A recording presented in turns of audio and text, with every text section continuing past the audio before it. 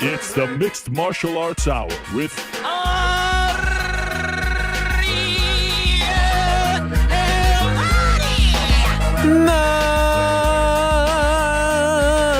The Mixed Martial Arts Hour is back in your life. On this Monday, May 22nd, 2023. Hello again, everyone. I sure hope you're doing well. It is so great to be here on a lovely, lovely Monday afternoon in New York City. And, you know, there was one kid on Twitter, I presume he was a kid. Anything I posted over the last, 5 or 6 days, over the last week or so, he would always reply, same person. Yeah, that's all well and good, but is there going to be a show on Monday? And he just kept writing over and over, every single post. That's all well and good, but is there going to be a show on Monday? And there was a part of me that was like, should I respond to this guy and just, get him to stop worrying? Or should he suffer because he is questioning whether or not there would be a show on Monday, whether or not I would take a day off, I would stick around in Ireland and sightsee, I would, be battling some jet lag? Of course. There's a fucking show on Monday. We're here. We're always here. We're more reliable than anything on the planet. Yes.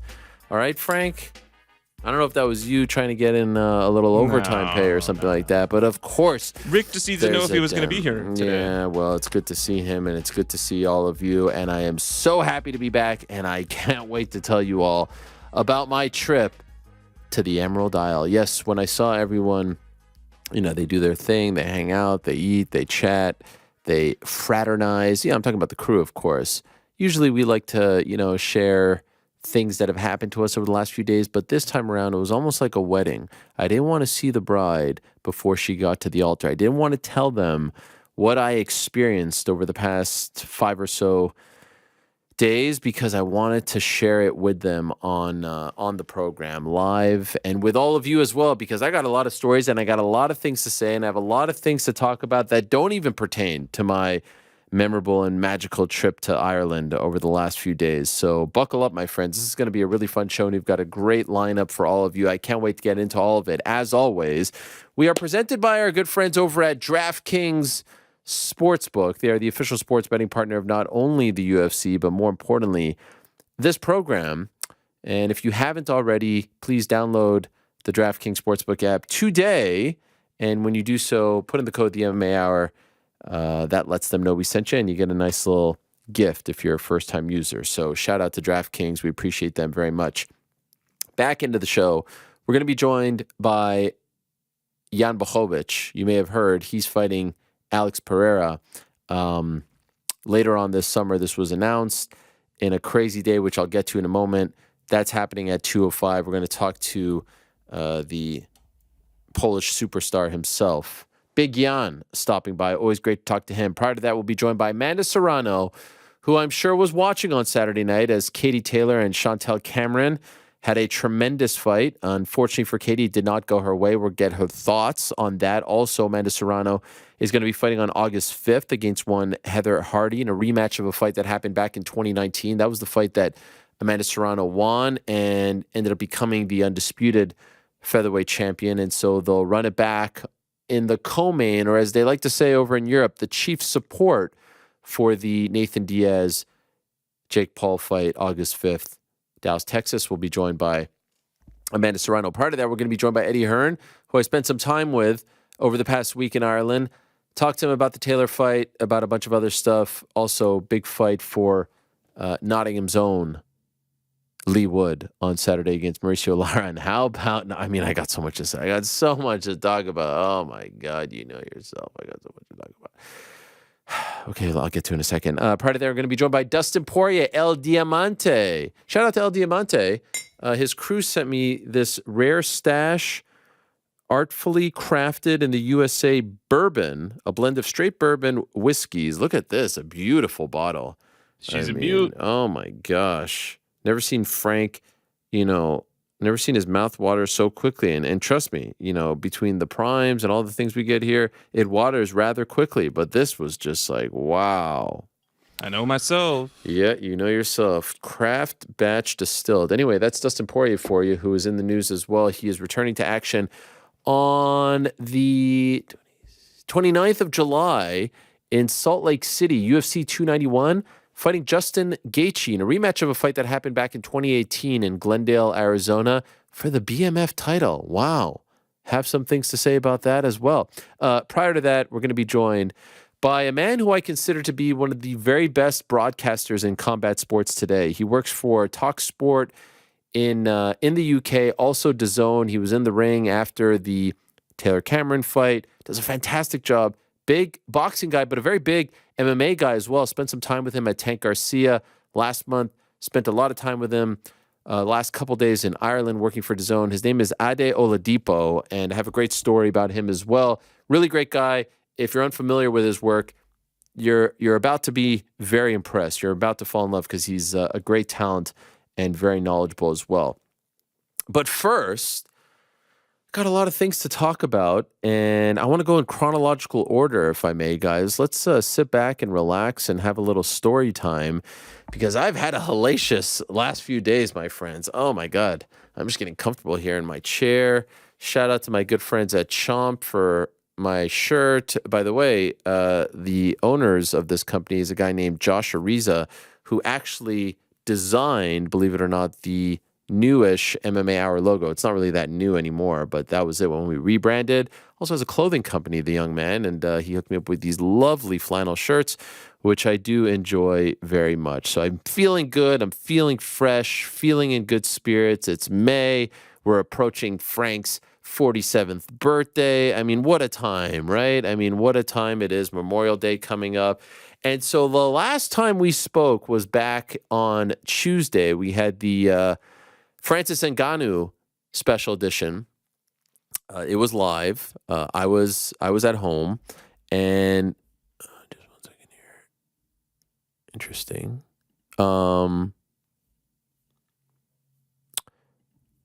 It's always weird. I shouldn't keep my 1 second. This is great, right? Do we need to go to bars? What? All right. Last time we spoke was on Tuesday. Francis Ngannou special edition. I was at home. Great episode. I think we covered a lot. He revealed a lot. Was feeling good about everything. And that was a big day. He announced, by the way, that he was signing with PFL. We went through everything. Chairman of PFL Africa. Gonna fight next year. Still free agent in boxing. His own sponsors on the fighter advisory board. Seat at the table. All that stuff. Everyone's buzzing. Once that show was done, I packed my bags and I went to the airport. Now, this is where things got crazy, guys. So I'm at the airport. I'm going to Dublin. This is now Tuesday. I'm very excited. I haven't been to Dublin since July of 2014 for the Conor McGregor-Diego Brandao fight. And I've always felt a kinship with the Irish people. It's one of the most fun trips of my life, of my career. I feel like I was chasing this dragon over the last 9 years. Like, I want to feel this again. I want to feel that buzz. I want to feel that energy. It was a magical night for everyone watching at home and for everyone in attendance. Just impossible to recreate.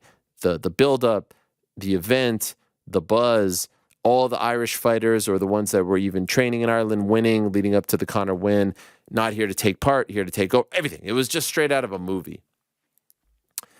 So I'm sitting at the airport. I like to get there early. I like to get there like 2 to 2.5 hours before. I'm one of those crazy people. So I'm sitting, I'm eating dinner, and this is where it gets tricky, my friends, because my boarding pass said that we were landing at 7:20 a.m.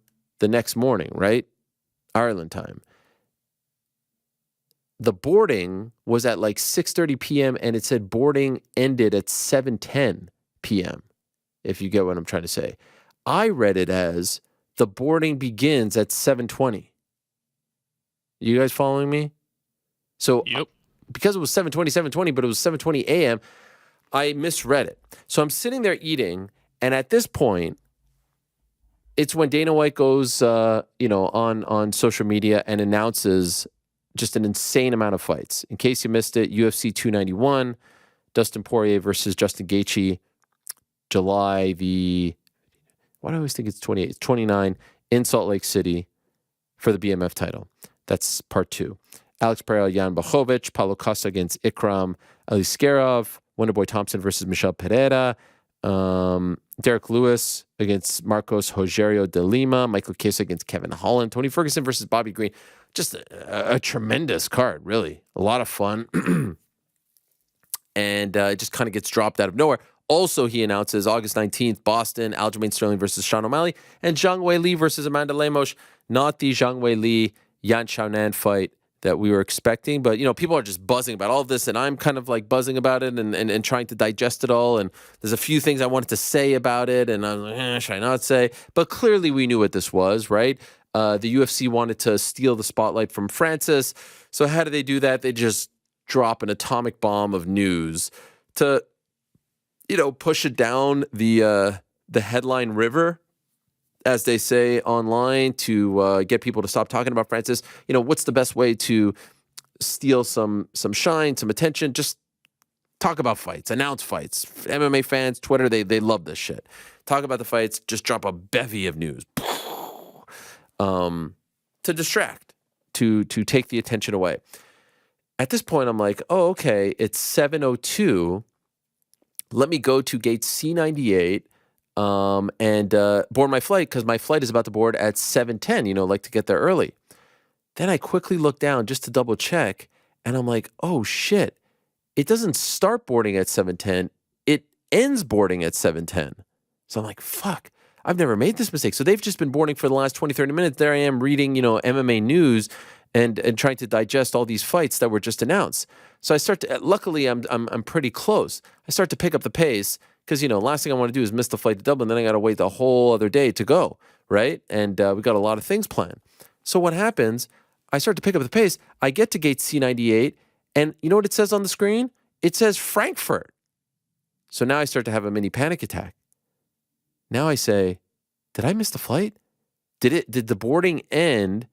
Is it over? And now the screen has changed for the upcoming flight, which is Frankfurt. So I run up to the person at the desk and I'm like, hey, what happened to the Dublin flight? Excuse me. They say, oh, that's now C-135. I'm like, what? C-135? When did that happen? They said, we sent out, a notification. I didn't get the notification. So I'm like, oh my God, C-135. So I'm like, okay, now it's 7:02. Boarding ends at 7:10. I'm at C-98. If you know the Newark airport, C-98, and then there's a whole other section, and then 135. These two sections, these two gates could not be further away from each other, all right? I have a massive backpack. I don't know why my backpack is so heavy, and I have my suit bag, and now I'm starting to sprint, and I'm sprinting with the backpack, with the suit bag from C-98 to C-135, going all the way around. Now, midway through this, I'm hyperventilating. Now it's starting to get 7:04, 7:05. I've never missed a flight in my life. And I'm like, of course I'm going to miss this one. I talked about it too much. I built it up too much. Of course I'm going to miss this one. I'm running. Then I have to take a break. I have to take a conscious 15-second break. I'm like, that's how I'm running. This is how I'm running. I mean, I was so embarrassed. The kind of shape that I was in, usually I'm not running with a big backpack with, microphone in and all this stuff. Sprinting. I'm wearing a hoodie. I'm wearing pants. I'm wearing a jacket. I'm wearing a hat. Finally, get to the gate. I am dripping. I am soaking wet. Now, I'm the kind of person, I'm a bit of a germaphobe. When I'm sweating, I need to take a shower right away. I am soaking wet. And not only am I soaking wet, I'm about to sit on a flight, a red eye, and the next time that I'm going to have access to a shower is going to be in 12 hours. I'm going to have to go to bed soaking, just absolute dripping, because I just had to run all the way around Newark Airport to get to my gate. Oh, by the way, I got there at 7:09, but the motherfucking flight was 20 minutes delayed. So I was like, fuck. Nice. Great feeling to make it, but golly, I could have used that extra 20 minutes. So it was sit on the plane, soaking wet, just absolutely drenched. So what a start, right? I'm just feeling like crap. Anyway, Get on the plane. Kenny didn't sleep well, soaking wet, uncomfortable, sticky, smelly. I mean, it was just a mess of a situation.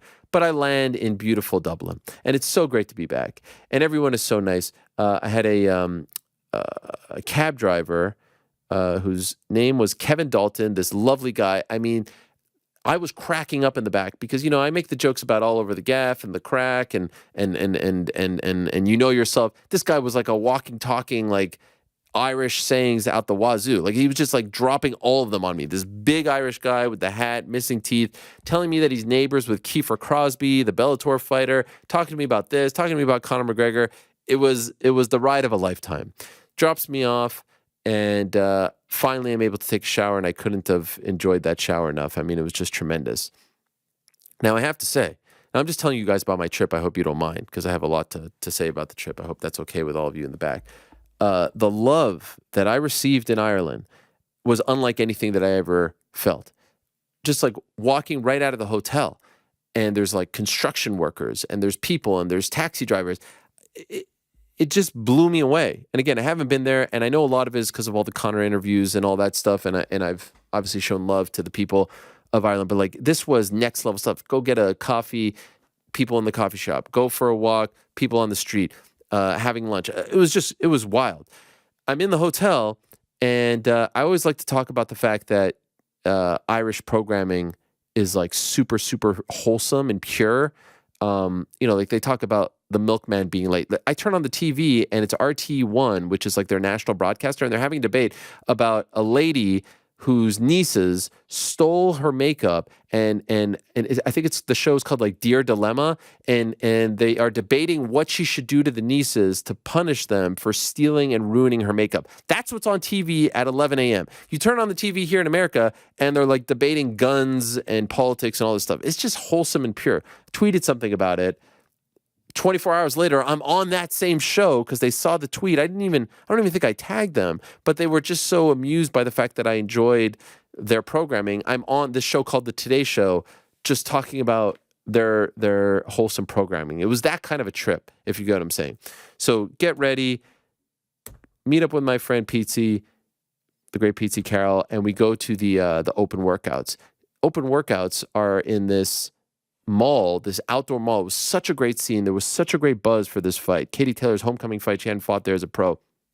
And again, there it was just packed with people. Couldn't move. So much love. It was just amazing. I mean, it was really I was on a high just from all the love from the people. That went great. Met a lot of cool people. Then went to the Black Forge Inn. Went to the Black Forge Inn, Conor McGregor's public house, as he calls it, pub/restaurant, public house. You get what I'm saying? That's why it's called. Yeah. In Crumlin, which is where he grew up, and he made that area famous, to do an interview with Eddie Hearn. And I've been to a few celebrity restaurants in my day. I've been to the All-Star Cafe. I've been to this and that. This was not that. Beautifully decorated. The vibe was great. But we walk in there, and it's everyone's just watching you and hello, hello, and they want to take pictures. It's well, this is craziness. Do the interview with Eddie. There's TVs all over the pub, and it's all just a continuous loop of highlights, of Conor McGregor highlights. It's incredible. You're sitting there, you're eating, and now they say you got to try the food. And, I'm not a big meat eater myself, as you know, Frank, but they said that Conor's favorite dish was the steak on a stone. And so I said, all right, I'll have the steak on a stone. I was like, hey, bud, if you don't mind, maybe just medium well, He's like, don't worry about it. You could cook it however you want. Right, leave it on the stone. Yes, I didn't realize that. So I'm like, this is fantastic. I could have avoided the shame of having to have that conversation just then, but great, just between us as friends, I'm going to do this the way I want to do it. So they bring it out, and it's just this piece of steak on this, I don't know what it is, I guess it's you call it something a skillet of some sort. It's just this stone, and it's boiling hot. At one point, I actually put my knife on there mistakenly, and the whole thing, the thing was just scorching hot. Anyway, life lessons. You just cut it, and then you go, and you do as much as you want. It's fantastic. Let me tell you something. The food, it was not a gimmick. I'm not just saying this. It was really, really good. If you're in the area, go try it out. What he's done with that place is really good. It's all wood and mahogany and all this stuff. It's a great vibe there. So shout out he's done a great job, and you could tell just how proud he is of the place. So we have the meal. I'm sitting there with a bunch of the people that we're working with. Eddie Hearn is there. He has like 3 meals in front of him. Then we go to this place called JD Sports.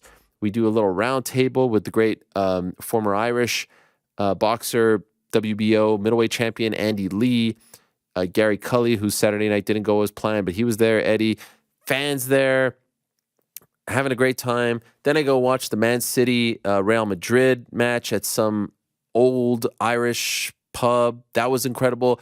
And then by then I felt like my brain was short-circuiting because, I'd not gone to bed and had the overnight flight and the running and the blah, blah, blah, blah, blah. All right. Then I go to bed. Next morning, wake up, and they take me to the Irish countryside. By the way, are you guys enjoying this, or is this annoying? I can't tell. I'm not getting any sort of feedback here. We're kind of not taking heckling, but we're commenting back here. No, feel free to comment during the story, by the way. It's an open forum. Anyway, the next morning, we go to the Irish countryside, and Katie Taylor was staying in this mansion. I think 18 rooms. One of the rooms, they built a ring in there for her. It was like as regal as it gets. There was a huge field in the front with just horses roaming, just like freely roaming around. Like beautiful, on a hill overlooking all of Dublin. They take us there to do a walk and talk with Katie. Now, they told me no other media member, this is why it was a big honor for me, was allowed to come. A lot of people wanted to interview. I mean, she's freaking Katie Taylor. Like the national broadcasters want to talk to her. It was just me. And that was a really big deal. Like, I was very touched by that. I was very honored that they would trust us to come do that. So at first we're like walking around. They're showing me around. Her mom is there. I did a sit down with her mom. That was really cool. Coaches are there, managers there, Brian Peters, Thomas, her other manager. I mean, it was just like, but everyone was like almost whispering. It felt like very, very royal. Then she comes down. It's Katie. Wow. She's wearing her outfit, her warm-up tracksuit, whatever thing. She's thanking me for coming there. I'm like, what the hell? Thank you for allowing me here. And then we go on this wonderful walk, and we're talking about the fight and this and that. Now, there was this story that was told to me that her idol growing up was someone named Deirdre Gogarty, excuse me. And she was like the first woman of Irish boxing, first lady of Irish boxing. Unfortunately, she only got to fight in Ireland once because boxing was banned for women. Women's boxing was banned in the mid-90s. And it only got back several years later, and Katie was the one that opened that door. So she had to move to Louisiana.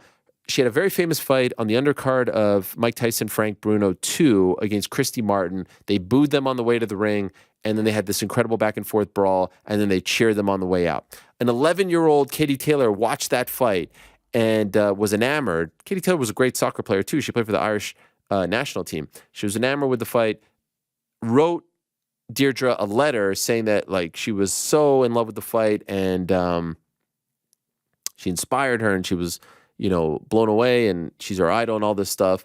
And Deirdre remembered it and wrote her back, and they developed, some kind of a friendship where Katie would go train with her sometimes. She would hold mitts for her, but she had not seen her since she was 15 or so. Anyway, she invited her to the fight because, she never got to have a big fight in Ireland, and this was her way of giving back to her idol who, all these years later was able to partake in this. Well, they had set up that Deirdre was going to be in the boxing ring waiting for Katie to surprise her, to have this amazing moment they can reunite. In the interview, I was like, when's the last time you saw her? When I was 15. I can't wait to see her on Saturday and give her a hug and thank her for everything, blah, blah, blah. So I tried to establish that.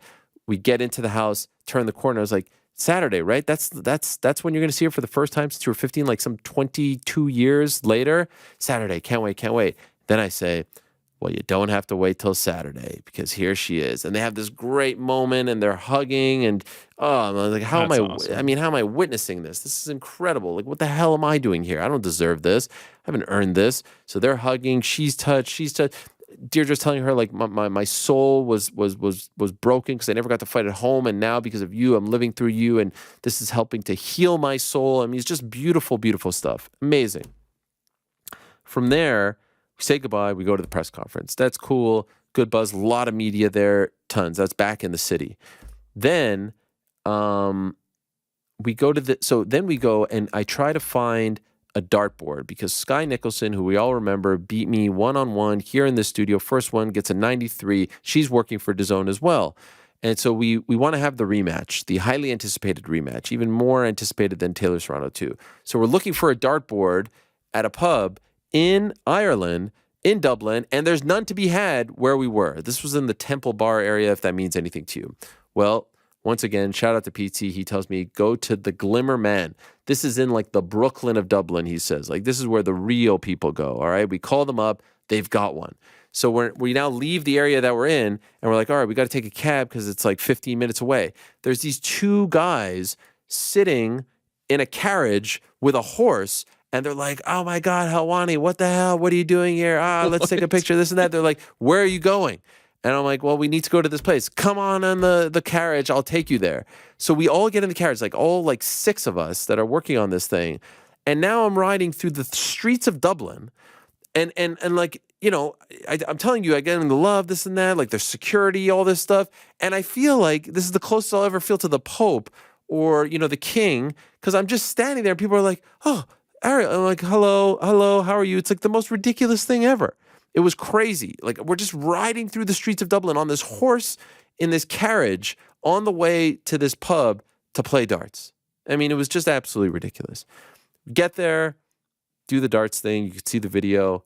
I get smoked in the 3-on-3, and then I challenge to a game of 301, shorter version of 501. Get smoked in that as well. So I don't know what's going on. She claims she never plays. She's smokes me every time. I mean, that's what I think. But anyway, great time. Did I partake in a couple of Guinnesses? You know, that's my favorite. I don't really drink a lot, Frank, but I did. You split the E? Split the G. What do you mean split the E? That's what they tell me. You got to split the G. Not forged Irish stout? Had enough. Well, I was going to get to that. That's tomorrow. That's the next day, Friday. They call it vitamin G, by the way. Not vitamin G. So they say it's good for the soul to have the Guinness. Vitamin G. That's what my cab driver, Kevin Dalton, if you recall, a couple days prior, told me. So anyway, that's Thursday, comes and goes, get a nice little tour of the city, walk around, beautiful. Then we get to Friday, and Friday, I went to this gym. I did a little boxing lesson with PT. That was great as well. Then I went to this place. We did the sit down, and they gave me a whole bunch of Irish delicacies. They gave me TK red lemonade, which is kind of like fizzy cream soda-ish, but it tastes a little lemony. So they wanted me to rate all these things that are like quintessential Irish delights. It was that. It was fig, like kind of these fig Newtons. They were okay. They were very hard. Then there was this sandwich that was like white bread, like Wonder Bread, with just chips in it, like French onion chips and a little bit of mayo. That's the sandwich. Like the meat of the sandwich is chips. So this is the weirdest sandwich ever. Like, who's eating this? That was a little bit sus, if you get what I'm saying. And then there was, this thing called the chicken fillet roll, they call it. But it's really just like a chicken cutlet, like sub. It's like a sub with like breaded chicken. They were like, you got to try the chicken fillet roll. You got to try the chicken. I was like, yeah, this is like schnitzel or something. You know what I mean? All in all, it was a great time. Tried these things. But then I'm sitting there eating this food, and I have like 6 missed calls. And they're like, hey, we need you at the weigh-ins to do the interviews on the stage and to be a part of like the pre-weigh-in show, and it starts in 20 minutes. And guess what? We're 20 minutes away from the weigh-ins. Nice. Oh my gosh, Frank. So then I'm like freaking out. No one told me this. So we get in the car, we go, there's a ton of traffic in the center of the city. We park the car and we realize we're better off running to the weigh-in than getting there because we're not going to get there if we drive. So we park the car and then we start running, sprinting. Made it on time, get on the broadcast, then go on the stage. 30 minutes prior, I'm eating a chicken cutlet sandwich. Now I'm on the stage interviewing Katie and Chantelle Cameron. Now there was a lot of like tension in the air all week because there was a massive tragedy in Ireland a few years ago at a weigh-in of a boxing event, the Regency shooting, and it's involving the crime there, and people were shot. And so that was part of the issue with Croak and the security and why they needed to scale it down. And so the weigh-in was very small and quaint, and there was a ton of security there. This was kind of like a cloud hanging over, and I'm not really doing the story justice, but it was a cloud hanging over the event. Everyone was kind of a little bit on edge all week, it felt, but obviously everything turned out great. After that, went back to the Black Forge Inn, and Conor McGregor's there to do this interview with Conor. Now I get there and he's leaving, and there's like this whole big scene. He's like, "Hey, it's the big man," and da da da. We do that, okay? We go, we sit in the back, we wait for him. Now the place is packed because we do the meet and greet that I was talking about, and there must have been like 200 people that showed up to this thing. A lot of them bearing gifts. I got this sticker here, Pride of Dublin. I got this Saints sticker here. One kid gave me this thing signed. I don't know what this, I think this is League of Ireland, this book, like a program. They gave me this, which I think is a hurling ball. And I told the guy, wherever you may be, I told you I was going to put it on the set. One guy came with a empty Prime bottle and wanted me to sign it and bring it back and have all of you sign it and then ship it back to him. I was like, mate, that's a lot of work for me to do, and I'm not going to remember any of this. So I was like, I'll just sign it and I'll tell the boys that you send your love. One guy gave me this really nice letter, and he said that, we saved him and that he loves the show so much. The amount of people that asked me about Rick, about GC and Frank in particular, blew me away. You guys are big in Ireland.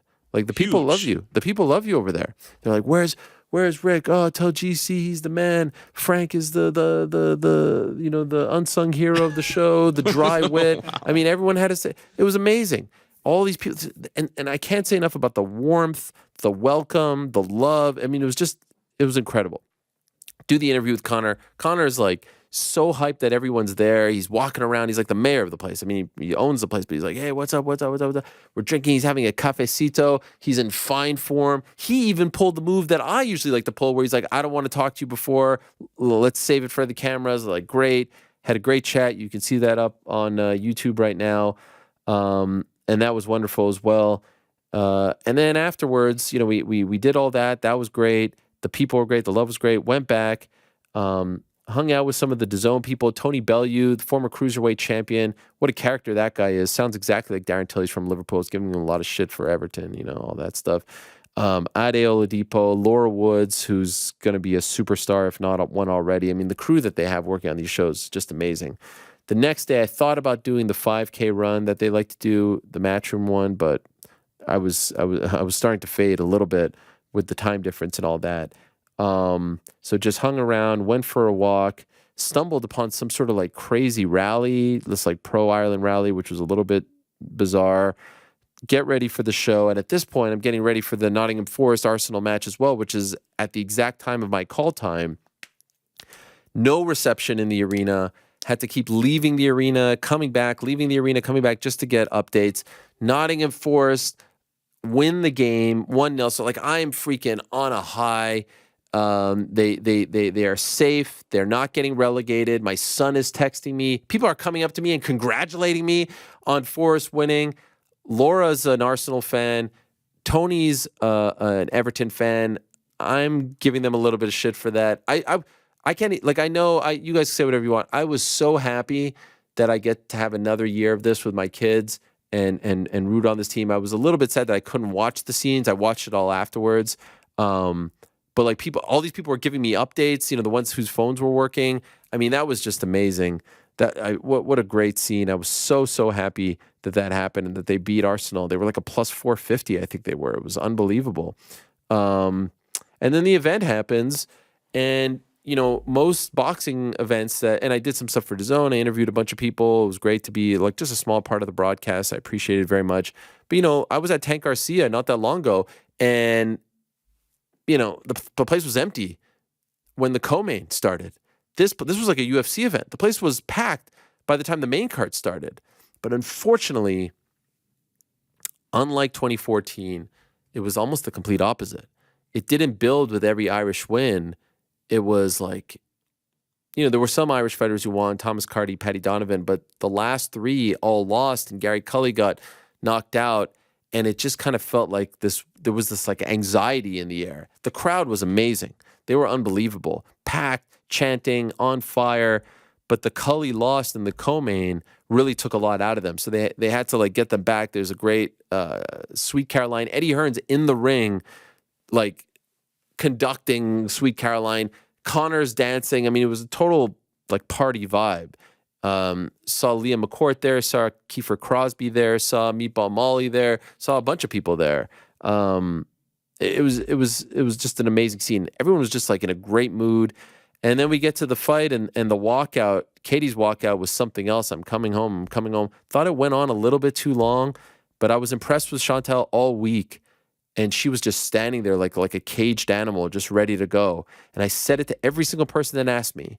I didn't really want to put it out into the ether, but I was like, I don't have a good feeling about this fight because I felt that the fight didn't need to happen. They could have, I said it on this show, they could have booked her against anyone. They could have just give her the homecoming, get her the win, give her the moment that she has earned, that she deserves. Instead, they went for the 140-pound champion, bigger, stronger, younger fighter, hungrier perhaps fighter who has yet to achieve superstardom and greatness and international fame. And from the get-go, it was very apparent that Chantelle Cameron came to fight. She was leading the dance the whole way. The body shots were incredible. She was banged up a little bit, but didn't really seem like, anything that Katie nailed her with hurt her. Looked like Katie might have, been out early, and she looked better later on in the fight than she did in the early portion of the fight. And she definitely had her moments as well. It was an incredible fight. I have said that I want 3-minute rounds for women's boxing, but to be honest, the 2 minutes is just like a frenetic pace. Very fun fight, especially to watch, like super close, ringside. The shots were incredible. They were in the phone booth the entire time. They both came to fight, amazing. But in the back of my mind, I knew Cameron won. I thought she won. At worst, 6-4. I did not think it was a draw. I did not think Katie won. And I didn't want, as much as the reality of Katie losing in her homecoming sucked, I didn't want the fight, the event to be marred by a robbery. And I was very happy to see that the judges, who, I think everyone was just waiting for them to screw this up and give it to Katie, they gave it to the right person. Rightful person won. Majority decision. One judge gave it 5-5. I don't agree with that. 2-6-4. And Cameron wins. And that was a bummer. It did end the night on a bit of a sour note. Like all those wins, Olympics, European titles, all that stuff. And she loses for the first time as a pro in her first fight. It's almost like she had to make this deal, this concession, if you will. She finally comes back. She's going to lose. Bummer. And we'll talk, I'll talk to Ade about the rematch and I'll talk to Eddie about that as well. But what a fight. What an experience to be there for her first pro fight.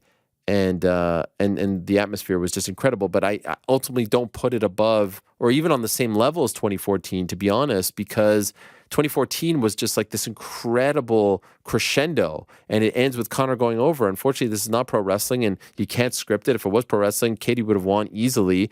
She doesn't win, and now we wonder where she goes from here. Go to sleep for a couple of hours, go back home, go to my son's soccer games yesterday, and now here I am. So that's a bit of a taste of the trip. I think I covered most of it. Didn't watch Haney Lomachenko live because I was asleep. I woke up like with 2 rounds left, but did watch it afterwards. And that was a great fight as well. And as I said on Twitter, a great night for boxing, 2 undisputed title fights, 4 great fighters, 2 amazing fights. One ends in a bit of controversy. I don't think it's the massive controversy that everyone's making it out to be. If you have a fight that's 7-5 on most people's scorecards, that's not a controversy. Did I think Loma won? Yes. Is it the great? Is it Patty, Jared Gordon? No. And so people need to chill. And I doubt that all those people, A, that are like going crazy on Twitter, didn't lose money off of it, or B, were sitting there going like, oh, okay, round 1, 10-9, round 2. No, you didn't. You're thinking about the totality of the fight. And it's a little bit annoying, all the takes. But I thought a great night for boxing. These are the fights that we want, that we need, undisputed title fights, the best fighting the best. And we'll see where all those fighters go. UFC had an event at the Apex. Mackenzie Dern looked fantastic. Mackenzie 3.0, I'm calling her. First portion of her career, looked solid, goes away, that's 1.0, has the baby, looks great for a little bit, post-baby, that's 2.0, and now, in this new chapter of her life, she's talked openly about that, including to our own Guilherme Cruz last week. This is 3.0, and geez Louise, she was taking out some frustrations on one Angela Hill. So, very impressive performance by her, and a very fun weekend. as far as combat sports is concerned. Any follow-up questions? Anything that I did? I mean, I can't say this enough. Yeah. The love that we received, the experience of being there. What a lovely place Dublin is. I urge anyone to go and check it out. Really warmed my heart and was something that I'll never forget. That sounds great. Thanks, Frank. I appreciate that. Very kind of you. How'd the kids do at their soccer game? Oh, thank you. That's a great follow-up, Frank. Wow, you're struggling here. Forrest winning too was huge. I mean, it's just like you couldn't have scripted it. They won one loss. Yeah, the Glimmer Man. You check that out? I mean, I'm looking at it right now. Fantastic name for a pub. Yeah. Public house. What does it mean? I don't even know. I didn't even ask. I don't know either. It was just fantastic. Authentic And look at our dear GC rocking the Forest. I mean. Can we talk about it? Fan for life. Oh my God! Yeah, that was at stake as well, right? If they got relegated, you were off the bandwagon. But now this seals it. Fan for life. Fan for life. Even New York Rick was getting in. Did you? Now New York Rick was the first text that I got because I was not getting reception. Yours popped up. I think you wrote something like, "Congrats on Forrest" or something. I don't remember. The trees. Were you watching it live? How did you find out about it? You went out of your way to watch it. I did watch it. I don't believe this. I watched it. How did you watch it? You went on TV at USA Network and watched it? I did. You went out of your way. I mean, it wasn't out of my way. I was in a position to watch it. No update. No, like, how are you guys doing? I mean, I was texting. My thumbs were numb. How much I was texting during it. I'm so far out. I'm not invested enough. Whoa. I don't feel like I can. No. What I'm saying is, I'm saying sick prime, dude. This? The new lemonade? Just bring that on us. I was just thirsty. Stay hydrated. Wow. Oh, wow. Yeah, look at that. You know you're a special one. They made a special one for us. Oh, could you imagine? The fit today. Yeah, Arsenal bottled it like that bottle of prime. Go ahead, please. No, I was just saying I'm not in the fraternity, right? Because I don't follow this team, so I'm not the one who's going to be like, oh, every little update. But when you win, I was like, congratulations. I was happy for you guys. That was nice. It was nice. Man, what a trip. Did you guys watch Taylor Cameron? Yes. How did you score it? Fantastic fight. I thought Chantelle Cameron won. Yeah, same. 6-4? I don't know the exact rounds, but yeah. Something in that range. Live, I said 6-4. Maybe the judges will give it a draw to Katie, but I thought Chantelle Cameron won. And did it come across, like on TV, did the vibe, like the atmosphere, the buzz, did it feel like a big deal? Big time. Every time that Katie was landing, it was so loud. It was so apparent, the fans. And then the fight before it, Cully, when he got knocked out, I have never heard an arena more quiet for a knockout. Yes. Like it didn't even feel real. It was unbelievable. They were shocked. I mean, minus 3,500, I believe he closed. That's what it was? Yeah. That dude was my next door neighbor in the hotel, Jose Felix. Wow. And I saw him all week. Felix was yes. One. Yes. Oh my God. He was like plus 2,700 to win by knockout. Oh my God. Insanity. And the fight should have been stopped like 90 seconds prior. They threw in the towel. Actually, Katie's dad is Cully's coach, threw in the towel. And it was just sitting there for 30 seconds. I think Connor was the one that told the ref. Connor was like orchestrating everything ringside. He's like walking around. He's like telling the ref that the towel is on the ground. The ref completely missed it. But yes, that definitely took the air.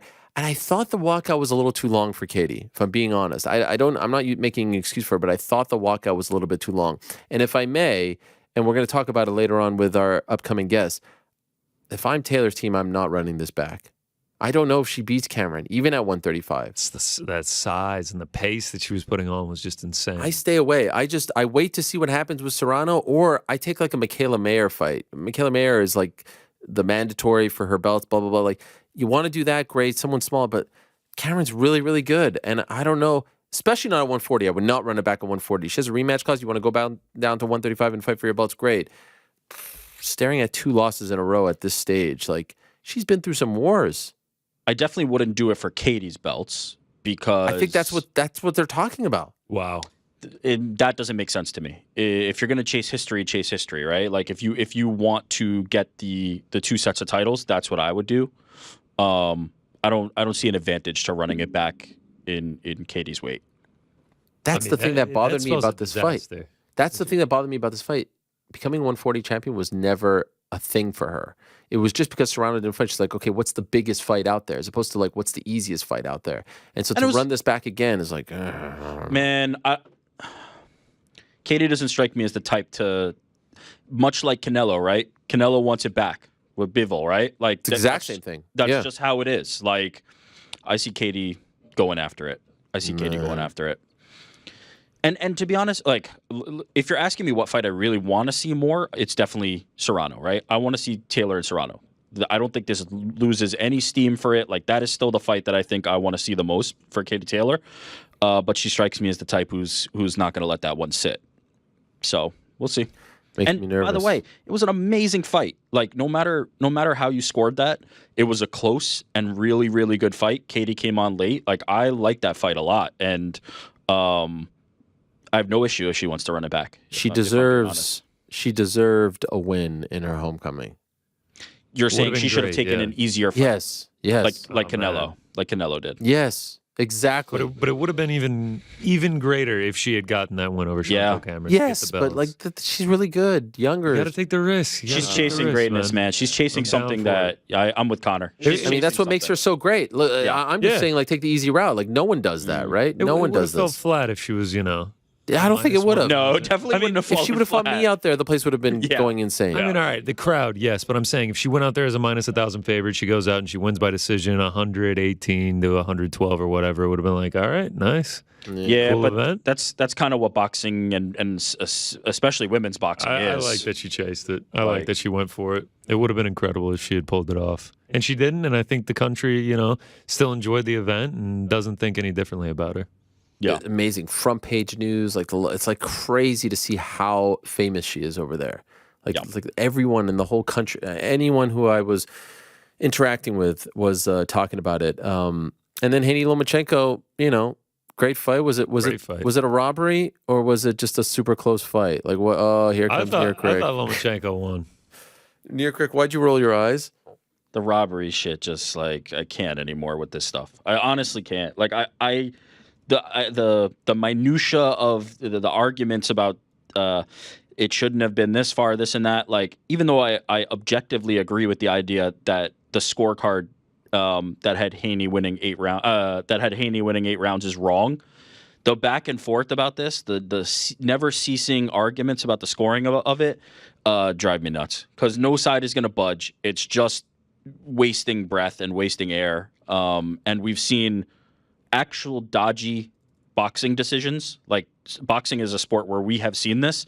To have that in your stratosphere of some of the real true boxing, like shady robbery shit that we've seen is crazy to me. Like, I can't deal with the discourse around this thing. I agree.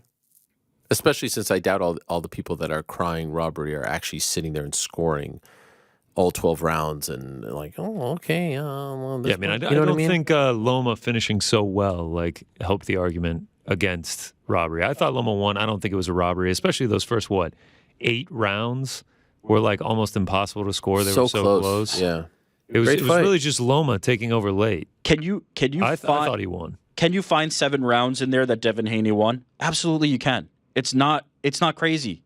Like, it's really not. And the idea of like robbery just. I can't even talk about it anymore. It's silly. And by the way, I scored it for Loma, but me too. It's just insane. Would you have felt like it was a robbery and people would have cried robbery had Katie Taylor gotten the nod over Chantelle Cameron? Yes. That to me, and you know what's the funny thing about that? Like that was the one that was expected. That's the one where you say that's boxing, right? Because that's in Ireland. It's her homecoming. Like, there was every single thing on the list that would be like, oh, of course they're going to rig this. And then I see people saying like, of course they're going to rig Haney. First of all, Devin Haney has no ties to like, okay, like he's not like some big like Vegas boxer. He may train there and this and that, but like, he's not a Vegas boxer. Number one. Number two, Loma is more of a top ranked guy than Haney is. The majority of Haney's career, like where he really became a force, was with Matchroom. He only came to top rank for the Kambosos fights and now this one. Loma's been there for a very long time. So if anyone they're going to rig it for, it's Loma, not rigging Haney. it, and for what purpose? It doesn't. None of it makes sense. None of it makes sense. The Taylor one is the one, and then the Taylor one gets it right, and no one talks about that. Like, again, anytime there's judging involved, these close fights, I really think a lot of it, like all the chatter that you see, the noise comes from gamblers, people who thought like, I got this in the bag, I won. Loma was an underdog, right? A slight underdog. A big underdog, yeah, like plus 220. Okay. So they're upset. and that noise comes through. That's where I think a lot of it comes from. That it dominates the conversation of a fight that was like amazing.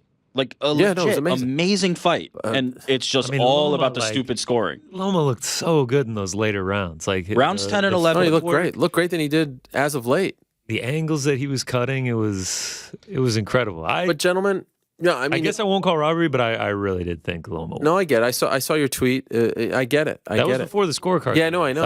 As we were going into them, I was like, Loma won that. Especially when I heard the 116-112. I thought that was going to mean Loma. But gentlemen, that wasn't the thing that got me real fired up on Saturday night. That wasn't the thing, because then I see all the clips from the Dana White post-fight press conference, and ooh, that was an all-timer right there. That was an all-timer. And so if we can go to the tape, if we will, in case you missed it, Dana White met with the press after the Mackenzie Dern, Angela Hill main event at the Apex. And, as always, was holding court on a whole bunch of topics. But this was an interesting week because of the Francis Ngannou news and all the fights that were announced.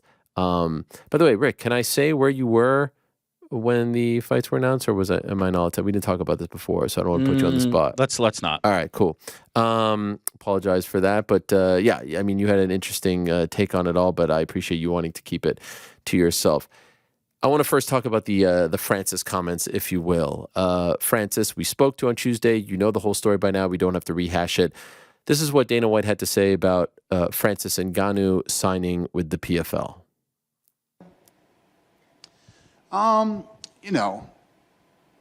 Based on what I know about the deal, which is not much. By the way, can you pause there? My favorite is, based on what I know about the deal, which is not much, and then proceeds to talk about it for like 6 minutes. So just remember the not much part when you're listening to all of this.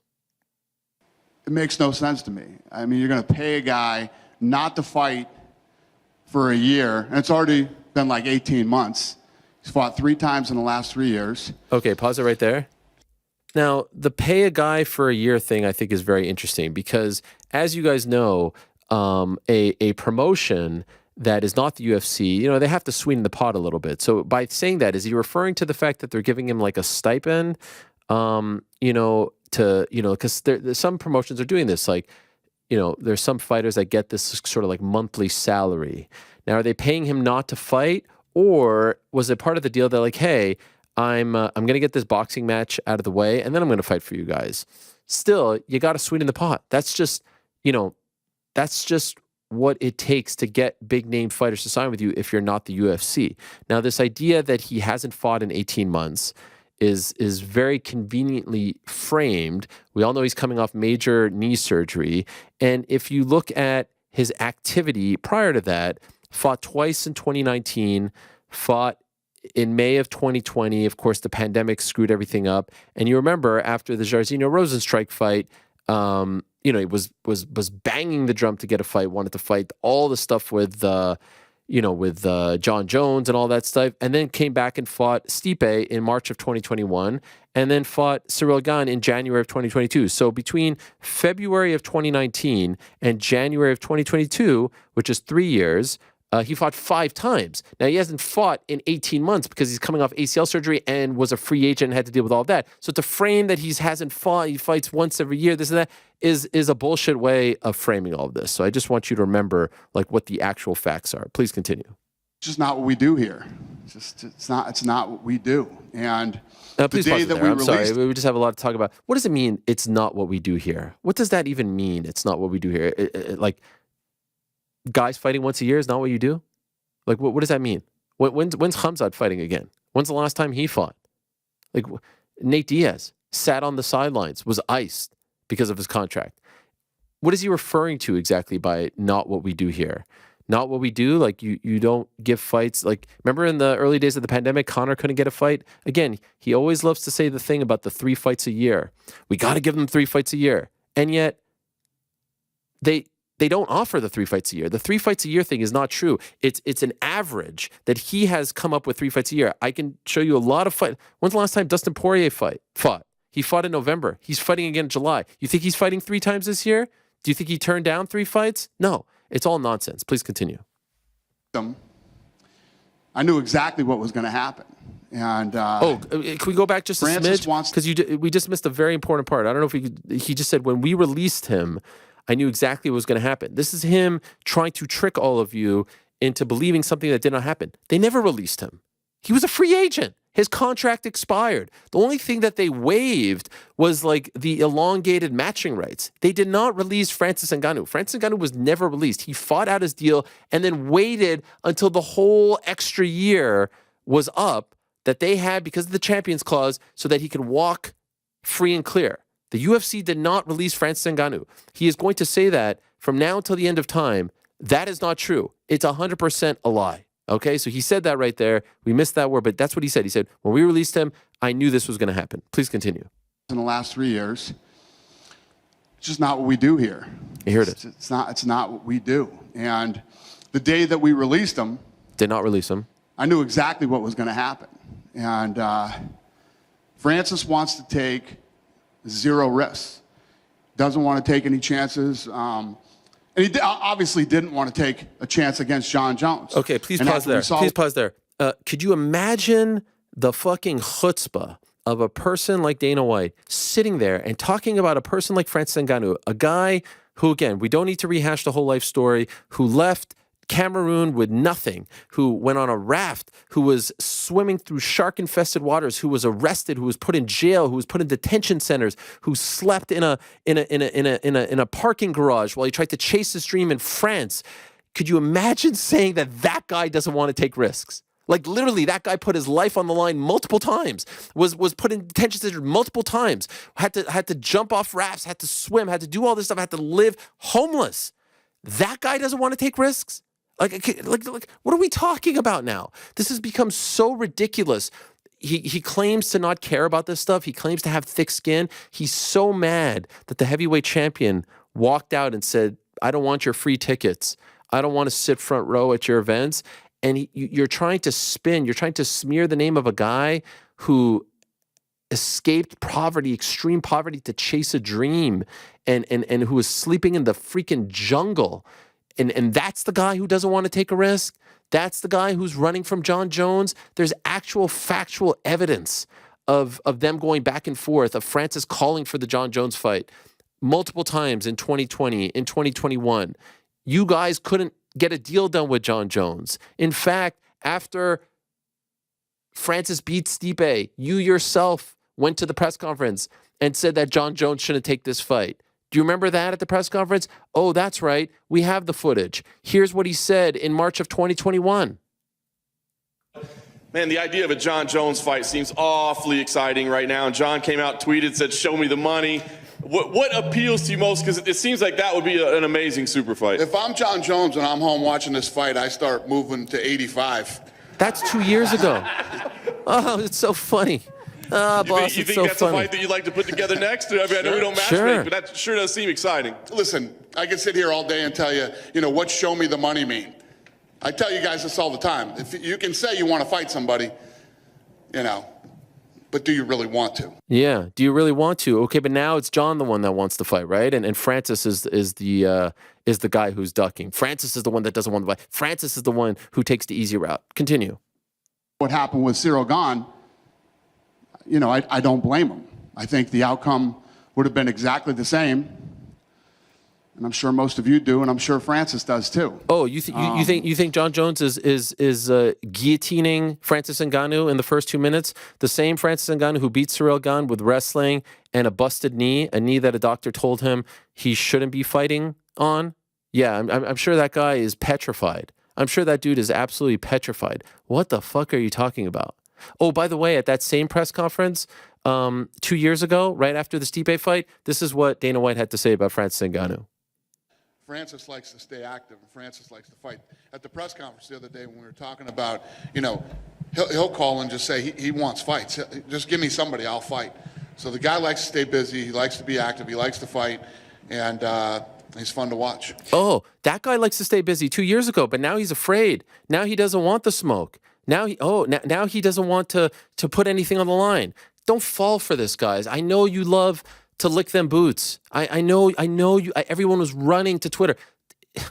You're looking like fools. They're playing you like puppets. Continue.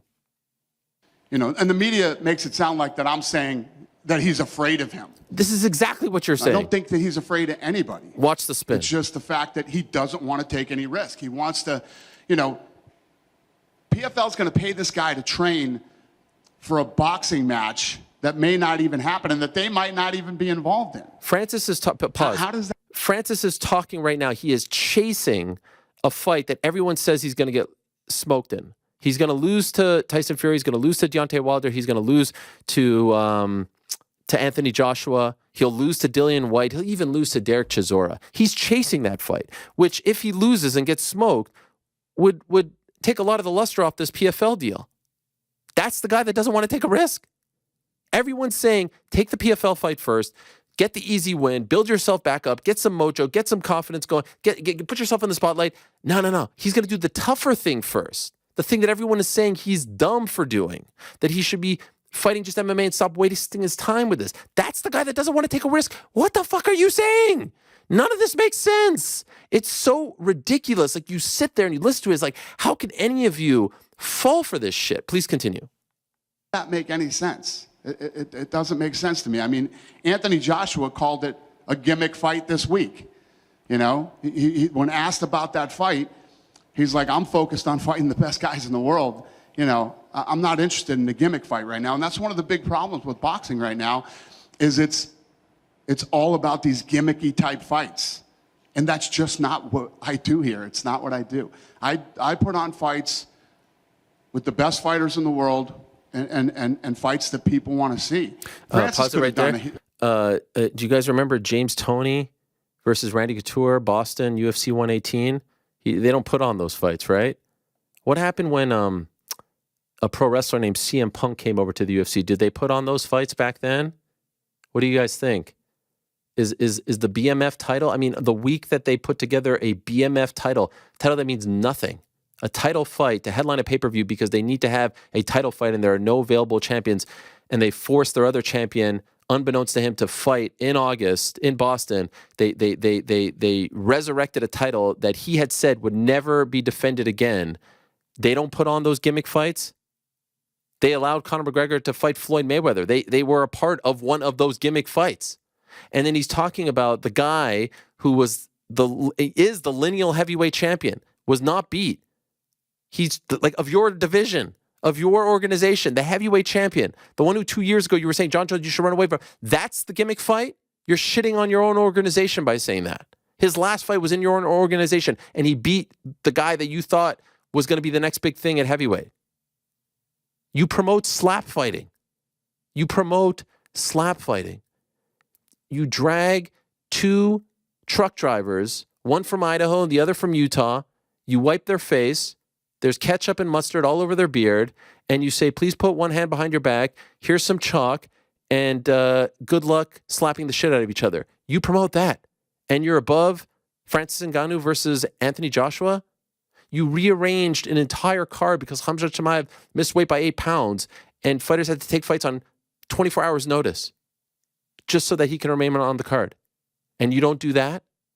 It's a walking, talking contradiction. Everything coming out of that man's mouth. And you all are loving it and eating it up. And it's embarrassing. It's absolutely embarrassing that that's what represents our sport, excuse me. Please continue. A deal here. Hunter threw the kitchen sink at that guy, you know? Hunter went to more dinners with Francis Ngannou and did everything in his power to try to get this fight done. And, you know, Francis just thinks like that he's in a position where he's got some Conor McGregor Mayweather fight on his hands, which he does not. That fight was like a once-in-a-lifetime type deal. Fight that I wasn't very interested in. But at the end of the day, it became so big. The right guys, the right time, the right place. The fans wanted it, so we did it, and we got it done. And by the way, MMA guys versus. By the way, the fight that he didn't want, that he fought, that he resisted, was one of the most successful pay-per-views in the history of combat sports. Like, that's a fact. So, and he resisted. They got it done. I mean, they did absolutely nothing. The only thing they did was like, yes, Conor, you could take that fight. They didn't produce it. They didn't have to put up anything. Like it was just like a yes, go ahead. That's how they got it done. Taking all the credit for the mega fight. It was a Showtime pay-per-view. Please continue. And a promotion. Boxers doesn't make any sense to me. But I know that he thinks there's all this money in it. I disagree. I don't think there is. And I have no beef with the PFL. I mean, these guys have always been this is a great super part. professional and, never talked any smack. You know me. If I don't like you, whether it's De La Hoya or another, organization out there, whatever it is, I don't hold back. I'll let you have it. But, what they're doing makes no sense to me. Their business strategy. I'm hearing that.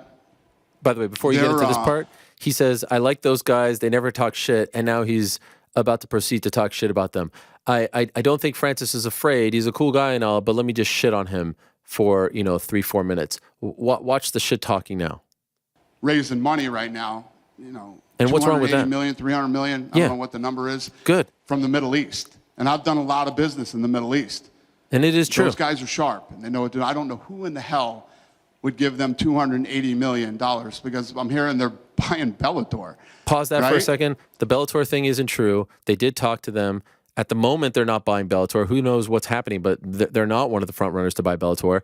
And who cares that they're like investment from the Middle East? That is true as well, and that is close. How is that a sign that they don't know what they're doing? In fact, if there is someone out there that is willing to pay them $300 million, that means that there's people out there that believe in them. No different than the people who invested in the UFC back in the day. No different than the 10% that you got Abu Dhabi to invest in you back in 2010. You remember that?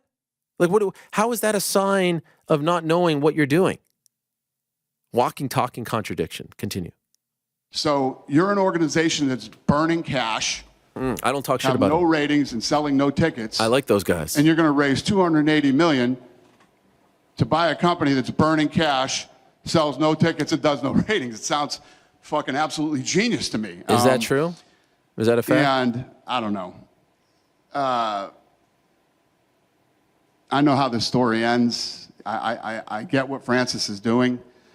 I wish the PFL all the luck in the world. I wish him all the luck in the world. No, you don't. It's just not what we do here. What does that mean? Right now when you think about it, he's going to this company. I don't know what they're paying him or what's going on or any of that stuff. He's not even fighting their champions. You know what I mean? He wants to box. He signs with this company, and he's not even willing to fight their champions right now. He's fought 3 times in the last 3 years, and it's been like 18 months since he's fought, and from what I'm hearing, he's not going to fight for another year. He's not even fighting their champions? All the stuff that's being talked about, it's all bullshit by the media. What does the that mean? media is creating all this bullshit. It's like The media. I had to listen to this fuck. Pause it. The media is creating all this bullshit. What does that mean? We're going off the facts that are being presented to us. They don't have champions. They make a new champion every year. And he put in his contract this clause that he wants his opponent to, make at least $2 million. Don't talk about that. Oh, what a horrible guy. So maybe that's the carrot that is being dangled. I can assure you they're not letting anyone walk and fight out their contract. But that, he's spinning the whole thing. He's changing the narrative. He's trying to fool you the entire time. I hope the people that at least watch this show, I hope, and I feel confident saying this, aren't dumb enough to believe all of this nonsense. All he could have said was like, look, man, God bless. It was a great run. He's going out there. Like, imagine if this type of stuff happened in the NBA, in the NFL. Someone leaves an organ. Imagine Mark Cuban sat up there and was like, Jalen Brunson didn't want the smoke. Jalen Brunson didn't want to play with Luka. Jalen Brunson was afraid of the Western Conference. Like, this doesn't happen in real life. This doesn't happen in real sports, in real business. But this guy sits up here and tries to smear the name of like one of the good things in this sport. A guy who's not done any wrong to anyone, who only has a life and a backstory that Hollywood wouldn't even believe. And trying to shit on him for just not wanting the deal. He put out the tweet he's like, bro, I moved on. Why you got to shit on me on the way out? Why do you have to make up lies, change narratives, smear my name? How much is left in this clip? I've had enough at this point. Nah, I'm good. It's like enough already. I think this is when he talks about Robin Black and all that stuff. And I had no issues with Robin's but like, do people really believe this? And then we get to the Aljamain thing, and Aljamain Sterling was on this show. Do we have the clip of Aljamain Sterling on this show from last week? Aljamain Sterling was on this show on Monday saying he's down to fight, but he needs to get his hand checked because he's not sure because he fought a week prior. Remember that? He said this. It's quick. It is quick. How do you... First I of all, just fought one of the baddest dudes in the game. You know what I mean? In a perfect world, it wouldn't be August for you, right? In a perfect world, it wouldn't. It would be September? But at the end of the day, I'm an athlete. You know, I'm a prize fighter at the end of the day. So for me, I'm motivated by competition and, of course... Are you banged up? The prize. Am I banged up? I got some things like, okay. You know, the usual. Like health-wise, could you even fight in 3 months? If I could start training next week, I think it's possible. If you could start? If I could start. How will you know? Just have to wait till next week. Oh, just your body. It's just my body, yeah. It's not like you're waiting on a doctor to tell you something. No, but I gotta get a couple of x-rays still. Okay. I crushed my legs on Henry, smashed him. I didn't care if I was all gonna right, kick so his that's what he elbow, said, I didn't care right? if I was I'm gonna kick down his to kneecap. fight, but I have to get my hand smashed my checked feet out. up pretty good I'm down to fight, but I have to get my hand checked out. A day later, he didn't get his hand checked out, and they announced his fight. They announced the fight. This is the champion of the organization. He finds out, oh, a day later, I can assure you he didn't get his hand checked out. The next day, they announced the fight. A few days later, this is what Dana White says about him. His champion. Explain what's going on in the mind of fucking Aljo. It's the champion. I was in the gym this morning working out. I got a call that Aljo said. You know where I got a call from? 3 guesses who called me today. Oh, said, this is great stuff. I don't even want to get into this. He this. doesn't really want to fight. 3 guesses. Yeah, of course Henry Cejudo is going to try to get that fight. Of course he is. Who? How is that any sort of confirmation or validation that he doesn't want the fight? The guy that lost to him, fair and square. Man of his word.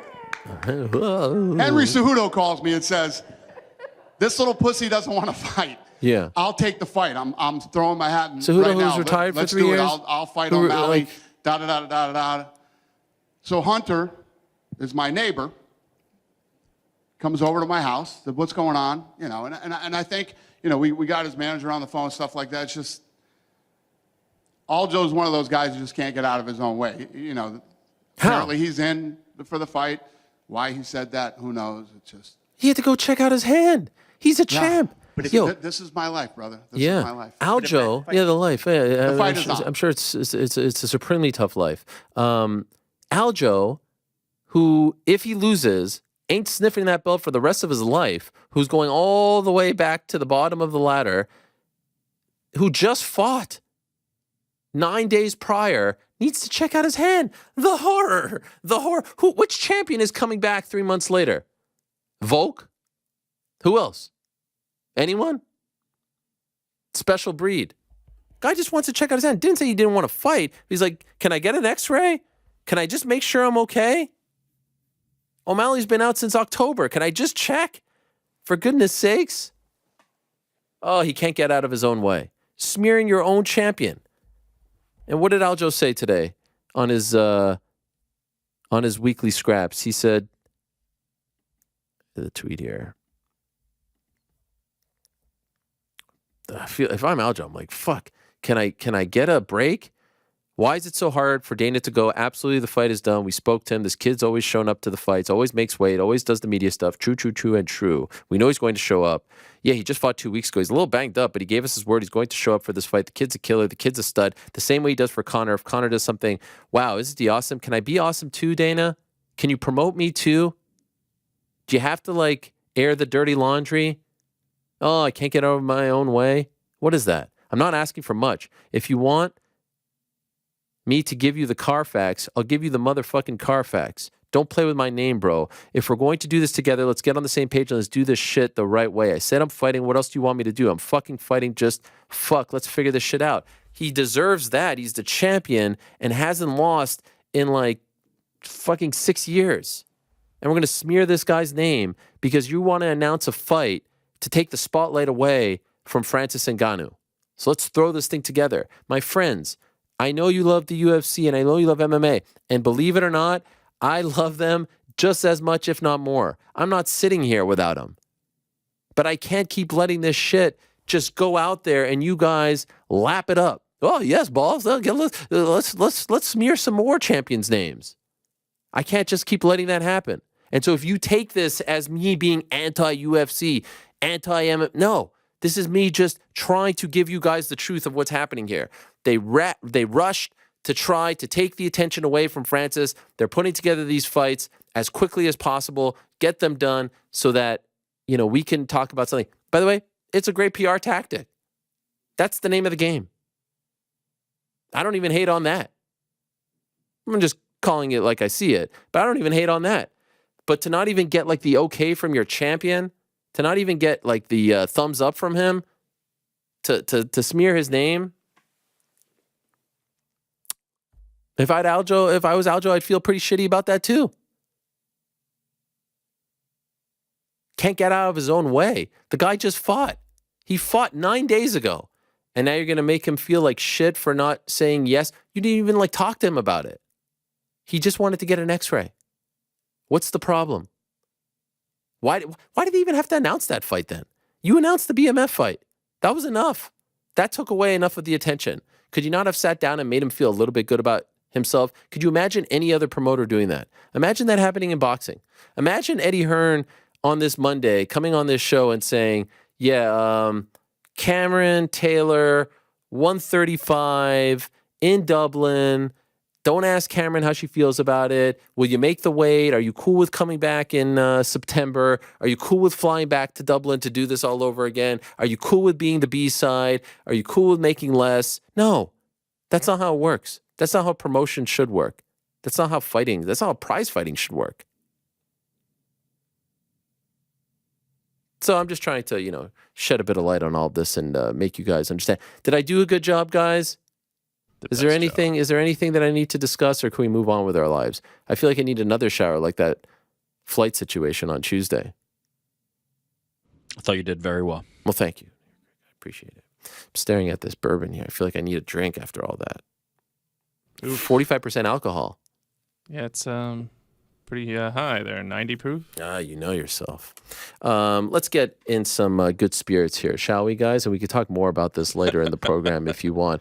I am so excited to talk to our first guest of the day, and we've got a slew of great guests coming up, including Dustin Poirier, including Amanda Serrano, including Eddie Hearn, does anyone put us in a better mood than Jan Blachowicz? What a guy he is. He'll be coming up as well to talk about his big fight against Alex Pereira, and he can have the distinction of fighting and beating Izzy and beating, his number one nemesis, Mr. Alex Pereira. So stay tuned for all of that. But I am such a big fan of our first guest of the day. I got to meet him in person for the first time back at Tank Garcia in Las Vegas in late April. And then this past weekend, got to actually work with him on the DAZN broadcast for Taylor Cameron. He's an unbelievable broadcaster, knows as much about football, and I don't mean the American kind, I mean the Nottingham Forest kind, as he does combat sports, knows a hell of a lot about MMA, knows a hell of a lot about boxing as well. He's one of the faces of DAZN Boxing. He works on their Misfits cards, he works on the Matchroom cards, he works on a whole bunch of stuff for them, also works for Talk Sport, which is a very prestigious outlet over in the UK. He's my new best mate. We went on a bunch of walks together. We had a meal together. It was just a lovely, lovely time. The one and only, the inimitable Ade Oladipo. There he is, joining us from the green chair, the infamous green chair. What a legend this man is. Hello, Ade. How are you?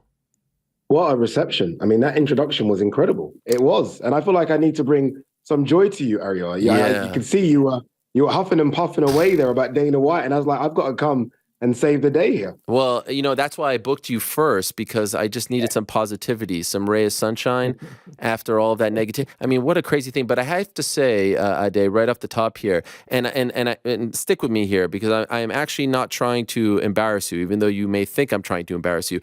The first interaction that we ever had online was you DMing me back in 2020 to come on your YouTube channel, right? And I only found this message this past weekend when I followed you on Instagram, which is a great thing. But here's the beauty of it, right? You were saying, please come on my YouTube channel. In the end, who interviewed who first. In the end, who had who on one's show first. That's the respect and admiration that I have for you. Could you imagine that? It's crazy. Yeah, you aired the message. And I said, please, please, please. I even done the prayer sign. I got nothing back from you. And that was like 3 years ago. But look, you're a busy guy. And look, I'm honored to be on the show. I'm honored to be on the show. You gave me all the plaudits in the beginning, but watching you work, and I've been almost stalking you for the last 10 years and just watching what you do. It was a privilege to finally work with you on Saturday. It was a great card as well, both of us in Dublin. The noise, they always say the Irish make the most noise when it comes to sort of combat sports, and obviously you would have seen it with Conor, but Katie's fans made just as much noise. Disappointing in the end for her because of the result, but ultimately I thought boxing won. It was fantastic for big time boxing to be back in Ireland, and I thought we covered it very, very well. Yes, and you did as well. You were right in the middle. You got to be in the ring interviewing both of them. Was Saturday a failure ultimately for boxing because she didn't win? Did she have to win, or is it okay that she got back home? She had the homecoming. It was a great fight, right? They might run it back, and I'll ask you about that in a moment. But ultimately, with her not winning, and let's be honest, the last 3 Irish fighters on the card did not win as well, and the Cully one really took the air out of the arena. Is it a failure when they don't win at the top? I don't know if it can be as simple as success or failure. I think it's somewhere in the middle. Look, major success would have her winning, her holding all the belts and being the champion at 140. But I think the ultimate goal and the initial goal was to get big time boxing back in Dublin. And as you said, there were 9,000 in the arena at like 7 o'clock, which doesn't happen in boxing. Me and you were together at Tank Garcia. I mean, it's empty until co-main, maybe not even main. So I think it was success. Obviously, look, she didn't win, and that's the disappointment, but that's the risk you take when you take these high-level fights. Moving up in weight class was never going to be easy for her, but she'll be disappointed. I know Katie personally, and she's going to be very, very upset, but I think the biggest goal, and I think she'll say this looking back in a few years, the biggest goal was to get big-time boxing back to the Free Arena, back to Dublin, and she did that. And I think that's what we can take from it. I'm taking off my journalist hat for a moment and putting on my Katie Taylor fan hat. As a fan, I don't want to see it again because I don't know if she beats Chantelle Cameron even at 135 pounds. If you're Brian Peters, her manager, if you're Eddie Hearn, her promoter, are you pulling the trigger on this rematch clause? Are you doing this dance again? I'm so happy you asked me from their perspective, because I'll give you their perspective, then mine. I think mine's similar to yours. I think their perspective is you run it back. You run it back because that's what fighters do. Canelo, Bivol. I don't think Canelo can beat Bivol at 168 or 175. You run it back. I didn't think Conor could beat Nate Diaz at 170. You run it back. Fighters will always want to run it back, especially because the scorecards, although I don't think the fight reflected the scorecards, I thought Chantelle won it by maybe 7 rounds to 3, maybe 8-2, some people were saying. But because it was a majority decision, that will give her something to go on. And she will run it back. Katie's just a fighter. That's what she does. Now, putting my Ade hat on, I don't want to see it again. I don't see how she beat Chantelle. From the first 30 seconds, me and you were obviously next to each other, and we both kind of looked at each other like, whoa, this is going to go one way. And I don't know what adjustment she can make, even if she drains her down to 135. I don't know if that's enough to get the win. There's other fights out there. Michaela Meyer was ringside. Amanda Serrano's out there as well. Alicia Baumgardner could come up. Because you have a rematch clause, it doesn't mean you have to run things back. It's there as a precaution. There if something happens. It doesn't mean you exercise that rematch clause all the time. So I don't want to see it again, but I think it will happen again. Is it a different fight at 135? No, I really don't. I actually think the only reason we're seeing Chantelle as a 140 fighter is because Katie had everything at 135 and Chantelle couldn't see a way to get to the goal, the belt. So she went to 140. I think if she walks around healthy in between fights, I think she can make 135. I think she's a big girl, but I think she'll make it. And then she'll balloon up on the night to be even bigger than Katie. So I just don't see how Katie wins that fight. I really don't. And no, look, Katie's a special fighter. There's been so many rematches where I couldn't see the loser becoming the victor second time round, and they did. So I don't want to rule out Katie, but all my money, and I don't have much, all my money would be on Chantelle to do it again. the result on Saturday, does that put Croke Park to bed? Does it mean like it's just, to me, it's like you had one chance to bring her back home and she loses in that first chance and it's not at Croke Park. I don't know if it feels like a big deal and worthy of Croke Park if it's a rematch with her coming off a loss. How do you feel? Yeah, I think that's difficult. I think it was always going to be difficult, Croke Park. I speak to a lot of people that live in Ireland, and although there were some stories that she can fill 80,000 and she can do this, some people kind of felt like it was a bit far-fetched. Stadium fights are rare. I think we've almost come to think that everyone can do 70, 80,000 tickets. You can't. I don't think there's anything wrong with doing an arena that, you know, is going to be jam-packed and the noise levels are going to be just as incredible. I think for it to happen at Croke Park, I think she needs to fight Chantelle again, win that convincingly, and then maybe the appetite for Serrano happens.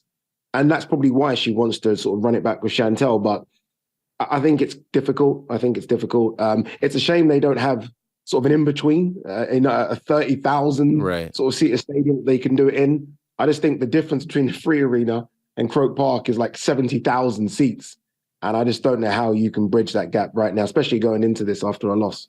Considering all the miles that she has racked up, not only in boxing, pro boxing, but amateur boxing, Olympic Games, all that stuff, and a pretty solid soccer career, football career as well. Considering all those miles, have we possibly reached a point where she can't beat Amanda Serrano, Chantelle Cameron, Alicia Baumgartner, Michaela Mayer? Is this truly like the back nine, if not maybe like the back three of Katie's career? Yeah, it's certainly the back nine. Look, whether or not it's the back three, I guess is for maybe another discussion, but it's certainly the back nine. I mean, she's 36. It's weird how some people are afraid to admit when a great fighter's on the slide. I mean, I've seen her wars with Delphine Persoon too. Amanda Serrano was a war. Christina Linadatu, no one talks about that fight. Tasha Jonas, and now again on Saturday, you can't keep going to the well. Sometimes you're going to go there, and there just simply isn't any water there. And I think we saw that on Saturday. She tried at times, but these girls now are younger, they're bigger, they're stronger, they're fresher, and they've always looked at Katie. Katie's never looked at them. They've studied Katie for the last 10 years, like that's who we're going to fight, that's who we're going to beat. Katie's never looked back at Chantelle or Alicia or any of these girls.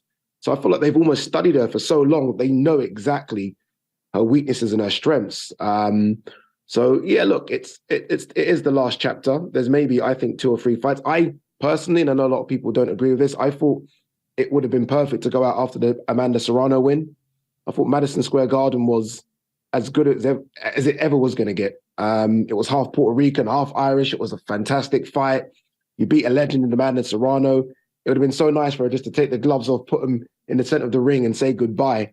But I guess the want to fight back home kept her going. And now she's lost. The want to get a get back will keep her going. And so at this point, you know, you've been to a lot of these events. You've covered a lot of them as a journalist working for DAZN. I mean, one week you're at KSI Joe Fournier. The next week you're in Dublin for, you're there commenting on like these 2 400-pound dudes he's swinging away. I mean, it's crazy shit that you're there. And then you're at Katie Taylor against Chantelle Cameron. It's an unbelievable life. Eddie said one of the best, if not the best fight weeks of his career, one of the best, if not the best atmospheres for you. Where would you rank Saturday night? I think it definitely cracks my top 3. Wow. I think it's there. I think the best I've ever been to is a boxer called Josh Warrington. He fought in Leeds in a rugby stadium called Headingley against Mauricio Lara, who fights actually on DAZN this weekend.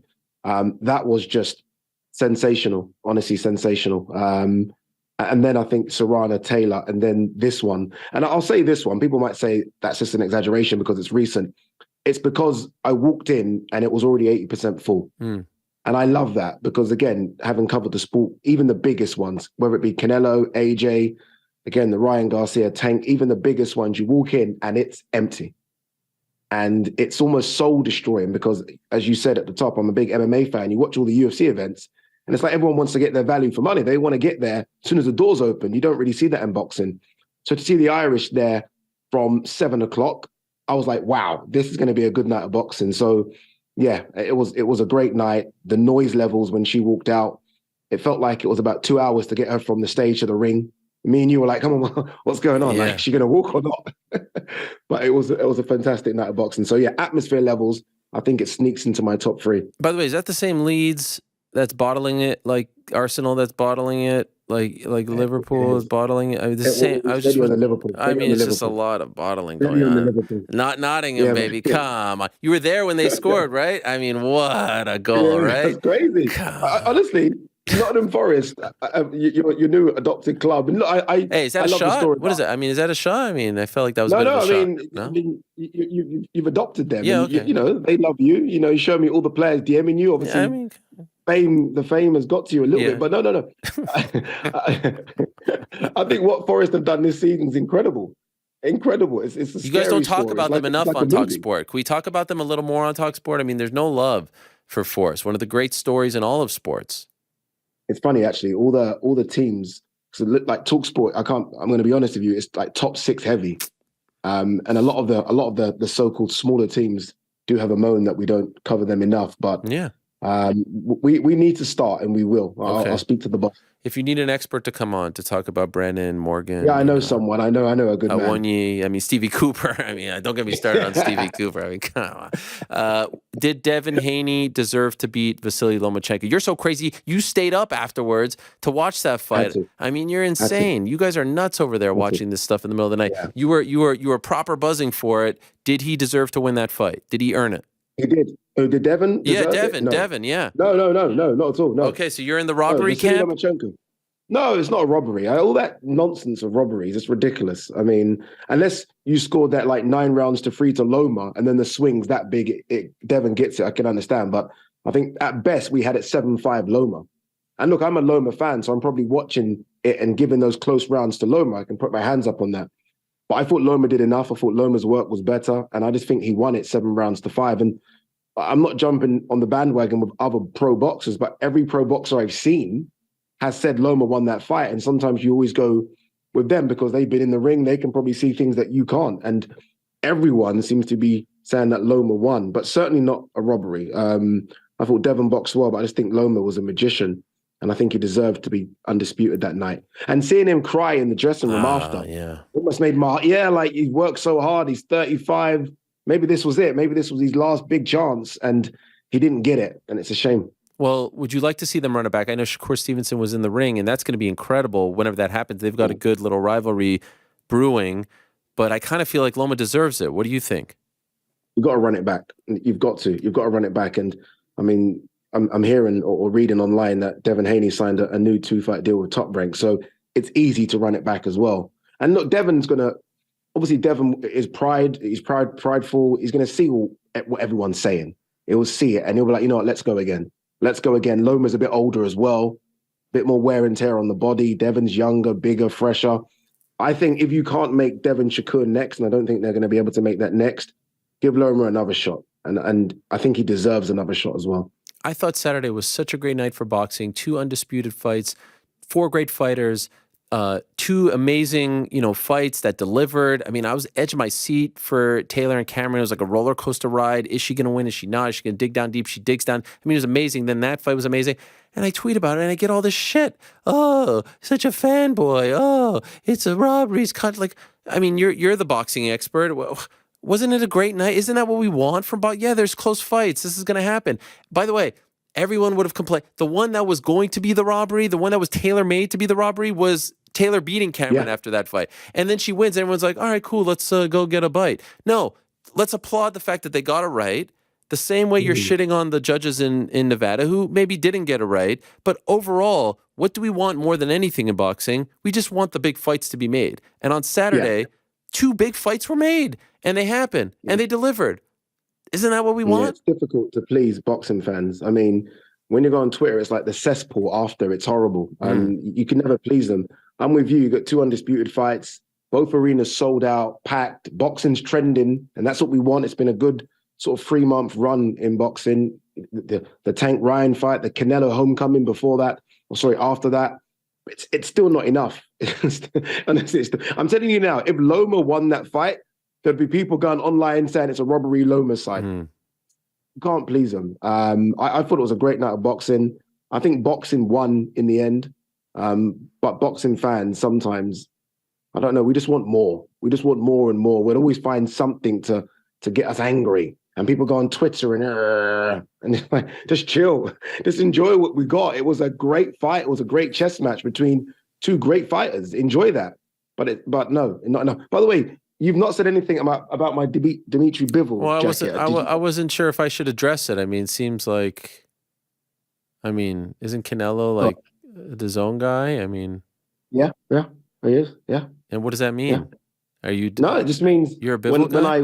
when I done the fight, everyone was Team Canelo, and I was like, well, this is unfair. Like, why is everyone on the broadcast Canelo fans? Yeah. Like, this is not fair. Like, Bivol, I'm happy to be your fan. He gave me the top after the fight. That's his? That's his. Wow. After the fight. That's literally, he done the press conference. I saw him after the press conference. He took it off and gave it to me. Did you watch it? No, I haven't watched it. No? No, you can't watch it. I don't know if I should frame it. I think I might frame it. Yeah, I think you need a better, it's not bad, but this looks like it's your own. If you frame it, then it's like, oh, that's his. It's just hanging on a hook like it's at Marks and Spencer right now. You know what I'm talking about? Can I ask? Golly. Yeah, golly. Francis Ngannou. Yes. Can he beat Tyson Fury? Like, tell me of this list. Hey, wait. Fury, Joshua, White, Chisora. Can he beat any of those four? No. Not even Chisora? Not even Chisora. No. I'll be. You're not going to back your African brother? Come on, man. Chisora is also African. Yeah, that's true. That's true. No, he can't. No, look, he's powerful. He's big. He's strong. He's not the best striker. If we're being brutally honest, it can be a bit wild. But then again, neither is Deontay Wilder. But I don't think so. I'd be shocked. I mean, the first two, forget it, that you just mentioned, Tyson Fury, AJ, absolutely no chance. Chisora's got a lot of miles on the clock, and I guess if Francis Ngannou catches him, you never know. But I mean, some of the things, and look, Chisora is not the greatest boxer in the world technically, but even he will be able to show Francis Ngannou some looks that Francis just hasn't seen before, and I think it will confuse Francis. I love Francis, and I hope that there is this big crossover boxing fight for him, but I don't think he'll be successful if he were to take on anyone in and around the top 15. I'd be very, very surprised. Okay, so that's what I was going to follow up with. As an MMA and boxing fan, as someone who's a fan of Francis, is there a part of you that just doesn't want to see this happen because you know it won't end well for him? Just stick to what you're good at right now, and that's MMA? Or are you intrigued enough to where you want to see him, but just maybe fight, a lower level heavyweight off the bat? No, I'm certainly intrigued. I would love to see him have a boxing match, mainly because I want to see him get paid. I want to see him get paid. I think his story is incredible. I think he's such a nice guy. He's a humble guy. And with that kind of backstory, you always want to see the good guys win. So I want to see him have a boxing match. I just hope it doesn't affect, and it shouldn't, a big MMA fight down the line. Like if he were to get absolutely destroyed in boxing or knocked out, how does that then affect his MMA career? Is he still the baddest man on the planet? But I want to see him in there against someone. I think the problem is it's a difficult sell. For him to make the money he wants, he's going to have to fight one of the top dogs, right? So the Furies, the AJs, the Wilders, those are the three. But I'd love to see him versus Wilder, because technically Wilder's not great either. For me, it's the case of who lands first. I want to see that, but I just don't know how well he'll do against them. I think there are levels within boxing, let alone someone without a boxing background coming into the sport and taking on some of the top dogs. But I wish him all the best because I'm a huge, huge fan of his. Does that mean you think Nathan Diaz is losing to Jake Paul? No, pause. No way. No. What? No. You know what? The funny thing is, Jake's the boxer. I do wish. Yeah, I know, but I do wish that Nathan maybe took this fight 5 years earlier. I'm a bit nervous, if I'm honest with you. Jake Paul is big, young, fresh, can hit supposedly. I just wish Nathan maybe went into this. Look at me calling him his full name, Nathan. I just wish he went into this. Yeah, respect, right? Yeah, respect. I wish he'd done this like 5 years ago. So that means that you're a little bit worried. I'm a little bit worried. I am. And I'm a big Nate Diaz fan. And I'm a bit worried that maybe he gets caught. Maybe he gets caught. Because look, we know he gets caught, right? Even in MMA, he gets caught. It seems to wake him up, and you can't put him down. But I mean, Jake's a big boy. You've interviewed and met Jake personally. He's not small. He's a big lump. I think I lean towards Jake, but I mean, all my money would be behind Nate. What's a bigger fight in the UK, Jake KSI or Jake Diaz? Jake KSI by a million miles. Jake KSI sells out Wembley Stadium. Am I wrong? Easy, right? Like that. So what are they doing? Tickets Why are they messing around? Like, why don't they just make this fight? I'm not quite sure what's going on. I see Mams Taylor sort of tweet a few things about Jake Paul, and I think both want it. You speak to KSI, he wants it. Jake wants it. I don't know if it's a money issue. I don't know if it's a case of Jake wants the fight to be in the US, whereas I think the fight's bigger in the UK. Well, actually, what do you think? Do you think the fight's bigger in the US? I think it's a bigger fight in London. Has to be in the UK. Has to be in the UK, right? Yeah. KSI just not as well known here in America. Like he's known, but not like the UK. No way. Okay. So do you think Jake's more known in the UK than KSI is in the US? Yes, 100%. Okay, so then then it's got to happen in the UK. Mm-hmm. I mean, it honestly would sell out Wembley within an hour. Yeah, easy. Who wins? 90,000, easy. Can you say who wins?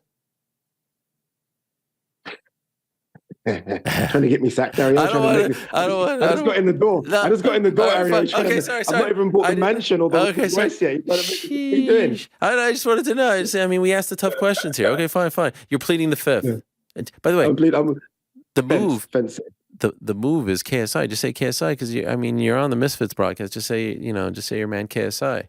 No, but you've got to be. You got to be. I don't want to be that guy. Yeah. I don't want to be that guy. No, I know. Yeah. Right now, I guess you got to swing Jake Paul. Right now, you've got to. He's the one that's been in the fights.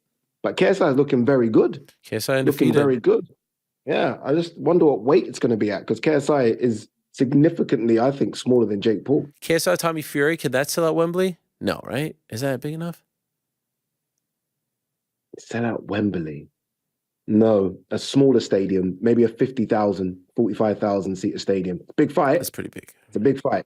I wonder where they're going to do it. I don't think they're going to do it at Wembley Arena. Okay. Would you work on that card? Are you anti-Misfits? Are you going to come and join me? I'm not anti. See, now you're trying to get me in trouble. No, I was actually thinking of working on the card, but then I showed up to the event on... You got it like that you're just thinking? Like, you'll decide? Yeah, of course. But then I show up to the event on Saturday, the beautiful 3 Arena in Dublin town, and I thought I was the king of the double-breasted, and you show up with a double-breasted. I'm like, there's only room for one on this broadcast. I was actually going to turn and go back to the hotel, go back to the beautiful Samuel Hotel.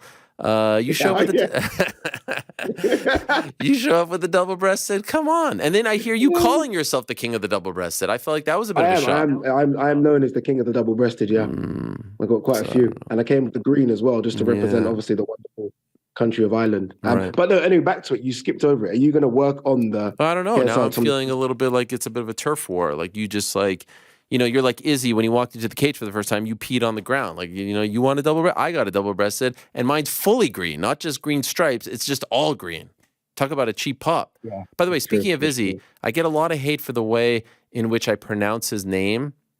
As someone who is from Nigeria, correct? You are born in Nigeria. Can you in Nigeria. Can you tell the world how to pronounce Israel's last name? Adesanya. Adesanya, thank you. Yeah. So what is this? How are they doing it? Adesanya. Israel Adesanya. Oh, no. Ban that. Come on. Horrible. I know. Yeah, pronunciations are so important. Adesanya. Adesanya. It's even yeah. The man, right? It's really, like, honestly. By the way, I love Izzy. Oh, my. And that's why there was about 2 months where I didn't know, I was so confused with my life when Izzy and John Jones were going back and forth with each other. And I was like, I don't know what to do here because I'm the biggest John Jones fan. Oh, really? And Izzy, my Nigerian brother, yes. And I was like, please stop. I don't know who to support in this feud. So I'm happy it's over, and I'm happy that they never fought because I wouldn't have known what to do. I'd still love to see that fight. That's a huge fight. Or Francis versus John Jones. They're going at it. Who do you side on that one then? Because you like Francis too. I do, but John. You go John over Francis? I do, yeah, I do. I've just loved John from the get-go. Typical John's Liverpool the GOAT. fan, He's the greatest of all time. I mean, I've loved him. Fair weather. You're a plastic fan. That's what you are. No, I'm a John Jones fan. Really? Which could be a plastic fan as well, actually. You are correct. Number one? He's your number one guy? Of all time. Yeah, of all time. I think he could have been, and look, he's big anyway as a superstar, but I think he could have been just enormous. I think he will look back in 10 years' time. I don't know, will he? I don't know. I hope he looks back in 10 years' time with a hint of regret of what could have been. And it's funny because he's a 2-weight world champion, but I think he could have been just enormous. When Izzy gets on the microphone and speaks in the native language, is that not like, does that not like give you chills? That must give you like electricity through your body, right? I mean, when he says it with such like passion, I wish I knew what he was saying in those moments. It's incredible, especially when he weighed in for Pereira, and Pereira came with all he sort of regalia, and Izzy had our Nigerian sort of Yoruba sort of it was like, did you see it? Like it was it was incredible. And he had that, and I was like, Izzy's representing all of us. And because we as a kid, you're not allowed to fight. You're either a doctor or a lawyer or accountant. That's it. That's your only option. No other career choice. So when we see Izzy do it, and then when he's speaking Yoruba, or even when Francis, to be fair, when Francis is wearing the traditional Cameroonian outfit, it's wonderful. And how the UFC didn't do a UFC Africa when they had 3 African champions, disgrace. Bottled it. Disgrace. Like Arsenal. Yeah, like Arsenal. Ade, you're a legend. Such a big fan of yours. Such a pleasure to work with you and the whole team over the weekend. You also have a great YouTube channel. They just type in your name and it pops up, yeah? Yeah, Ade Oladipo, just type my name, and it'll pop up. You're doing tremendous work, my friend. Continued success. Thank you for coming on. I appreciate it, and I hope our paths will cross again soon, all right? Ariel, top man, brother. Thank you so much. See you on Misfits, Ariel. Oh, yeah, I'll see you there. There he is, the one and only Ade Oladipo. How good is that guy? That guy's the man. I'm a huge fan of his. He does such a tremendous job, and I think he's going to get even bigger in the fight world and in the football world as well, although they need to show a little more love to Nottingham Forest. I've been trying to get this next guest on the program for months. I mean, if you look at the text, it's like,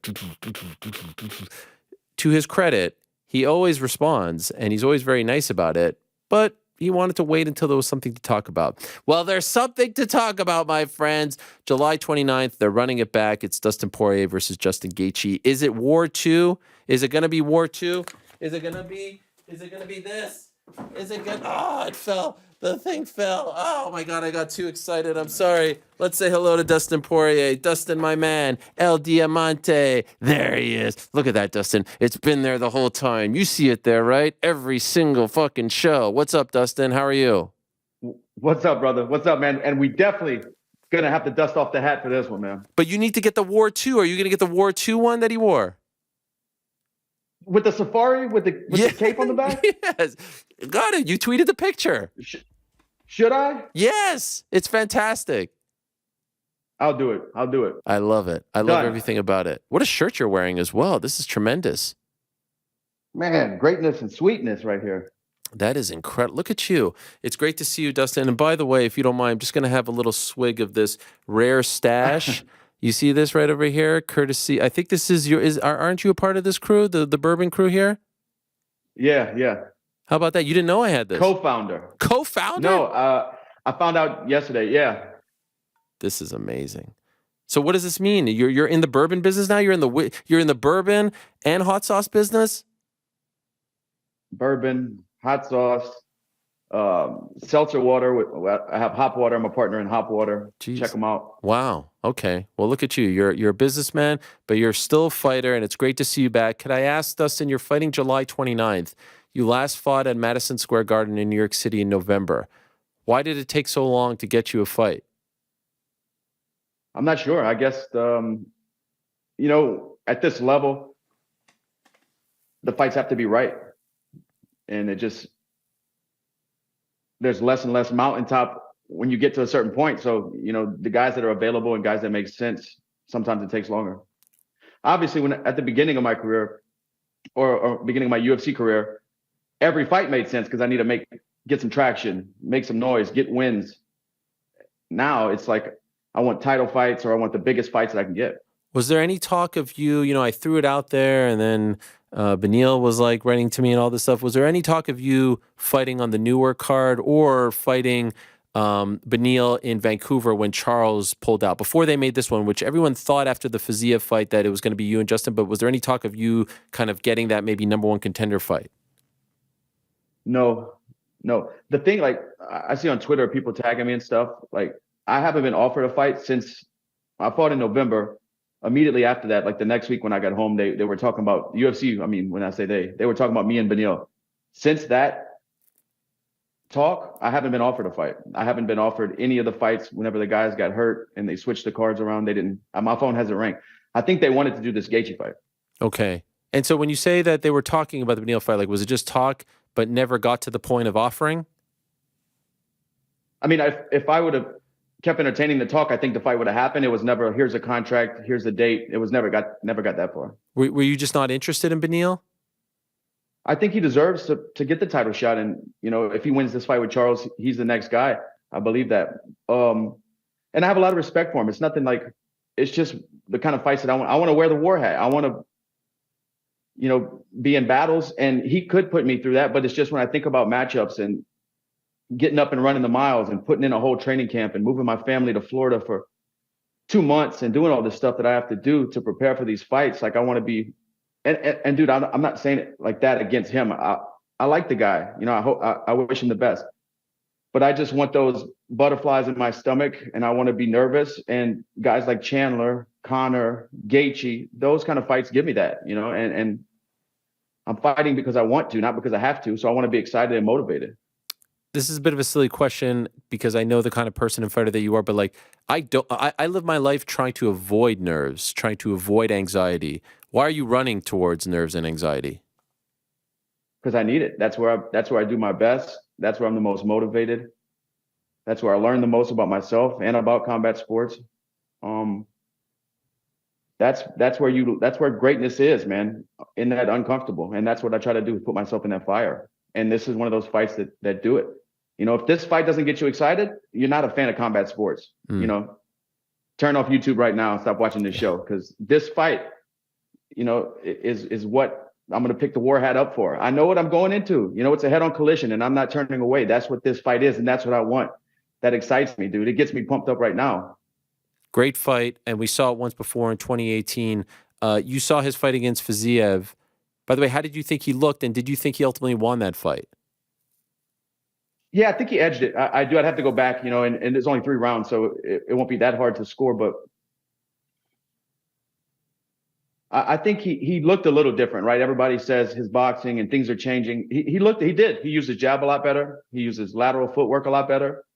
So he did, but I still see Justin Gaethje, that the same guy, you know, he's doing a few things better, but I still see me being a matador and touching this guy.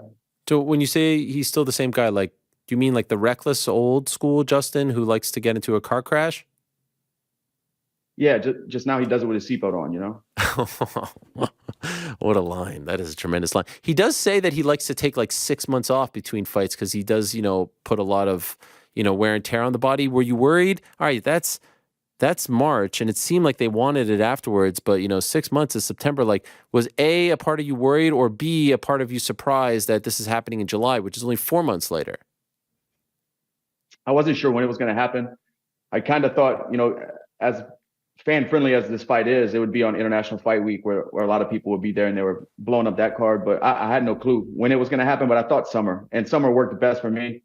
My daughter's finishing up her last few days of school. Then we can go to Florida together as a family. You know, I would have done a camp away from my family and them fly in when they could, but I don't want to do that.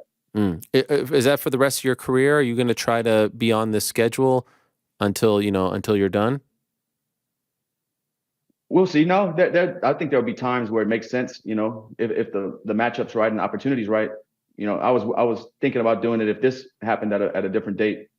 So we'll just see moving forward, but I'm just happy it worked out this time, man. Any part of you, like I was mentioning this on the show, it's like, man, kind of a cruel, you know, turn of events that you beat Michael Chandler and then he gets the tough spot against Conor. And I know you've done the Conor thing 3 times now, but like he was getting all this, and you're the winner. Like, you know, like what's your prize? What did you get out of it? When you see all this, when you were seeing out and you didn't have a fight yet, were you getting a little annoyed? No, you know, they called me to do the Ultimate Fighter. Oh, against Justin. So we could have jumped on that, you know. That was before he fought his last fight. Oh, and why didn't it happen? Well, my daughter's in school for one. I'd have to be away for 6 weeks. They said I could fly my family in on the weekend. I still got the fight, and I didn't have to be away from my family for 6 weeks. So. Okay. Do you even want to coach stuff? Like if your family, if it was over the summer and your family could be with you for the whole time, is that something of interest to you? If everything would have worked out and my family could have been there with me and numbers were right and it made sense, for sure. Okay. And so then after that, when that fell through, that's when they did the Conor thing. Yeah, I don't know who else they offered the show to. I don't know if Justin had a different opponent. I don't know the whole thing, but I know the Conor thing was announced not too long after that. Okay. And by the way, since we haven't talked in a while, just curious, and it's your division, who do you think won the Volk Islam fight? I haven't gone back and really broken it down round by round, but in the moment, watching it with my friends, I thought Islam edged it out. I did, you know, but I'd have to go back and watch each round and score it like that. Were you surprised at how well Volk did against him? I thought he was going to have success with his takedown defense. Just being squatty, it's going to be tough to get underneath, you know, that low center of gravity. He's strong. He's big at 55, but he's compact. So getting under those hips and he did very well. I thought he would give him a little trouble, but I didn't think he was going to do that well. Okay. And so now you're not fighting for a belt, of course, but you are fighting for a different kind of belt. It's called the BMF title, and that's what's at stake July 29th. Can I tell you, like, I love everything about this, and I like to keep it real with you. I don't love the BMF title. So I'm telling you face to face here, as screen to man. I don't love the BMF title, and I don't think this fight needs it. I think this fight can headline 5 rounds on its own, and you don't need that. And I'll be happy to tell you why I don't love it. But I'm just curious, how was it presented to you? That we were going to, yeah, just like you said, that we were going to main event for 5 rounds for the BMF title. That was it? Yeah. And how did you feel? Like you said, I mean, this fight, I think, could headline without a BMF title. This is an exciting fight, but that just adds more fun to it to me. You know, I would love to have that strap up there in my living room. So another accolade. I remember when you won the interim belt and you were like, this isn't the real one. And I remember even Gaethje had a similar, like you two guys in particular are always about like, I want the, and I know this isn't an undisputed, it's a totally different lineage and all that. So I was just wondering how you felt about it. Like, I didn't know if you wanted the gimmick belt and all that stuff. I didn't know. I thought you would feel a little bit funny. I'm not going to walk around like I'm the undisputed world champion if I get this belt wrapped around my waist in July, but it's fun. And if you look at our track record of, you know, competing for fight of the years over the last 10, 11 years, you know, we have a lot of huge fights that have been voted on for fight of the year. One was against each other. Just look at the bonuses and the fight of the nights and the carnage that me and him both display in there. It makes sense to have something fun like that. You know, we're always talking about lightweight, most violent fighter. I said I completed the triangle by beating him, beating Alvarez, beating Chandler, beating Conor, you know. So we run it back for the most violent, call it the BMF, call it whatever you want. Actually, most violent MF or whatever it is. And that would be great. But I just want you to understand where I'm coming from here, right? Like, I don't think you need the gimmick. It's not like I'm taking anything away from the fight. Like, to me, you tell me you guys are fighting 5 rounds anywhere on the planet, I'm watching and excited for it. I was just wondering how you would feel about it, how he would feel about it, because I remember how you felt when you got the interim belt. And, you know, I know you're friends with Jorge. You know, Masvidal is my boy. And this is a whole different thing. Like, the interim title was a piece of the world title. It was a placeholder as the #1 guy until the champ got back to defend his title. It was a piece of it, you know, a chip of the title. That's what it was. This is a whole different thing. You know, I'm not going into it like, that's just for me, that's just a fun, you know, a fun thing to have on top of fighting 5 rounds against one of the most violent guys. It's fun. You know, I'm not looking at it like that. Okay. By the way, did Jorge say anything to you after this was announced? No, I saw him share it, the story of the BMF title. But I'm gonna see him. I'm leaving for camp at the end of this week, so I'll see him in the next few days. Okay, and this is in Utah, and we saw the last time they were in Utah, some dudes were struggling out there. Luke, Paulo Costa, Jose Aldo, even Leon Edwards told me he struggled. How do you feel about fighting at such high elevation? Dude, I don't know. We'll see. I guess we'll see when we get out there. I'm kind of planning ahead. I'm having my team reach out to a couple different altitude tent companies. I'm looking at some to wrap around my bed in training camp, so I'll sleep at altitude every night. Wow. I know Gaethje's out in Denver, so he's going to be coming down to fight. He's got a little bit of advantage there with the altitude. We'll see. I'm going to go there probably 8 or 9 days, maybe 8 days in advance. That way I have good sleep and get my body used to that.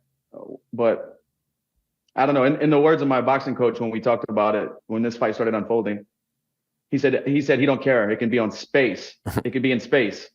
That I'm a high condition combat athlete and I can fight anywhere for however long. So that's what we're going into this with.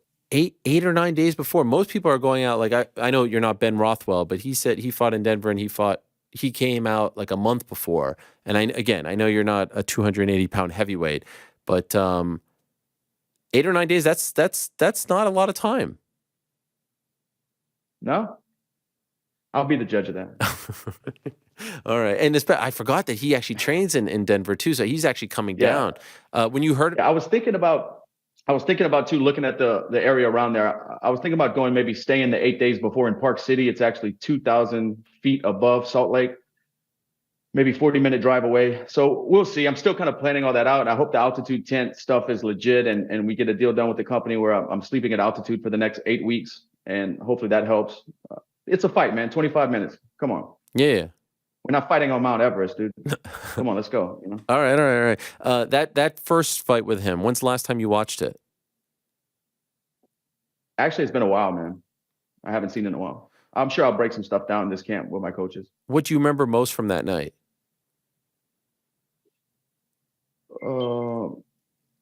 Leg kicks. Leg kicks. Do you think he's changed a lot? Like, I know you talked about the new, but like ultimately, do you think he's the same guy, or do you think he's improved a lot since those, since those 4.5 rounds or whatever you shared with him for a little bit, 4 and a bit, back in 2018, 5 years? He's had to have some improvements. So have I. Yeah. Otherwise, we wasted the last 5 years. If we didn't get better from then, what the hell we've been doing? I think he's very similar. He does a lot of the same things, but he's moving his feet a lot better, especially laterally. He's investing in his defense a little bit more, you can tell. Using his jab a lot. He wasn't doing that before. He was just setting up big punches. Now he's trying to hide them behind the jab and a little bit better footwork. So, but we're going to break up. I don't get too far ahead of myself now. When I get to Florida this week, we'll start breaking down footage and figuring out what we're going to do. So we have Charles and Beneil fighting in just a few weeks in Vancouver. Obviously, the winner of that is probably going to fight, one suspects, Islam in October. Is it possible that the winner of your fight gets a title shot? I don't know, man. I don't know. Because if Beneil goes out there and wins, we can't say no, right? Mm-hmm. But also, this is the fight business. It's not the fair business, Ariel. So we just scrap and see what happens. But was that discussed at all? If Islam wins, because I understand what you're saying. Like if Beneil beats Islam, then they probably will run it back. I would imagine, maybe not. It might stall things. No, I thought you were talking about me jumping the line. Oh no, I just mean you fight in January, they're fighting in October. You're the number one contender. You fight the winner of that fight from the October fight. You know what I mean? Like in January or something. Right? No, yeah. I think that's a possibility. Yeah. Sure. Has that been discussed? Has that been said? I can't see who else would there be. It's not on paper, but from what I've spoken to people about making this contract is I believe we're the next. Whoever wins this fight out of me and Justin will be next. Okay. Do you think Beneil or Charles? I know we saw them fight once before, but do you think either of those guys has a shot against Islam? Of course, either guy does.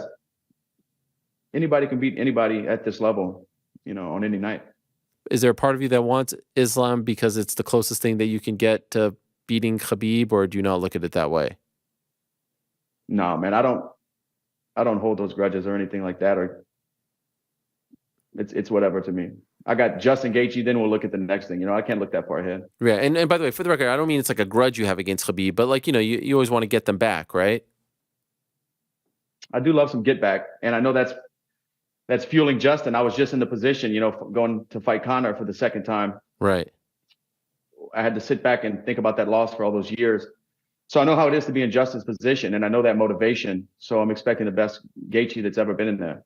By the way, this Conor McGregor documentary came out on Netflix, and your two fights are like heavily featured in the documentary. Did you watch it? No. So my phone's been blowing up, obviously, with people watching it and telling me stuff. But I'm waiting until I get to camp and have some downtime, because I'm going to do the first week of training camp by myself. So I'm going to have plenty of time after training to get caught up on documentaries and stuff. That's kind of what I do. Okay. So you do want to watch it, though. I mean, why not, right? You want both fights. Oh, yeah. I'm definitely watching it. Are you surprised that they did it during that time? Like that they featured, the Khabib fight, the two fights against you. I mean, what else? When else did the guy fight? That's his last fight. I guess. I was at the Black Forge Inn in Dublin over the weekend. Great steak, by the way, if you're ever in town. I don't know if you would partake, but, it was pretty good. If I'm there, I might have to check it out, man.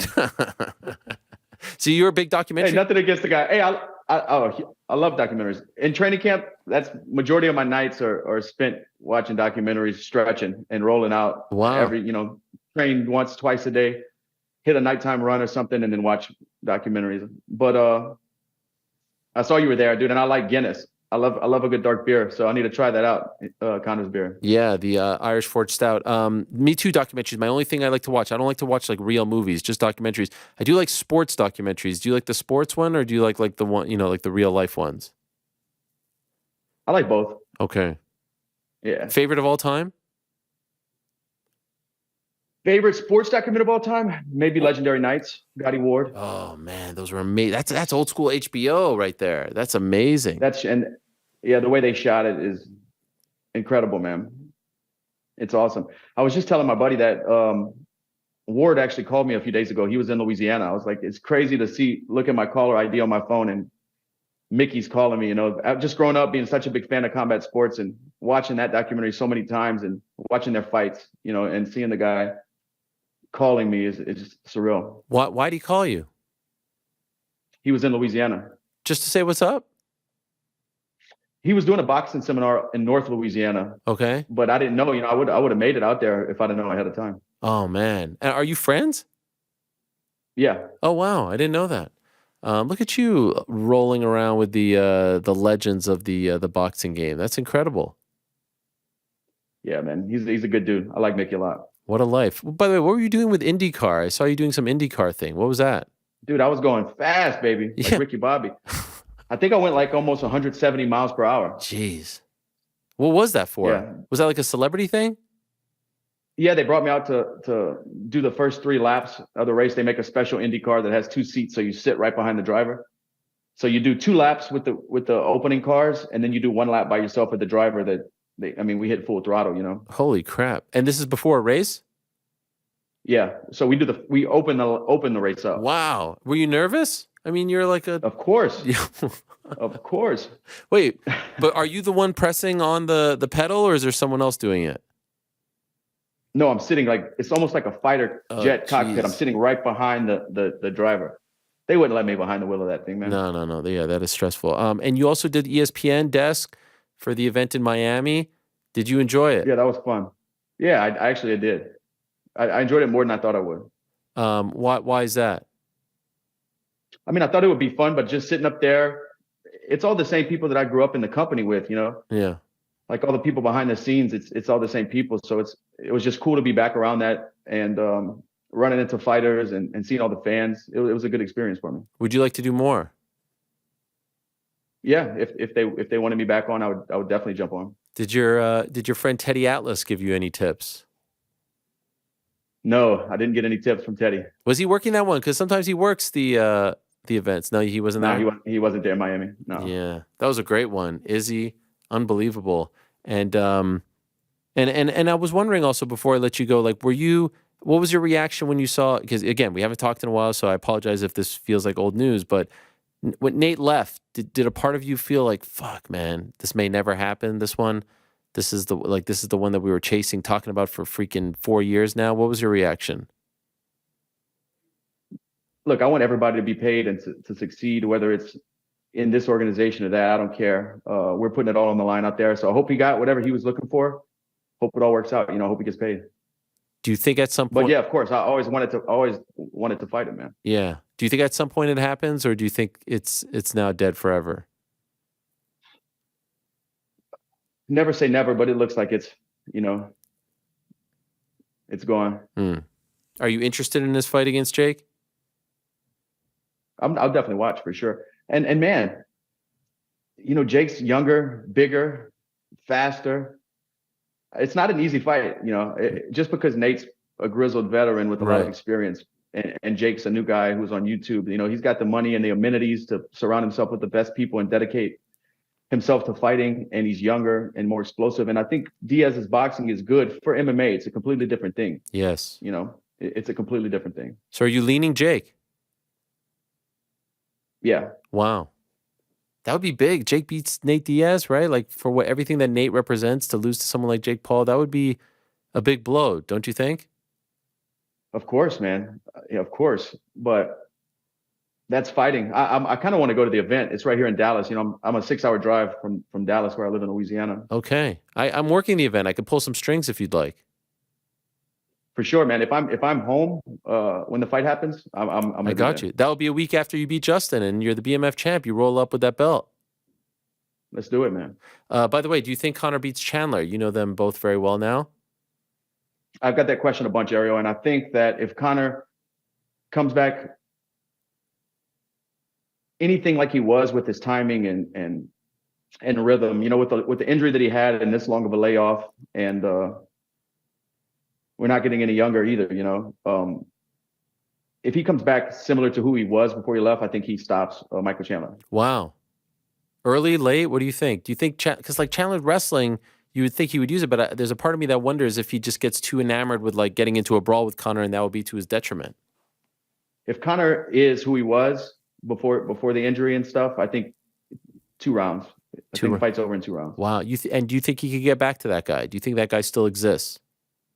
If anybody can, I think it would be him, if he's 100% dedicated and focused and, put the blinders on and really go at this with all of himself. I think he can, but we'll see, man. That's what makes it so interesting. Yeah. Well, your fight is extremely interesting. This is the fight this is what you live for, right? This is your oxygen, a fight like this. Even though you beat him, you still feel motivated? It's war. It's war. Yeah, Dan, I'm very motivated. This is legacy. That's what this is for me. This is just cementing legacy, man. Is there a part of you that feels like you need to top the last one? That's something that crosses my mind too. Like, I have to go in there and be better than I was last time, but I knocked the guy out. Yes. How do I do that better? I just need to win. I think our fighting styles is going to be an incredible fight. I don't go into that like trying to have an exciting fight. I know, I signed the contract yesterday, so it's done. Once I sign that, I know what I'm getting into, and I'm a fan of Justin. I've been around him a few times since we fought. He's very respectful. I like the guy. Every time he fights, I'm gonna buy the pay-per-view. I'm tuning in, but when I'm standing across from him, it's war. It's war, man. So we're going war 2, right? I need a new picture. I got you. I'll get the mud flap on the back. And by the way, it seems like a great product. I haven't had it yet because I just got it, but we don't drink this during camp, right? I mean, we got to cut it off. Yeah, we got to cut it off. Okay. We got to cut it off. All right. Much respect. Dustin, I appreciate you very much. This means I don't have to bother you. And I won't bother you for at least a few months to come back on the show. Still never been in studio, by the way. One of these days, I'd love for it to happen. If only you fought in New York, it would be easy to get you in studio. Oh, yeah, that's right. You have fought in New York. I don't think you reached out that week. You must have forgot to reach out. Wow, that is crazy. That is crazy, Dustin. You're the man. Thank you so much. Appreciate you. Good luck. Safe travels to Florida. Enjoy all the documentary watching. Good luck in training. And thanks for the bourbon. Much love. Enjoy, man. Drink responsibly. Stay hydrated. That's right. Teed him up for that. There he is. I mean, that was perfect, right? Wow. Just teed him up perfectly for that. What a mensch. What an absolute mensch. What a fight. Do you guys understand what I'm saying? And do you think he understood what I was saying about the BMF? Like, I just don't feel like this fight needs it.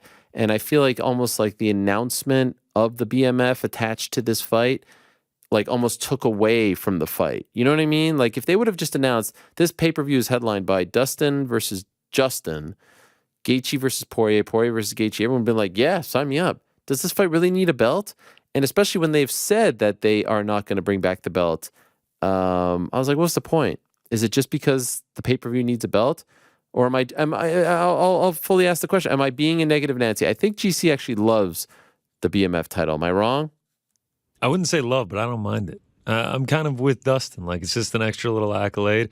It doesn't change my excitement for the fight at all. It's not like I'm more excited for the fight because the BMF belt is on the line, but like, I don't mind it. It got a ton of hate. I don't think you're on an island not liking that it's back. Rick? Yeah, I said earlier this year that this was the #1 fight I wanted to see, so it doesn't add anything. It was already, like, this was the pinnacle for me. I wanted to see Dustin and Justin run it back. I kind of like it, I'll be honest. There we go, Rick. Come on over to the dark side, It gets Who's going to present it? Who are we going to have? Wasn't it The Rock last time? Who do we get this time? Jorge Masvidal. We got to get our boys. We got to get the BMF. They sell the belt version of this. Oh yeah. I got to get. I forgot to tell him that his thing is like right there, staring at me all day. Yeah, we got to get. We got to get the Big Shot BMF belt. I need a few of those. One to sleep with, one to have in studio. Get me ready for 291. Yeah. Shout out to his response about Nate. What was that again? You remember when he asked him about Nate leaving and doing his thing? His response. That's what Dana should have said about Francis. That's exactly what he should have said. Yes, it's a little less personal, I will admit, but Dustin very like sneakily dropped some great lines, like the seatbelt line. Great line. Yeah. Like he gets to he just wears a seatbelt now. Like what? That is great. What a great, and the stay hydrated was great as well. Drink responsibly. It's the fight business, not the fair business. Yeah.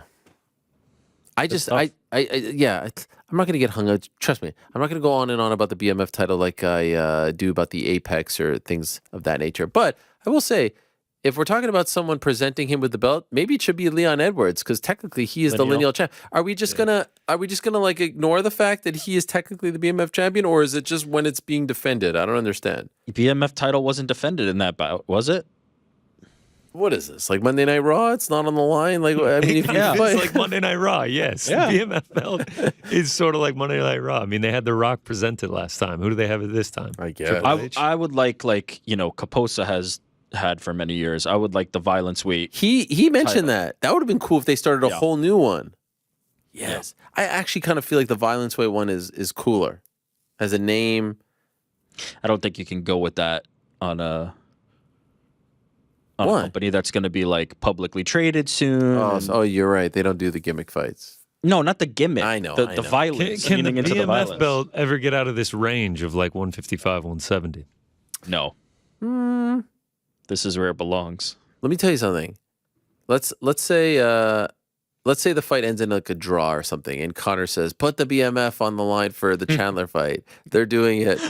You know what I mean? What? Yes, if Connor asks, he's like, absolutely. Yeah, put that on BMF time. I want that too. He's doing that in a second.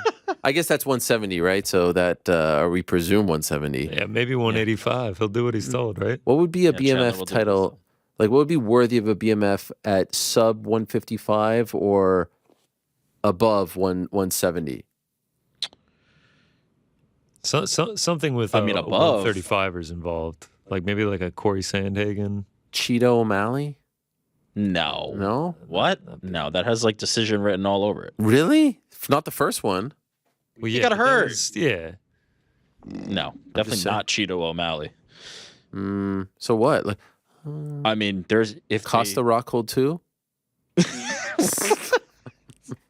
You have to make sure it's in Salt Lake City, though. Let's just call it what it is. Like, also, did BMF? I don't think conflating BMF didn't mean violence, right? Like, it kind of did, but it's more like an attitude thing, in my opinion. I don't think it's necessarily like we're now making it the violence weight title, but it's not really the violence weight title.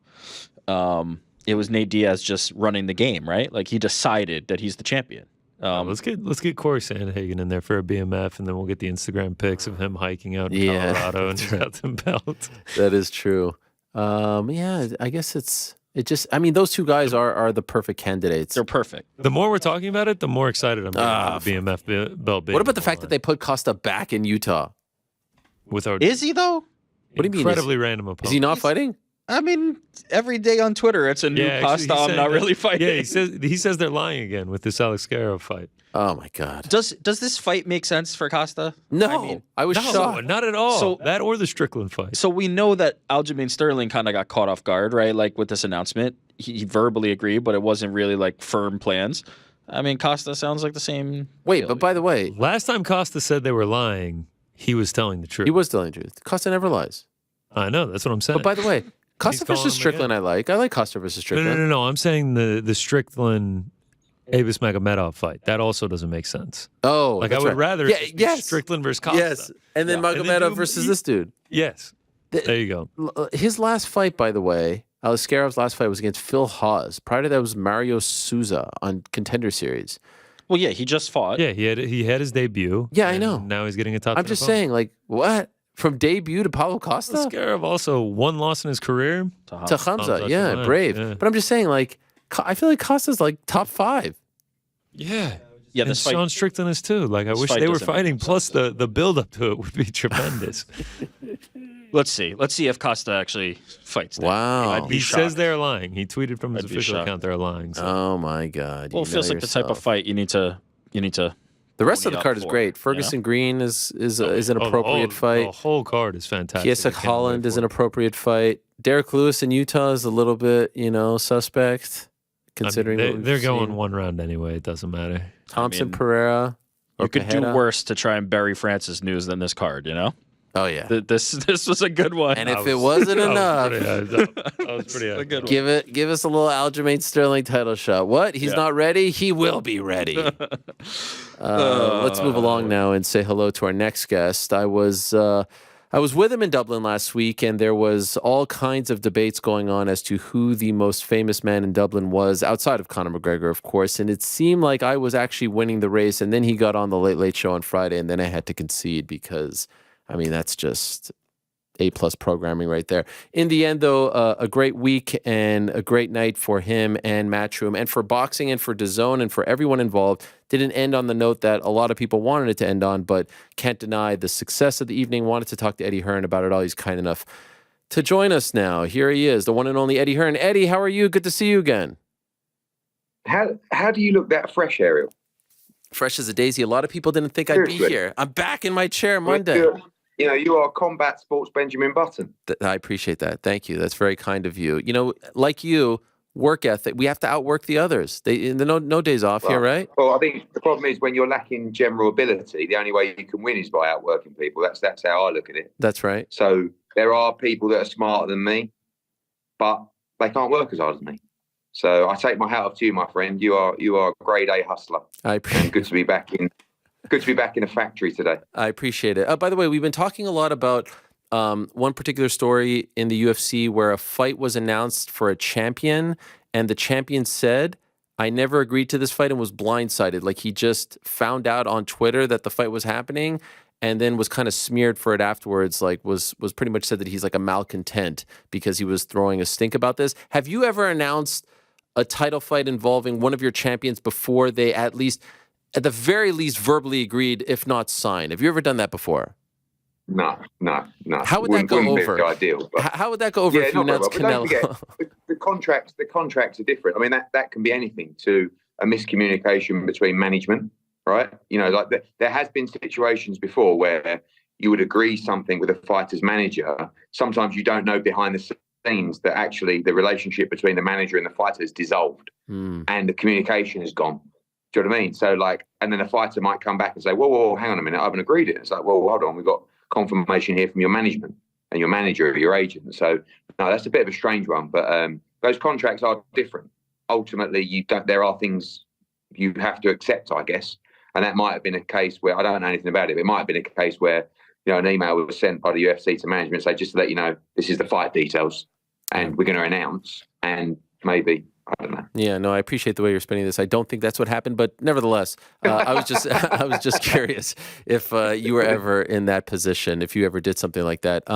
Saturday was a night I'll never forget, a week I'll never forget. I just want to ask you off the bat, you called it on Twitter the most enjoyable fight week maybe of your career, considering how it ended now, because you said this before the fight. Your feelings changed towards it? Yeah, I just think the hypocrisy of boxing is unbelievable. Like, okay, you know, it's like everybody moans that the fights aren't tough enough. Everybody moans that the challenges aren't big enough. And then when a fighter gets beat, it's like, oh, she shouldn't really have taken that fight. You know, it's like when AJ boxed Usyk.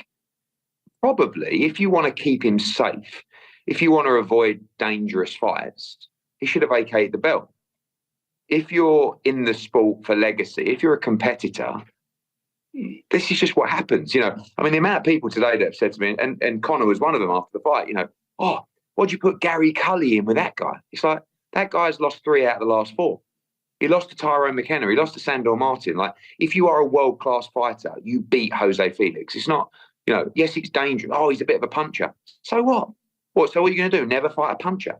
You know, and for Katie Taylor, it's like, you are the number 1 pound-for-pound fighter in the sport.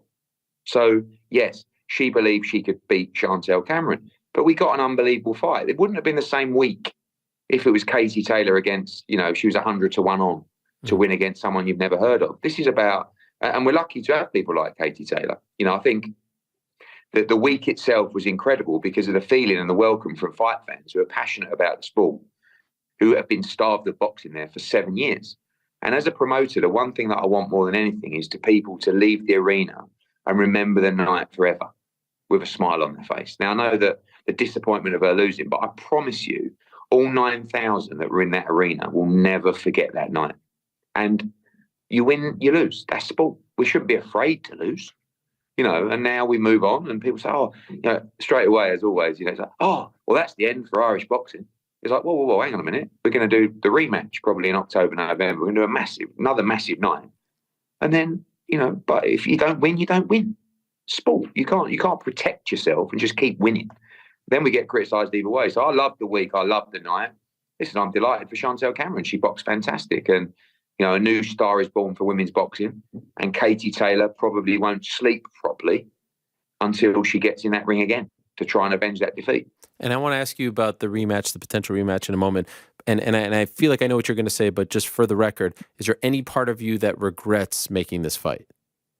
No, because ultimately, for a star of that level, I would never even choose the fight, or I would never tell a fighter to take or to not take a fight.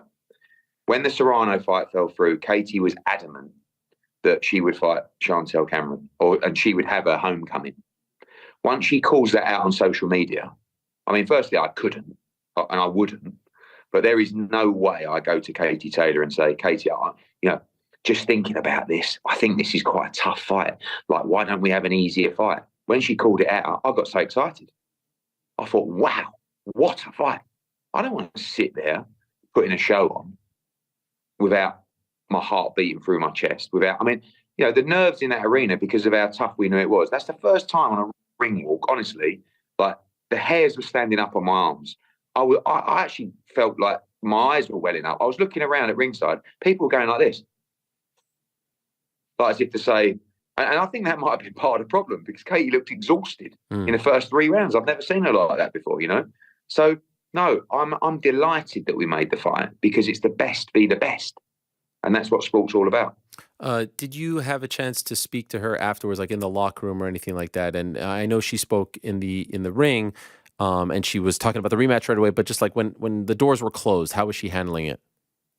Yeah, she was devastated. I mean, when I saw her in the lift, actually, we went down in the lift and I walked to her with the car, and she was sort of gobsmacked. You know, it was quite a trippy experience seeing her lose, wasn't it? You know, it's like when they announced Chantelle Cameron, it's like everyone's like, oh my God, Katie Taylor's lost. You know, and she was quite shocked with it all. And I said, how are you feeling? And she went, absolutely feel like, you know, I said, listen, now's the most exciting chapter of your career. And she said, doesn't feel like it. She said, it feels like a bad dream. I said, but you're going to wake up. I said, does it hurt? And she says, so bad. And I said, great. That's all we need to know. I said, because the moment it doesn't hurt, then it's time to hang up the gloves. I said, if it hurts, if it eats you up every day, I said, you've got to live off this pain now till this next fight. It's got to eat you up every single day of your life. And she's like, yeah. And I knew it, you know, and she says, we'll win this rematch. I said, that's what I want to hear. And every day, as I said, It's going to be painful. These next few days, she's going to be the most unhappiest person on the planet. She'll smile. She'll be wonderful around her family. She'll continue her faith, but it will be eating her up inside like the competitor that she is. And she'll come back stronger, and the rematch will be epic. And she will believe she can win the rematch, on the basis of that fight. There's so many similarities in this fight to Canelo against Bivol, in the sense that Canelo comes up a weight, gets beaten by the bigger man. Now everyone's saying, don't rematch her. You can't beat her again. Now people are talking about Bivol coming down to Canelo's weight, which Chantelle Cameron's also saying, I could do that and try and become a 2-division undisputed champion. There's so many similarities, and, it's a very dangerous fight. And when you're in this position for Katie, all of a sudden, this is, the amazing turns of the sport. You lose again. Could be retirement. But I mean, back-to-back defeats at this stage in your career. And that's the same problem Canelo Alvarez has. If he loses to Dimitri Bivol again, all right, maybe you can pop down back to 168 and fight somebody else. But for Katie, you've got the Serrano fight there. But right now, the Serrano fight's right at the back of her mind. All she's thinking about is Chantelle Cameron and revenge. Beat Chantelle Cameron, Serrano rematch. You've got all these other fights. Lose to Chantelle Cameron. All right, you can maybe come back down and rematch Serrano at 135, but you're coming off 2 defeats. So now is a really key moment. And this is, when people say now, and I go back to things like AJ and Canelo, I don't have the say to go to these guys like Canelo Alvarez and go, hey, Sal, really think it's a bad idea, mate, for you to fight Dimitri Bivol again. It's up to you. That's why you got a training team. That's why you got management. I love it because you're an underdog. Katie Taylor will be an underdog in the rematch for the first time in her career. Great. We've got to stop worrying about protecting great fighters. Let them try and be great. And if they fall, if they get beat, let them try and write another chapter. That's what I said to her. I said, you imagine you come back now and win this rematch. It would be one of the greatest moments. I mean, it would certainly be the greatest moment of her career for everything she's achieved. That's how you've got to look at things. You can't mope around. You've got to use that to drive you and the excitement, another chapter in the story. By the way, did you think Cameron deserved to win? Did you score it for her?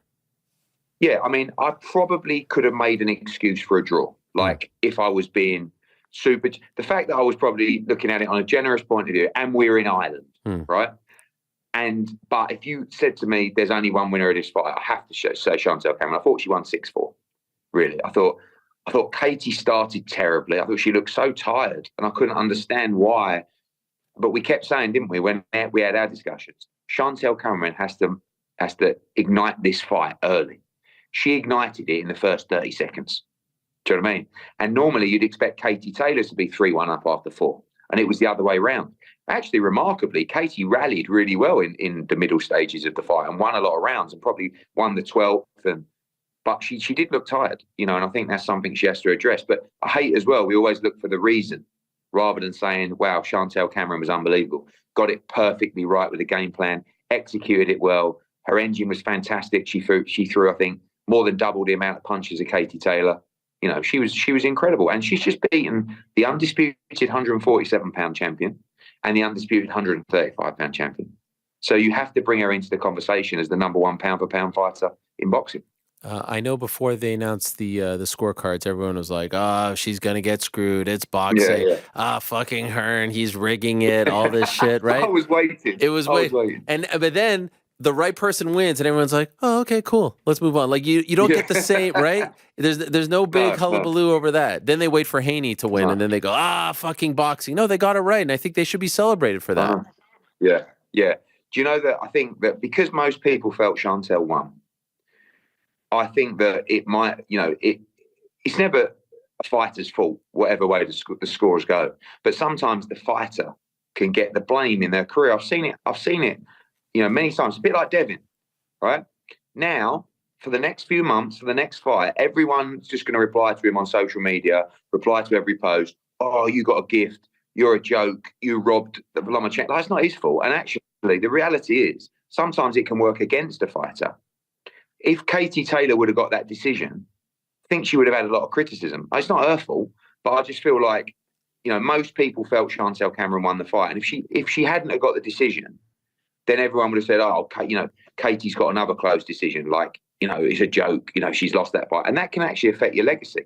as well. So I liked the decision. And I thought, by the way, what I liked about the decision, and we don't see this very often, is, you know, the closeness of the cards. Draw, and one had it by, you know, 2 rounds and you know, a round and so forth. Like 1 round either way, and it's around the same number. What I hate in boxing is it's 118, 111, and the other guy's got it 118, 111 to the other fighter. How do you do that? I mean, even with Devin, you know, 116, 112, you know, that's wide for that kind of fight. But yeah, I think overall the judges got it spot on. I want to get your opinion on Devin in a moment, but back to Katie. Would the rematch be at 140 or 135? I think, again, I think knowing what she's like and knowing what, you know, Sal's like as well, I think they'll want it on the same terms. Because the problem is when you bring back someone down to your weight, everyone's going to say, well, you brought her down to, you know, maybe we do the rematch at 140, and if Katie wins, we do the rubber match at 135. I don't know. I mean, it's too early to say. It's the biggest fight in female boxing right now, the rematch between those two. So my gut feeling is she'll want to do it at 140. Obviously, she makes 135 easy. Chantelle hasn't boxed at 135 for a long time, but I expect her to make that weight if she wanted to. And the same thing with Bivol. You know, it's a chance for Chantelle to become undisputed at 135. So that might be an attraction to her. So there's no indication yet which weight it would be at? No. My gut feeling is 140. But we'll talk to the teams. Is there any world where she fights someone else next? Serrano, Michaela Katie? Mayer? Yeah, Katie. Yeah, no, I mean, you know, all due respect to Michaela, that's not a fight that, you know, would interest Katie. But Serrano, you know, I mean, I just can't see it. Like, I can't see. It's going to eat her up so bad, Ariel. You know, it's like, you know, again, sorry to keep going about Canelo, but it's like the same. Yeah. Like, all these fights, all these options, and that's the one that he's the underdog in. You know, some great fights out there for Canelo. Benavidez, you know, but he's the favourite in all of those. I know Benavidez is a great fight, but he's still the favourite in that fight. But he's a massive underdog against Dimitri Bivol. And the money will probably be smaller than some other fights. But it's just in his head. And it's the same thing with Katie. Like, she'll watch the fight back. She'll think, wow, I nearly won that fight. And I think I performed really badly for me. So I know I can beat her. And once she gets that in her head, it's game over. And you think that the Cameron rematch is bigger than the Serrano rematch? Yeah, for sure. For sure. Because, you know, until you put that right, you know, it's always there and it lingers on. And she won't allow that to not be put right or not attempt to put that right. She's beaten Amanda Serrano. You know, she has one defeat in her career and she will do everything to avenge that. Is there any world where Cameron says, all right, cool, we'll do this again, but it has to be in England? Can she even do that? Does she have that power? Yeah, contractually, you know, there's a lot in place that ultimately we have to go to where the revenue is going to be generated. And, you know, I think Chantelle Cameron does deserve a UK fight at some point. But, you know, you saw Saturday compared to anything that England can deliver in terms of number on the gate, in terms of atmosphere. But there's certain things that I think Chantelle needs to be respected for, you know, like this time. And this was so refreshing about the fight, you know, who walked first, whose name was on the poster, like all these things. She was the champion and Katie was defending it. And it was never even discussed there. It wasn't even like to be discussed. It was just, it's Katie Taylor. But now it should be Cameron against Taylor. She should walk second. You know, she should have all the champions' requisites if it's going to be at 140 because she's earned that now. She's become a star in her own name. You know, a lot of these fighters that you still need a dance partner. You know, Chantelle Cameron against somebody else, still a big fight because she's a star. But it's never going to be as big as a fight that involves Katie Taylor. And those two together now can create the biggest fight in women's boxing. When Serrano was booked against Hardy August 5th, I was like, well, there goes Croke Park in the fall. But now that it looks like you're going to do Cameron Taylor too, is it possible the rematch can be at Croke Park? Maybe. I mean, again, it depends on timing. You know, that's really September's kind of the latest that you can have that fight. I don't know. I think a stadium would be fun. It was pretty good in there on Saturday, wasn't it? I mean, loved the arena. Just unbelievable. And one of the things that I enjoyed the most about Saturday was there was a 9,000 arena at 6:30, 6:45. we had 7,000 people in there, right? The main event was at 10:30, 10:45. Like when I walked in at 5:15, there was like 1,500, 2,000 people in there. Like they loved it. They loved it. That's rare, and, right? You know, in the UFC, that's not so rare. Yeah. Really? It's depressing in boxing. I've got to say, it's really depressing. And, you know, you go up, even before a main event, you know, the arena's half full and you go into the bars and they're all in the bars and it's like, come on, guys. And that's partly boxing's fault, maybe. But it's also just shows you the excitement. You know, when you go to a city that's been starved of boxing, they definitely come in early. But when you go to a big fight like an O2 or, you know, they just swarm in for the main event. And you're thinking, wow, you've missed so much action here. But that's not down to us to build the profile of the undercard and build the narrative of these fighters. So when someone buys a ticket for Taylor Cameron, they go, oh, look at Carty against McFarlane. These two heavyweight lumps having a tear up. I'm not missing that. I'm getting there at 7 o'clock, you know? Mm-hmm. So we've got to do better as well. By the way, what is it like watching a Katie Taylor fight in Dublin right next to Conor McGregor? He seemed very animated from the other side when I was watching. But what is that like? He's just like, he was so like, when Gary Cully lost, he got up and he was like, he come right up to him, why'd you put him in with him? I was like, well, sorry? He was like, he's a puncher. I said, yeah. He said, you know, it's his homecoming in Ireland. You should have given him a can. I was like, that guy's lost 3 of the last, like, he was, you know, Gary Cully was like 50-1 on to win that fight. He traded with his chin in it, you know, and then I'm thinking, oh God, please, Katie, don't lose. And then, yeah, he was gutted when Katie lost, you know, all the Irish were, but he was getting up, he was banging the canvas during the fight, you know. But listen, he was a real gem to have involved in the promotion, you know. Passionate, obviously from a profile point of view, fantastic. Loads of energy. You know, I was saying the other day, probably one of the most recognisable people in the world. Mm-hmm. Love it or hate it. Yeah. You know, I mean, and genuinely loves her. Like he loves her. Yeah, he does. Yeah, he does. And he just, so does everyone. You know, we said, Ariel, like, when have you ever known?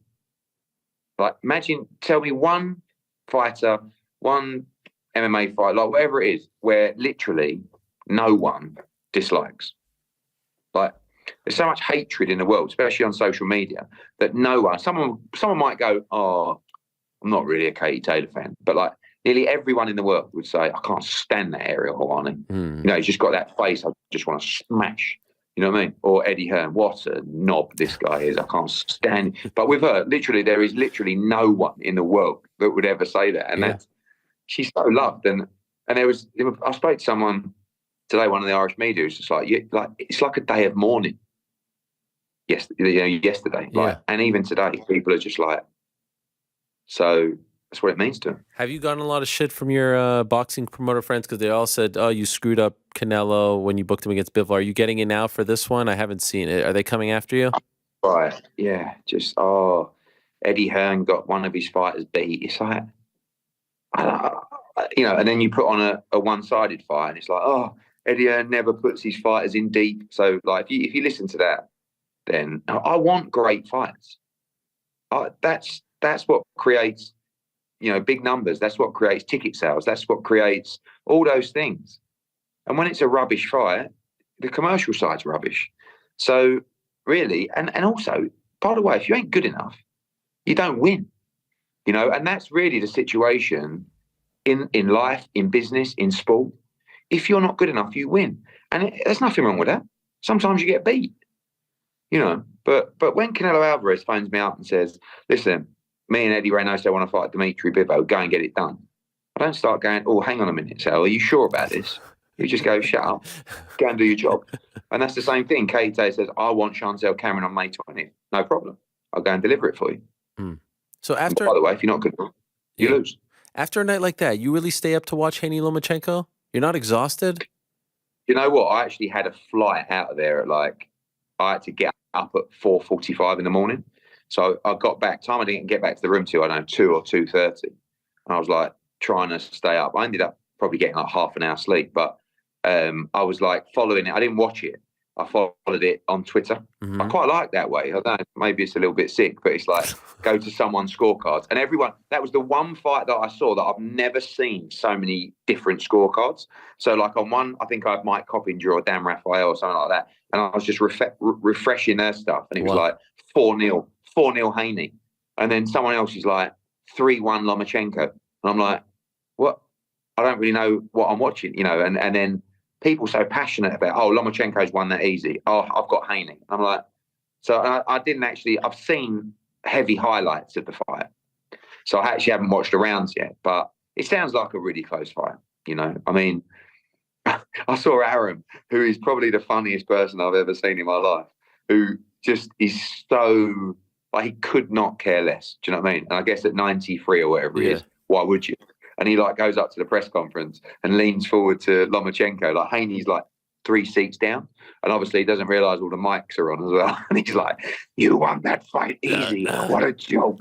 You know, and like, Loma's like, thank you. And Devin's sort of sitting there going, nice, thanks. Yeah, glad I'm a free agent. Yeah. You know, so, but 2 elite fighters. I mean, I probably wasn't the most exciting fight, but from a boxing fan, unbelievable skill sets. Like, you know, I was super high level, but I think the problem is in boxing when you know, it's like Stephen A. Smith. Oh, this is terrible. What a robbery. So why is it a robbery? You've got half the people thought Devin Haney won, half the people thought Lomachenko won, or even if it's 60-40. Well, how did you score it, Stephen? Oh, I had it easy, 115, 113 for Loma. What are you talking about? It's 1 round away from a draw. Right. But, you know, it's not. And when there's a fight like that, there's so many things to consider. And scoring's subjective, ultimately. And you can't, you know, in a fight where you can barely split them, you know, and you got 3 judges there, you know, who you know, and also I heard Aaron's comments, which again was hilarious because this was actually to the media, which is, you know, you got to think, why was there 3 American judges?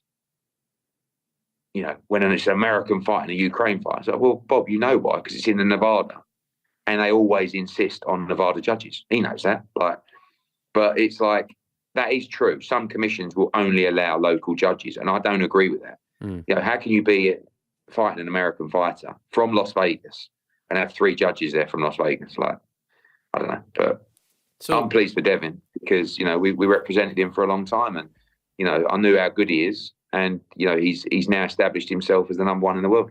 You mentioned he's a free agent. Is there any chance he goes back to Matchroom? I know there's reports out there that he may have agreed to a new 2-fight deal with Top Rank. Is there any chance he goes with you next? I think he'd like to, from a sort of personable point of view. I mean, they're now paying him a lot of money. It's going to be interesting to see what the numbers spit out. Because, God, Jesus, I paid Devin an absolute fortune. You know, he hit a beautiful time with us. Great time for DAZN. He was a good acquisition for us. But he never really hit the numbers at that stage that the purses warranted. Now, you know, I think he made $4 million on Saturday plus upside. Wow. But the arena looked packed. But Lomachenko is a big draw, you know, and now it's going to be interesting to see. But you can't deny Haney's star value is growing. You know, he went to Australia, won out there. Now he's beaten Lomachenko on ESPN pay-per-view. I guess the pay-per-view heads are going to be giving us some information real soon as to the vast, you know, diverseness of the pay-per-view numbers, which will probably range from 90,000 to 300,000. Right. Someone's right, and only a few people will know. Okay, so no chance he resigns with you? Yeah, I think, you know, we've got Regis Prograis. Well, I don't see him staying at 135 for very long. Okay. But when you look at the lure that Top Rank can have with him, Shakur Stevenson, great fight. Also Josh Taylor or Teofimo Lopez, the winner at 140.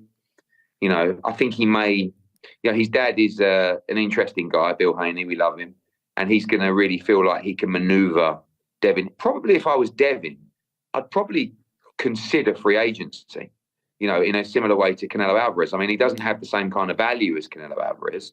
But also when you look at the fights that are available to him, you know, you've got a situation where you've got Regis Prograis, you've got, you know, at 140 with us, you've got Shakur Stevenson, or you've got the winner of Teofimo and Josh Taylor with Top Rank. You've got Gervonta Davis at PBC. That's a big fight. So I'd be careful if I was him to align himself too deeply, you know, because I think the ability, if he's really, like we say, if he's chasing greatness, he needs to secure all those fights that we just mentioned. So, you know, I think he'd be in a great spot around that weight class to maybe take that position. 2 last quick ones. So no chance Canelo Benavidez next. I saw the photos online this weekend. Yeah, I think if the ultimately the fight they want is Dimitri Bivol, and if we can't deliver that fight, that brings other fights into play. Benavidez, and saw Eddie Reynoso with Sam Leskowicz to talk about the possibility of maybe a Benavidez fight. I think they're just talking to people to see if we can't get Bivol into the fight, what we're going to do. We want to build that Edgar Berlanga fight, but he's still got Jason Quigley on June 24th and probably needs one more to sort of cement himself as a legit contender. But the Benavidez fight's a big fight, but he's just hell-bent on revenge. He's so desperate to fight Dimitri Bivol, and I'll take my hat off to him. And last one, I'm the second biggest Nottingham Forest fan on the planet. Number 2, very respectfully to the great Lee Wood, who returns on Saturday.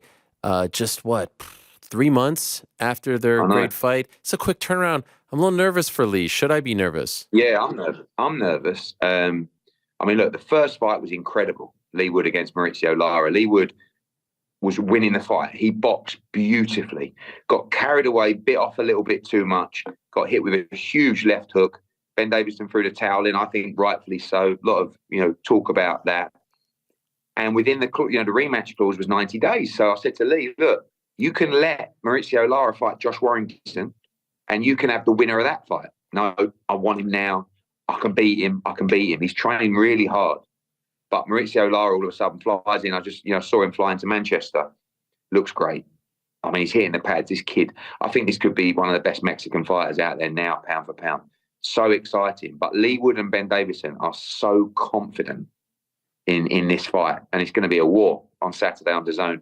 Just coming off a great run, Ariel. AJ in London, Joe Cordina beating Rakhimov in a tremendous fight, Canelo Alvarez in Guadalajara, Katie Taylor in Dublin, and now this big fight on Saturday. So, but more importantly, Ariel, only a week to go after that till the darts at Madison Square Garden. Are you ready? You know yourself.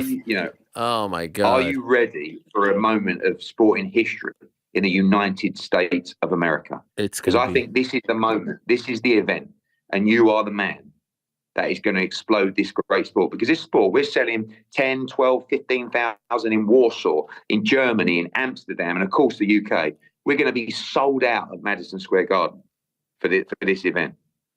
Many say it's because of you. There's some talk of me being sort of like a quasi-MC host of the event. We're not sure if we can come to the right number, but there's some talk. I am insisting on the involvement. As chairman of the PDC, actually. Oh, wow. I am insisting on the involvement of Ariel Helwani. Will you be there? Budget is a problem. Yeah.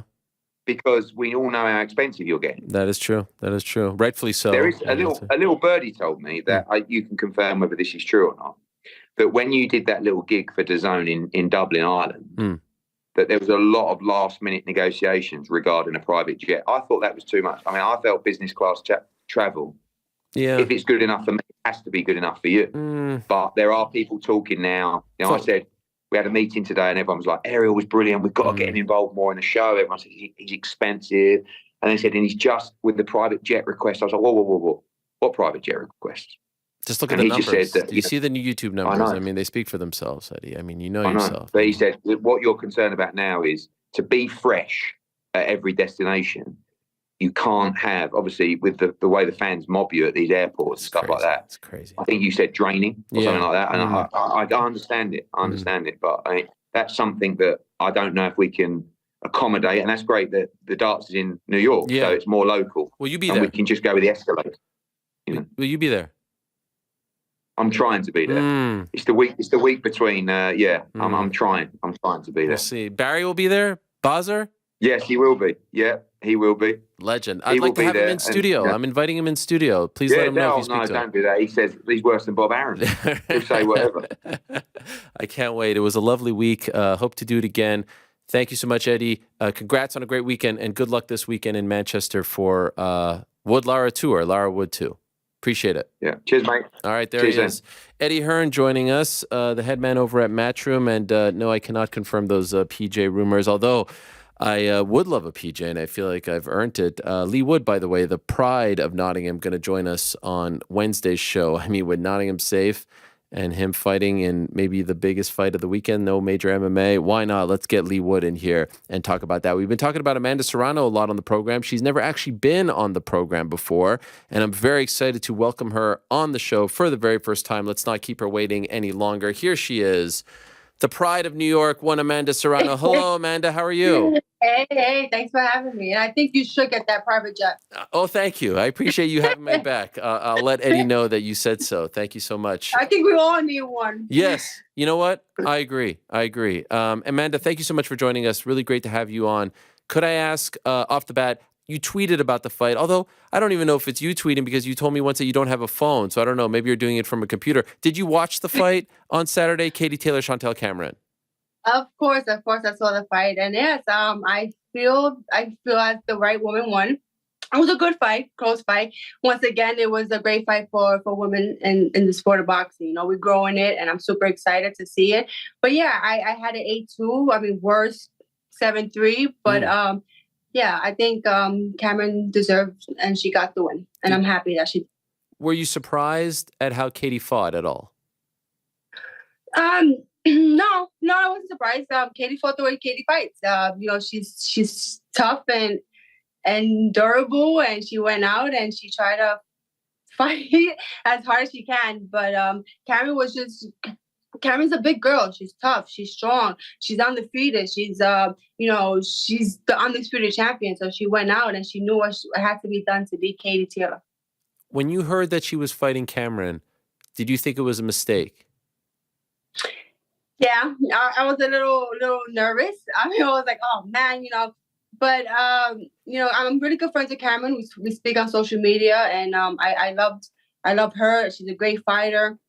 I was a little scared. I was upset. I was like, oh man, the fight. I was like, oh man, this could be the end of my rematch with Katie. But then again, it was a great fight. It was undisputed versus undisputed, and I know Katie only wants to fight the best. And I thought it was a great fight for women's boxing. So I obviously we remember you February 4th. You beat Erica Cruz. Katie gets in the ring. They announced the fight. Ultimately, why were you forced to withdraw? Well, I had injured my hand back when I fought Miriam Gutierrez. That was, I mean, if you remember that fight, that was in Tampa, where I really messed up her face, and she was a big, durable girl, and she took everything that I gave her, and my hand felt it. So I hurt my hand, and every fight after that, I felt it. And in training, I felt it, and I was like, you know what? I mean, I'm not a complainer, and that's one thing I had from the very beginning of my career. And I'm like, you know, I dealt with it, and now it's just that last fight with Erica Cruz. Obviously, you know, she was coming in with her head, and I was hitting the top of her head, and I was just hitting her a lot with my left hand. And it was like, and there was times in the fight, I was like, I hit her with one left hand, and then I was like, do I throw it again? And I threw it again, and it hit. I was like, oh man. But I wanted to win that fight, and I wanted it to be a nice war, and I did what I had to do to make sure of that. And then after the fight, it was just my hand wasn't up to it. How's it feel? Plus, I wasn't expecting to get a cut again. Oh, yeah, I know. I mean, it ended up being quite the war, and I could certainly understand. I mean, the fight was only 3 months later. How's the hand now? The hand is good now. I started training like a couple of weeks ago. I've only been using bigger gloves. I usually, you know, hit the bag with 8 or 10 ounces, but I can't now. Now I have to. I gotta be smarter. I gotta train smarter. So I've been hitting the bag with 14 ounces, which is really it's better for my hand to heal completely. Watching on Saturday, was there any part of you like, man, I wish I was fighting in this environment? Like, did you have any FOMO? No, not at all. Because I wanted to be 100%. I know I have to be 100% to fight Katie Taylor. So you know, I'm just glad that it was a great fight, and women put on a show once again. So do you feel as a result of her losing that the rematch, you versus her, is now up in smoke? Did it die on Saturday as a result of her losing? Definitely. I think it did, because Katie is a warrior, and Katie is she's a fighter. She's a true fighter, and she's gonna want to get that back. And I know that's gonna be on her mind 100%. You know, losing hurts. It does. It sucks big time. And it being home, it must have hurt her a lot more. So I'm just hoping that she's can mentally be ready for the rematch. But you know, I respect what Katie's gonna do, and that's getting the rematch. And that's great to hear. But just to be clear, like, do you think it will never happen now, the rematch, or do you think it just gets delayed? I don't know. Maybe delayed if she comes out on top with the rematch, beating Cameron, which I don't think that will happen. But if she does, then maybe the rematch with me will happen. But, you know, I just hope that Katie does the right thing and she wins. I mean. So if she does the rematch and loses, what do you think happens? I don't think it's a good fight. I mean, the rematch, our rematch is definitely off the table. Wow. And I don't know what Katie's gonna want to do after that. If she's gonna retire or if she's gonna, I don't know. But I don't know. I know my career is gonna continue. Yeah. Does that bum you out that you won't get a chance to avenge it?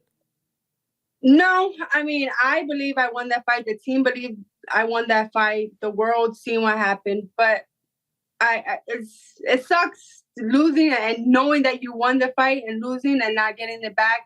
But like I said, I respect Katie Taylor. She got her first loss and she wants that win back. Is there any part of you that wants to try to convince her, like, hey, you know, like, let me do this thing on August 5th and then I'll see you later in the year? I think with Katie is no convincing that woman. She is, that's one thing I say, like, I'm dedicated to the sport of boxing, but Katie's on top. Katie's on a different level. I'm like, this girl has like, everything is boxing to her. And I know she's not going to be able to get past this fight. By the way, I know this may be somewhat of a naive question, but, you know, you were a champ going up to fight her. Why wasn't there a rematch clause when you guys fought? They didn't. Yeah, it was only on her side. If I would have won, then they would have had a rematch. I like it when there's a rematch for both. No, like what? Why does? Yeah, it would have been cool, but you know, yeah. But I hate dwelling on the past. I get it. After that fight, I won the IBF. I beat the champion. I beat the champion in Erica Cruz. I became undisputed champion in my way, where I feel comfortable. I think I am, and I believe I am the queen at featherweight. And I'm going to continue to reign there at featherweight and show that that's where I belong. One last thing, because I haven't talked to you since the Taylor fight. How long did it take for you to get over that fight, the disappointment? You talk about how it sucks to lose. Did you only get over it once you beat Cruz? Like once you got another win to kind of get over it? Are you still not over it? How would you? No, I'm okay.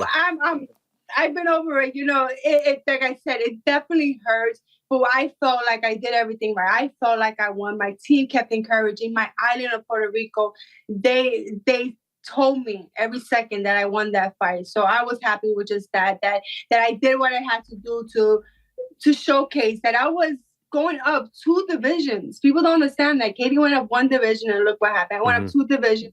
So I feel like I deserve the respect going up there and doing what I did to Katie. You know, Cameron, I felt like I hurt Katie multiple times in that fight. Cameron didn't even do that.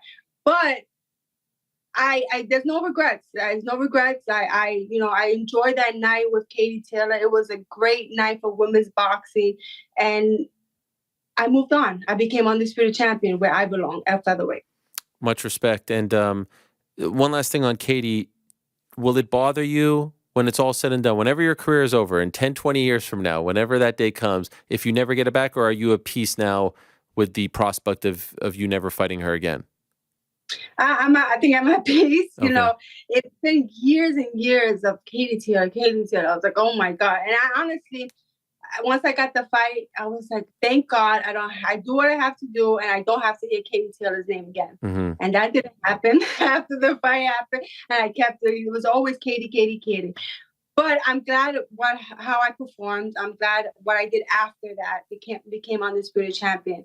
And, you know, I'm content with my career. Okay. You return on August 5th in a rematch against Heather Hardy, who you beat back in 2019.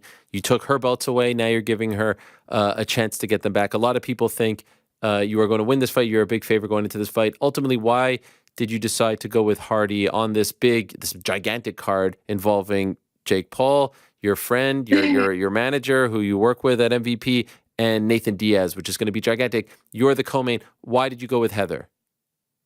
Well, Heather, she did give me the opportunity to go back to my division where I felt after I won the 115, after I made history becoming a 7th division world champion. I was like, all right, that's it. I'm going back to where I belong. I made history, and Heather had I am the WBO super champion, so Heather had that title. So I reached out to the WBO and said, I want to go back to where I feel comfortable at featherweight. Heather's your champion. I would like to fight her. And Heather said yes. Heather is a true warrior. She's a Brooklyn girl like me, and she said, let's do it. And I'm glad that she took the fight, because now it probably would have me fighting for another vacant title. But Heather, she said, let's do it. And we did it. We put on a hell of a fight. And I'm just, now she wants to become a champion again. She asked for the opportunity, and I said, let's do it, girl. If all goes according to plan on August 5th, what's the next super fight out there for you? If it's not Katie, there's a couple of names out there at the top of my head, but I don't want to say them because I don't want to, put any thoughts in your mind. Who's that big fight that you would like to see happen for yourself? You know what? I don't know who it is, but I know a big fight for me is going back home, headlining in Puerto Rico. Oh, sick. As the undisputed champion would be amazing, and it would be amazing with whoever they put in front of me. So that's definitely what we plan on doing after this fight, August 5th. Weren't you at the WWE event in Puerto Rico a couple weeks ago? Yes, Man, I was. When Bad Bunny came out, wasn't that like that was I think one of the loudest pops that I've ever heard in combat sports. What was it like being there? It was truly amazing. It was like the first time I guess to be in the building with the best Bad Bunny, and I was like, oh my God! And just being there at that arena, which is the biggest arena in Puerto Rico, I'm thinking about it, I'm getting goosebumps. I'm gonna just looking around and thinking that could be me. I'm looking at I can do this. I can headline this, and it can sound just as loud. Puerto Ricans were super proud, and I am the first undisputed champion coming out of Puerto Rico. And I just want to make them proud of me, continue to make them proud of me. But to headline at that arena, it's another dream come true. Would it be that same arena? I mean, I hope it's the biggest arena in Puerto Rico. So I'm like, let's go, Jake and Nikisa, if you're listening. Come on, I'm sure they are. That would be that arena was gigantic, and also the crowd was just on. It was like one of the best crowds. But I still think, if I'm not mistaken, I still think it's smaller and less people than the Garden. Really? So I'm saying if I could do the Garden and I'm fighting on cards with Jake Paul, that's easy peasy for me. But it's still. You know what? It's still an emotional thing going back home. And I also can think that probably hurt Katie a little bit. Yeah. Just being back home, every time I fought in Puerto Rico, I literally have to stop myself from crying before I go out. I have to compose myself and say, this is relax, Amanda. Because just your people is a difference in fighting in front of your people, fighting for those are the people who you fight for. And I think that probably overwhelmed Katie a little bit, because it definitely does for me. But now if I do get that headline over there, I know how it is. It's not the first time. So I know what I'm up against. Yeah, I was thinking that when she was on that stage for so long, and then the way the fight started, I was like, gosh, this is just a different kind of ball game. Okay, so all goes well. You fight. By the way, over the past week in Dublin, I was with the undefeated Olympian Skye Nicholson, and she feels like there's a bit of an issue there between you two, and said that you tweeted something after her last fight and then deleted it, and she wants to fight you, but she thinks that you don't want to fight her. What is going on here between you and Skye Nicholson? Listen, I'm the champion. I'm the undisputed champion. And I understand all these girls at featherweight, they only have one way to look, and that's up, and I'm the one up there. I'm on the top.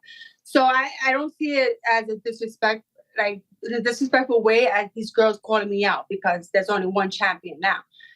But with Skye, I don't think there's right now I'm at the tail end of my career, and now it's money fights. And I don't think Skye will bring that. And I want to fight the best. I want to fight maybe other champions. That's gonna make us the money that we deserve. And maybe in the future, I don't know. I don't know. I don't think she only got 8 fights. Yeah. So and I don't know. I just don't know. You weren't feeling it, but did you throw some shade her way? Maybe she probably felt it was shade, but it was never shade. I don't throw shade. That's what you do. All right. Would you be interested? No. So if they offered you that fight, you'd say no thanks. Just doesn't feel big enough for you. At this point in my at this point in my career, I don't think it's a good fight in general. Okay. What do you think of her as a fighter? Not that I'm afraid. No, I know. But now, of course. Now it's just making money moves, making the right moves, and making the fights that make sense. Okay. What do you think of her last performance? I didn't see it. Sorry. I don't Okay. All right. Fair enough. You versus I don't watch boxing. You don't watch? Boxing. Really? No. Nah, I mean, I watch big fights because sometimes they disappoint you too. And Right. you're so amped up for the fight, and then it's just like a boring fight. So I only watch fights that interest me, like the Katie Taylor. Like I said before, I was rooting for Katie, but that was for my own reasons. Even though I knew Cameron is a tremendous fighter and she's a big girl, stronger girl. And then of course the Haney Lomachenko fight I watched because I love Lomachenko, and yeah, those type. But I don't watch all fights. Okay. Just a couple left, and then I'll let you go. Thank you so much for the time. By the way, Cameron said after the fight, she had like a little birdie in her ear telling her some things about Katie. You just mentioned that you're friends with her on social media. Were you that birdie? No, me and Cameron, I love Cameron. She's a great woman, great fighter. And yeah, I'm just happy that she won. Okay. You also mentioned other champions. Alicia Baumgartner, is she one of those champions that would be of interest? It will be a great fight. She's voiced that she would like to fight me too. You know what? When you're on top, you want to only fight the best, and which makes sense. And with those fighters, I don't mind if that makes dollars, then it makes sense. Mm-hmm. And finally, you have dabbled in MMA. I think 3 pro fights. Any chance? Yeah, undefeated. Undefeated, yes, undisputed. Any chance you do it one more time before it's all said and done? Definitely. I've grown to love MMA. Not as much as boxing, but I have. MMA is completely different than boxing, and I respect every fighter. But MMA is a different beast. Then it's something that I think I will have to like completely stop boxing to do dedicated in MMA, because I've done both, and it's just completely it's too different. It's too much for me. Sure, yeah. And things are going great for you in boxing. In fact, you're such a big star now, Amanda. There was some talk, some rumors of you potentially being in studio here today. Unfortunately, it didn't work out. Maybe in the future. And we have a guy working on our show named Mysterious Frank, who's like a massive fan of yours. You're his favorite fighter. So he was like kind of like hyperventilating. He was very nervous when he heard. Frank, is there anything you want to say to Amanda before she goes? Well, at least one of you guys are. Oh, that's not cool, Amanda. Hey, Come on. Frank here. Frank, go ahead. The floor is yours. Keep kicking ass, man. It's awesome. We love you here in New York. Yeah. Okay, good job, Frank. Thank you. There it is. I'm a big fan. I keep it down the middle, Amanda. That's why I want to have you in studio. Maybe that's why you didn't want to come in studio, because you know, much love and respect to you. And I will be there August 5th, and I can't wait for that fight as well. Good. Well, I'll make sure I get you a little doll of me, and I got to see it up there. Okay, you got one? You have a little doll? Well, yeah, I have. Jordan has a couple who steals them. But all right. Yeah, I'm getting one for you then. Hook me up. And I have the poster right over there over my shoulder. I see it, but I think I'm only there because of the person that's not true, man. Don't say that. Don't break my heart. You're incredible. Good luck in training. Good luck on the fight. Thank August you. 5th. I'll see you out there in Dallas. Thanks for doing this. I'm looking forward to seeing you there. It's going to be a great night. Make sure you guys, if you guys can't make it to Dallas, make sure you purchase the pay-per-view to see us. It's going to be a great night. Me defending my Undisputed Championship, and Jake Paul doing his thing, like always. I love it. Thank you, Amanda. All the best to you. Talk to you soon. Bye. There she is, Amanda Serrano. Oh, my gosh. What a legend. Frank gets to talk to Amanda Serrano. Frank, your thoughts on what just transpired between you and Amanda Serrano? It was amazing. Were you expecting that? No, I appreciate you letting her know. I think you called her man, which I thought was a little weird. It's like, hey, man. I mean, it's very casual of you. Yeah, I mean, we're practically neighbors. What about her throwing some shade my way there? I thought that was a little bit nice. tough. No, yeah. It's all in love. Okay. She's great on the show. I would love to have her in studio. It is a bit of a bummer to hear that she thinks that the fight is dead. Do you think it ever happens, Frank? Yeah, it sounds like she's moving on from it. Yeah, it does. And I could see why she wanted Katie to win. So then, like, the equity is still there, and then now it's not, and she's got other people on her mind. And why are you such a big fan of hers? I think a lot of it is because we're kind of from the same neighborhood. Yeah. And the vibe that she brings, like, she just puts on a really entertaining and very athletic show. Yeah, it's just easy to love her. Wow, that was strong. When she comes out, like in Tampa, they actually loved her. You were at the New York one. You expect them to love her in New York. But when she fought in Tampa, she got such a huge pop. This was for the Woodley rematch. They freaking loved her in Tampa for whatever reason. But she comes out rocking the Jordans. Like, she's got some swag. You know what I mean? We don't see that enough in boxing sometimes. So, yeah, I'm a big fan. I don't know what she's talking about. And I love the fact that she has dabbled in MMA. Did you know that, by the way?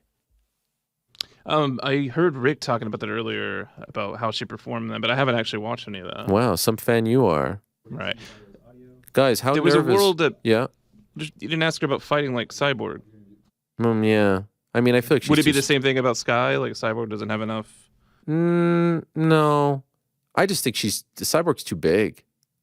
So it'd be hard to... Yeah, Cyborg's like a 145 pounder, and, you know, she fights, 126, 130, 135. Even Katie's like a little too big for her at 135. Rick, what about Frank checking me on my questions for Amanda Serrano? Seems a little strange, no? Eric here. I thought Rick, excuse me, Frank, unhappy with my choice of questions for Amanda? No, I think he was content. Was he freaking out when I put him on the spot? No, he handled it well. Yeah, Frank here, and then Frank here. Come here, man. Hey, man, you're really great at the fighting stuff. By the way, I think she'll fight Katie Taylor. You do? At some point, it has to happen. Yeah, I think it does have to happen. Look, I don't think it'll happen next. I think she's right. We all said it. Like, Katie's the type. Eddie Hearn said it. Katie's the type who's going to want to run it back, and there's no doubt. But that fight is too good and too good for business. Mm-hmm. I think it'll happen.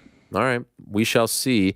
Final guest of the day. We love having him on. An absolute gent of a human being, and he has a big fight coming up against Alex Pereira. Yes, at 205 was announced last week.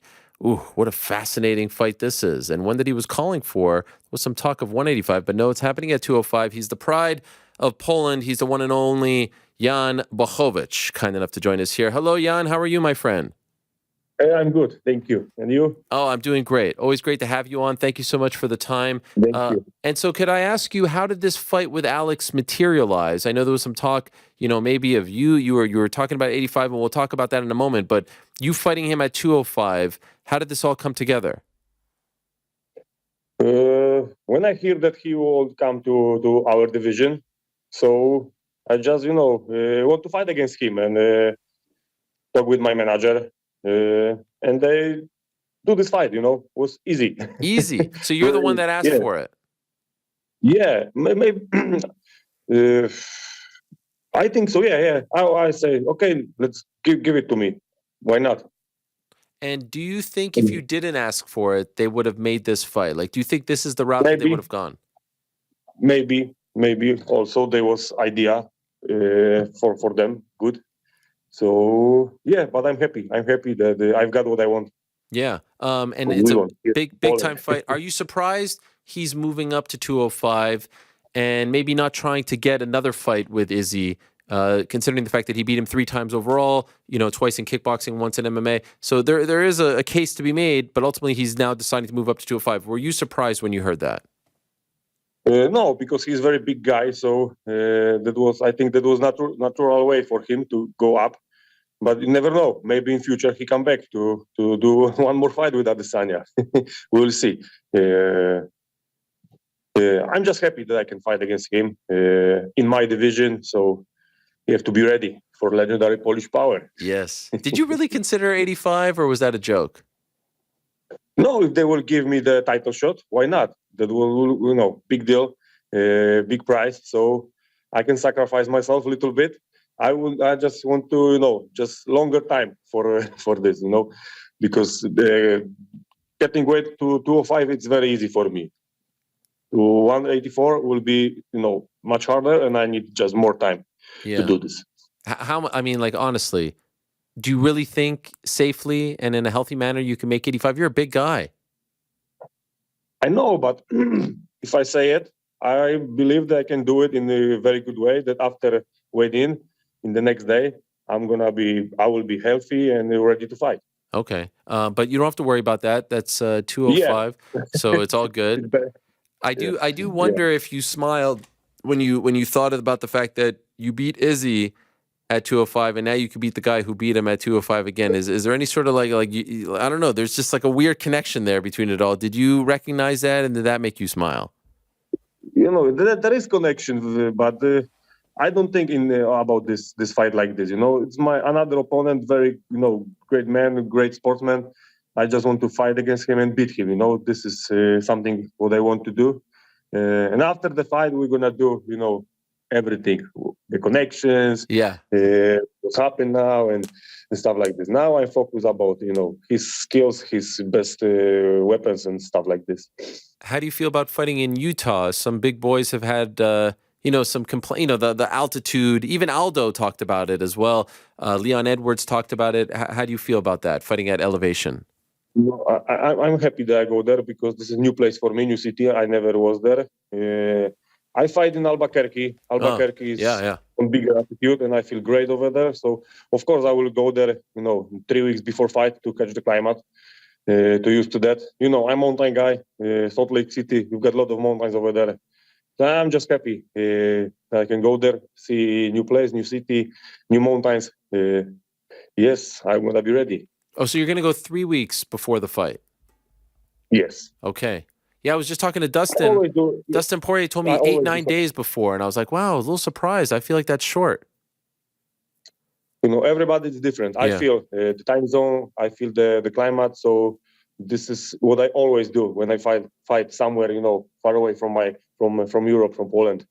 Always 2.5, 3 weeks before the fight, I am the new place and finish my camp over there.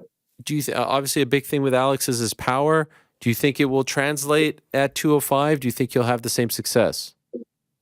For sure, he's gonna have power, but what I say always: if you change weight category, you can spar in your gym with the bigger guys. But when you fight, it's completely different. Time, timing, speed, everything is different. And 3 times I fight before with the guys from the lower division, and I won everything. So this time will be the same. You think that because they're gonna think completely different things. Yes. So you think after this fight he goes back to 85?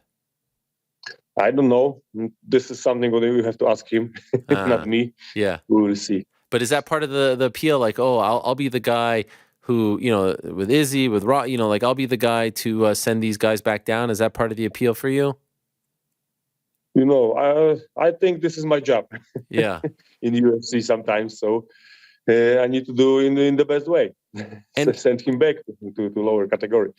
And was there something about Alex that interested you, or was he just the biggest name that was available? His whole the fighting career is just amazing, and I love to fight against fighters like this because I don't need to looking motivation to prepare for this kind of fighter. That's why I want him. I want check my stand up against his stand up. I want to check it how I'm gonna look because he's one of the best striker in the world. So this is something what I want to know how my striking gonna look against him. He's coming off a brutal knockout, very rare for him. Do you think that will affect him? Sometimes someone comes off a knockout, they change a little bit. They're a little gun shy. They still feel the effects. What do you think? This is only 3 months later. Yeah, 3 months later. So for sure he will be.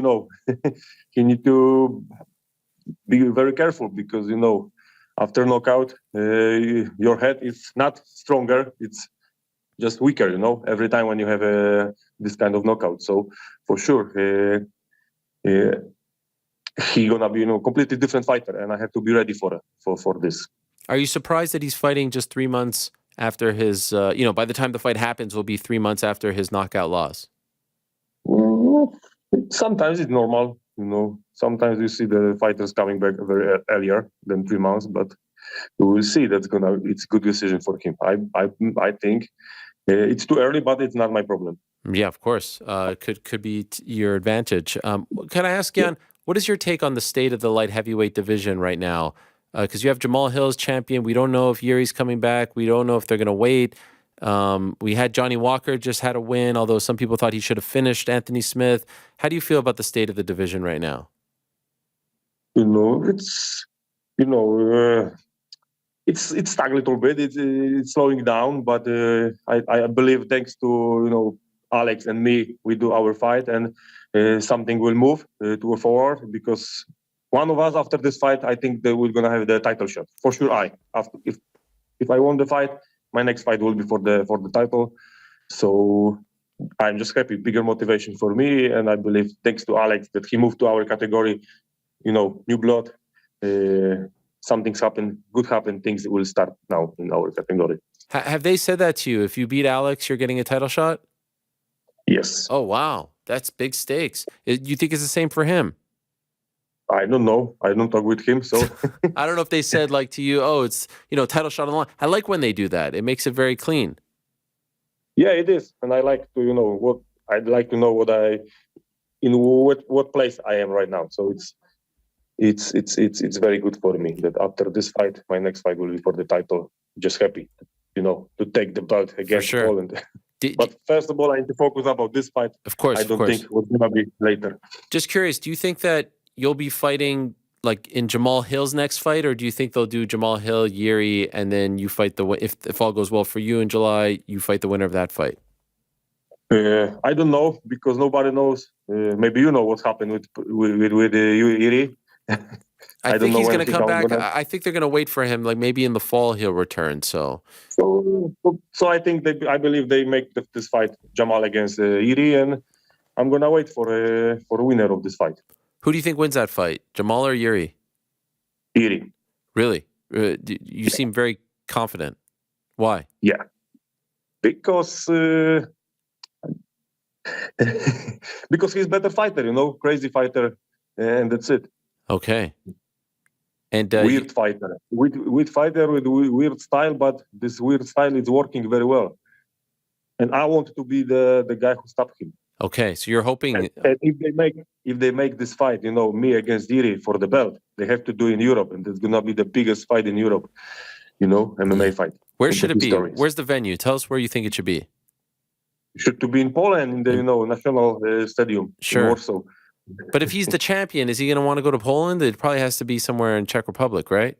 So maybe they will do somewhere over there, but we'll see. We'll see. Warsaw is very good, place, because there is a good connection from every place from Europe. Okay. To go there. Now, by the way, this is a big week for you, Jan. I do believe you're playing in the Marcin Gortat basketball tournament or the game. Yes. Yes. Have you been practicing? I mean, this is big. This is your second time playing? Yes, for him, yes. Second time. First game we lose against a Polish military guy. Oh my gosh! So now we can take the rematch. We'll see how it's gonna go. I'm not prepared for this because I don't have time. I have to focus about training in the gym. About I need to focus about MMA training, not about basketball. But I know how to play. And I believe this time we're gonna win. What kind of a player are you? Are you you're like a bruiser, right? Like get rebounds. You're like a tough guy. Yeah, like Charles Barkley. I was gonna say that's your style. Like you're tough down there. Elbows. Yeah, of course. If referee don't see a lot of elbows. Yes, I love it. By the way, what kind of a chess player are you, Jan? Because I also understand you were just in a chess tournament. Yeah, I was in the chess tournament. They invite me like a special guest.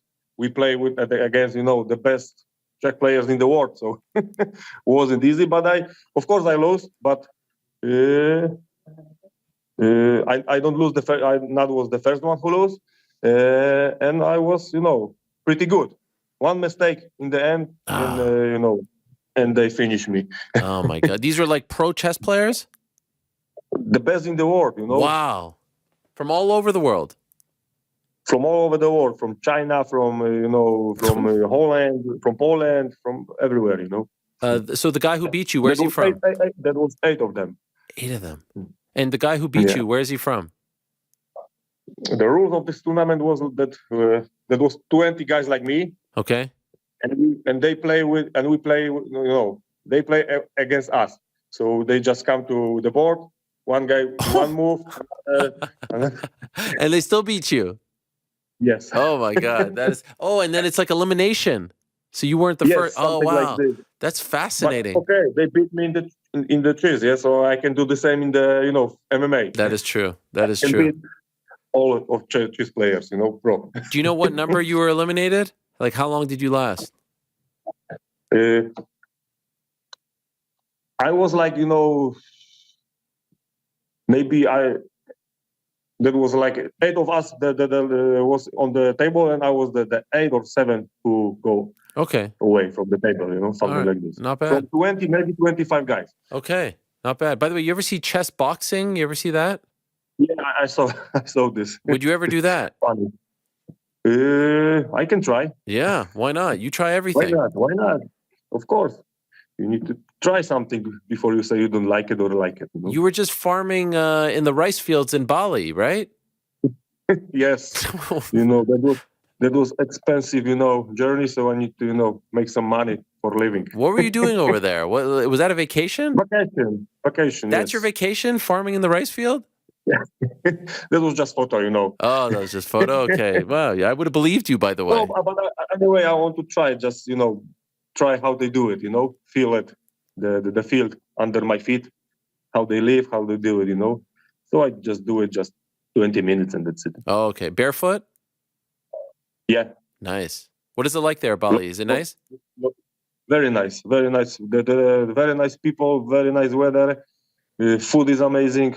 Perfect. Wow. Amazing. It looks incredible. I saw you were doing 4-wheeling and stuff, right? Yeah.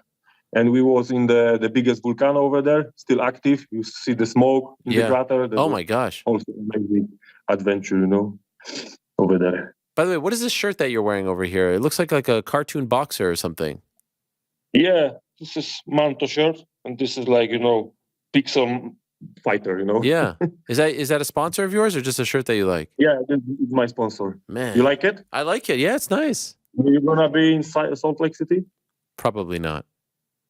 So I will just leave me address and I will send you. What a nice guy. That's not why I said I liked it, by the way. I just liked it. I don't want any. Give me address and large, extra large. What do you want? You're such a good guy. Thank you. What are you trying to say? I'm a little big. Actually, you think I need an XL? No, I am XL. Don't worry about it. You are. Yeah. I've been working. You see that, Jan? Yeah, I saw it. Nice. Nice. Yeah. By the way, are you going to bring in any kickboxers to prepare for Alex? Anyone with his style? Of course. Similar sparring partners, what I have to Adesanya. But they don't have to change the positions, Yes. This is the difference, So I've got, in Poland, we've got very good kickboxers, so no problem to find very good sparring partners for this fight. So I'm happy because my camp will be perfect. By the way, it starts, so it is perfect. Yes, okay, yeah, because it's like 2 months away. By the way, what a story would be if you invited Izzy to help you train for Alex. Would you do that? I think, yeah, why not? I can call to him, but I think so. It's too far away from him, to come to Poland. But now weather is always very good, so maybe beautiful. It's probably nicer in Poland than it is in New Zealand because over there it's becoming winter. Okay, so now we've got summer. Yeah. Maybe. You ever talk to him like on Instagram or anything? No chatting. No, never. Were you surprised that he beat him? A little bit because I think that the Pereira is the guy who he never can beat. But he proved that you cannot never stop believing in yourself. You can, do what you want to do if you believe it. If you train very hard, you can do everything. And he proved it. So it was something amazing. So congratulations for him. That he beat his worst nightmare, I think so. Finally, yeah. What a story. What a celebration. What do you think of his celebration? I think that he have a crazy night after the fight, for sure. That's right. I will have, if I will, beat someone who beat me 3 times. Yes. I will celebrate 3 weeks, Yes, I think he did as well. By the way, how do you beat Alex? How do you foresee yourself beating him? I would like to, see how my stand-up gonna look against his stand-up. So for sure, I will fight on my feet because I love to do it. But it's not a secret that if I'm gonna have some problems in stand-up, I will try to take him down and finish the fight on the ground. Ground and pound and submit him. It's not a big secret. Sure. I just not tell you the details. How I'm gonna do it. Deal. I'm okay with that. I love this fight. I'm very much looking forward to it. It's a great fight and very fun main event for this card too. Dustin Poirier, Justin Gaethje. So it's a very fun card coming to Salt Lake City. Thanks as always for coming on the show, Jan. Good luck in training and good luck in the basketball game this weekend as well. All right, go get some rebounds, some points. Do your thing, my man. Thank you so much. Thank you for the invitation. Okay. And remember, send me the address. I will send you the ticket. Thank you so much, Jan. All the best to you. All right. There he is. Legendary Polish power himself, the one and only Jan Blachowicz. I mean, what a nice guy. One of the nicest in the biz. And what a great fight. Golly. What a great fight that is. It's a really nice card in Salt Lake City. By the way, who's the favorite in that fight, GC? Has that come out yet? Yeah, it's like a coin flip. I Wow. think Jan's like -125. Oh yeah, and what is AP? Like +110 coming back. Okay, who do you? Ooh man, I don't know. We were just talking about that back here. That's tough. Yeah. Jan -150 now. Oh really? Or +130. By the way, who's just laughing there? Was that? That's good old mysterious Frank. Why is he laughing? He'd have to say that. I thought he said it's tough. Oh, Just made me laugh. wow, what a guy. Do love that fight, and sometimes they're gonna do July 8th, July 29th, and August 19th. They're on a roll. The one that got kind of the weakest of the pay-per-view cards is Vancouver. The rest have been tremendous.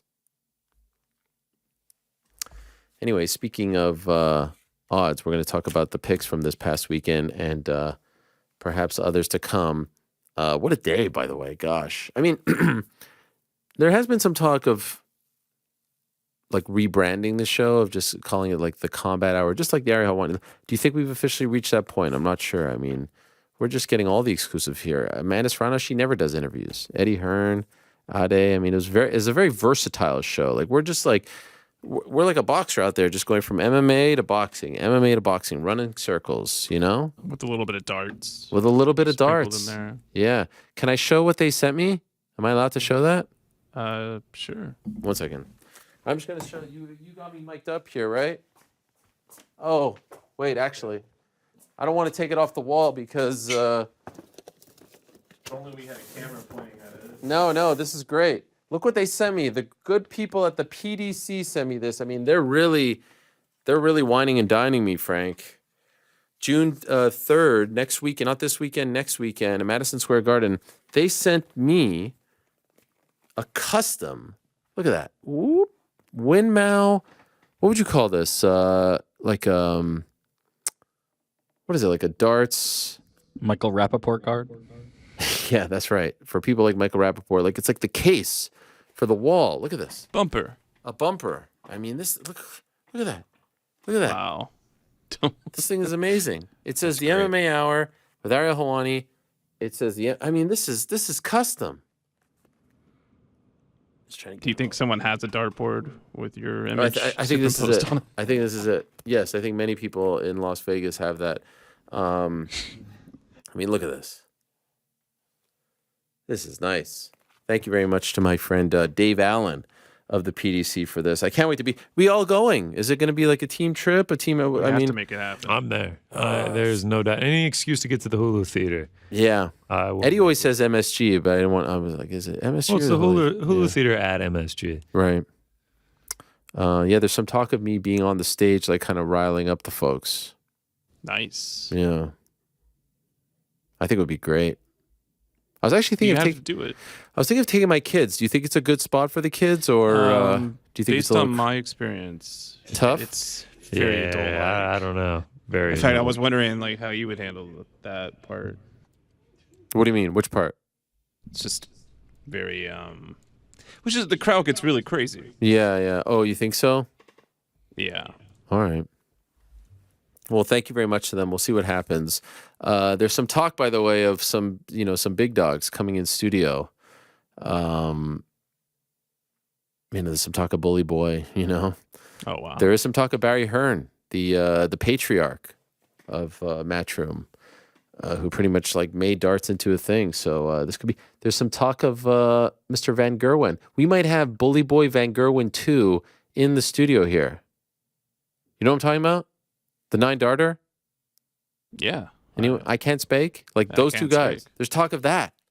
Could you believe it? That's so awesome. Yeah. There's all kinds of talk. Oh, I just got a text about the jet. Is it fueled up and ready to go? Yes.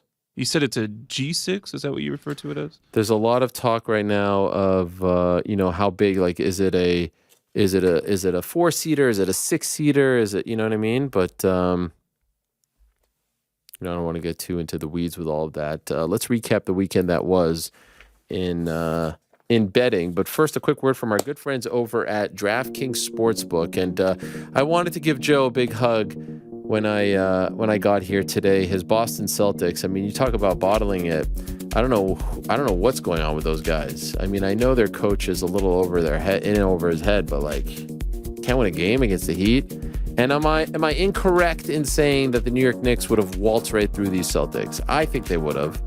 I kind of feel like the Knicks are the second best team in the playoffs, behind the Nuggets, of course. We're a little banged up against the Heat, but we played the Heat better than Milwaukee and Boston, if you ask me.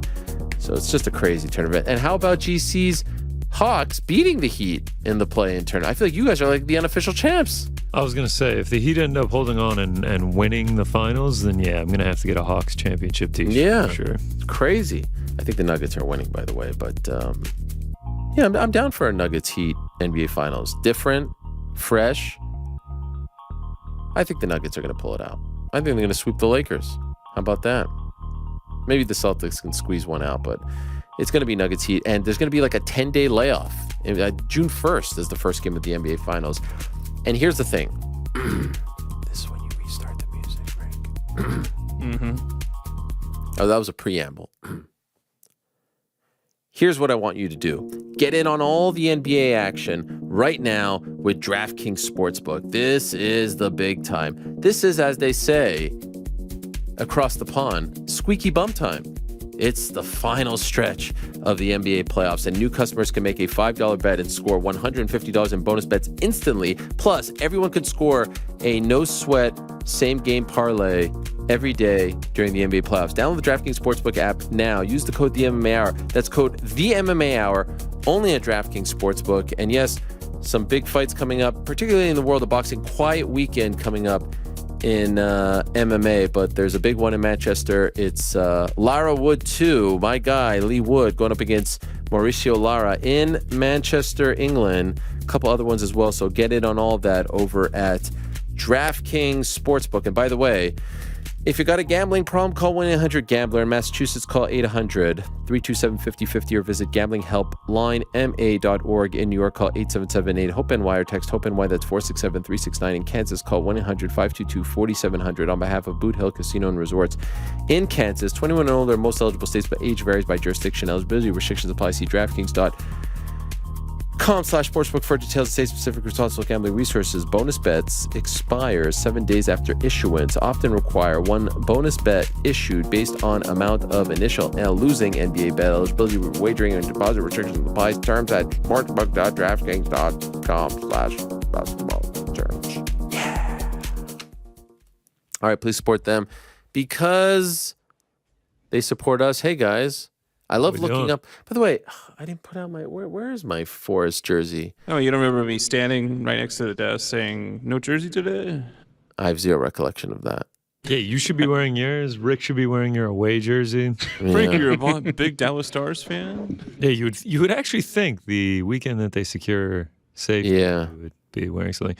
I have to say, the red looks fantastic. It does look great. I didn't expect it to look this good. What a jersey. It's nice. It's clean, classic logo. Shout out to the headphones, too. Yeah, headphones do look pretty good. Why, are they new? Yeah, brand new. Must be nice. Yeah, Frank forced them on me. I haven't gotten new headphones in the 2 years that I've been here. Yeah, yours are still much better than these. These were pulled out of, We have a closet. bucket of the rejected headphones from Ariel Hawani. Sorry. Yeah, no, it looks great. Appreciate you doing that. Appreciate you wearing that. There was some. By the way, all of a sudden, Frank with the Stars in the conference final. I've never heard him talk about the Dallas Stars. Like, honestly, has he ever talked about the Dallas Stars on this show? On the show, I don't know. Throughout the playoffs, though, he's been. Yeah, but throughout the I'm not talking about throughout the playoffs. Like in the regular season, does he ever mention them? No. All of a sudden, he's like he's like texting us like, "Pray for my Stars tonight." I'm like, "What? What are you talking about?" You were the one that texted him as soon as the game ended when they clinched to move on to the Western Conference Finals. You were like, "Congratulations, Frank." I don't know if that's true. I was honestly probably don't sleeping. Follow a lot of hockey until the playoffs. Oh, okay. I did at the beginning of the season. I did this year, and then I was so annoyed with the advertisements, like how they're doing on Dynamic. You remember I was texting you guys about it. I actually love that part of it. I actually like that part of it for real. No, at the beginning of the season, they didn't do motion blurring, so it was like giving me a headache. It just looked so fake. Okay. Are you nervous? They're down 2-0, right? I think they're doing this as a spectacle. Oh, okay. Just to, 2 losses in OT. I mean, it's all about my Panthers anyway. They're heading for glory. Can you imagine Panthers, Golden Knights, Stanley Cup final?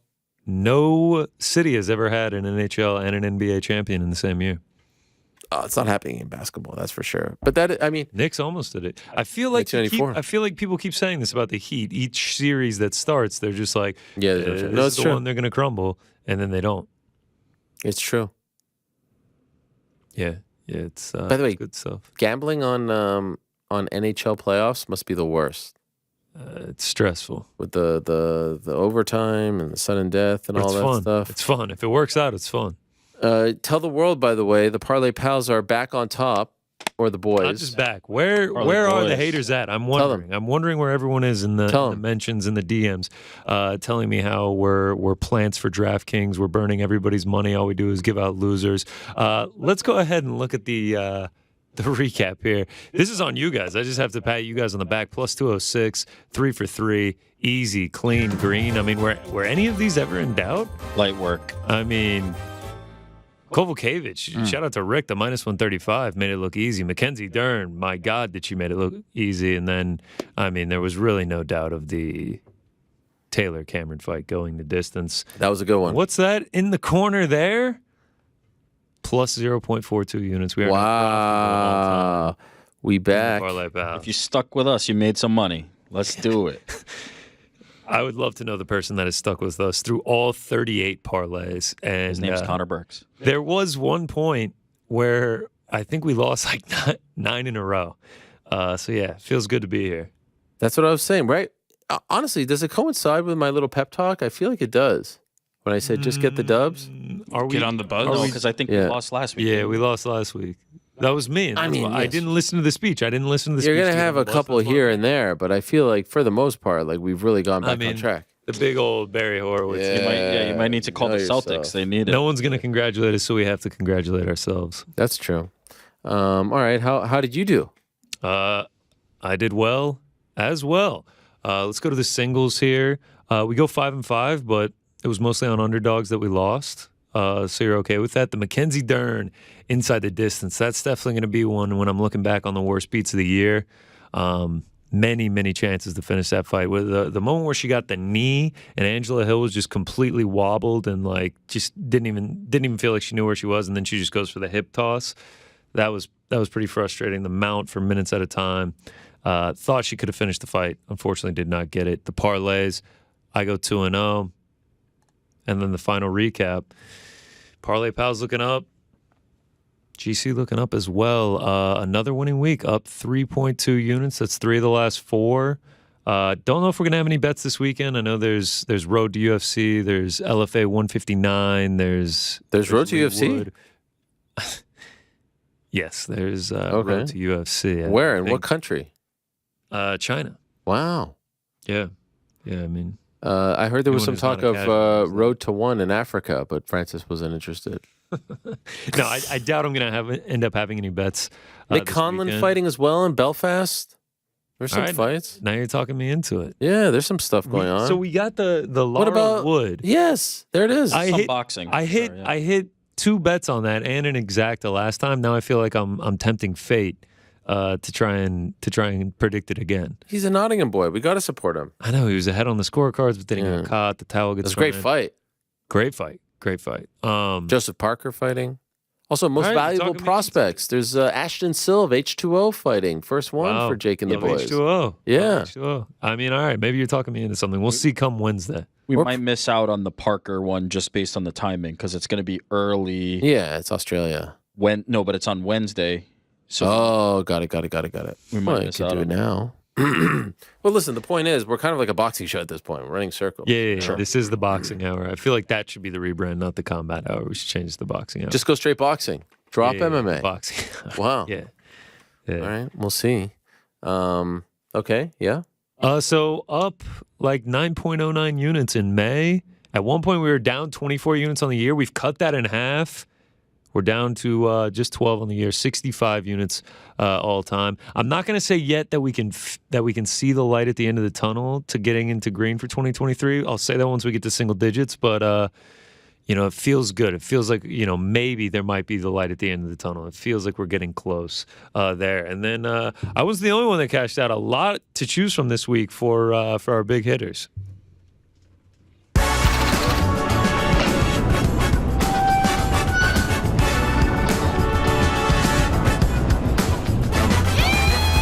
Oh, yeah.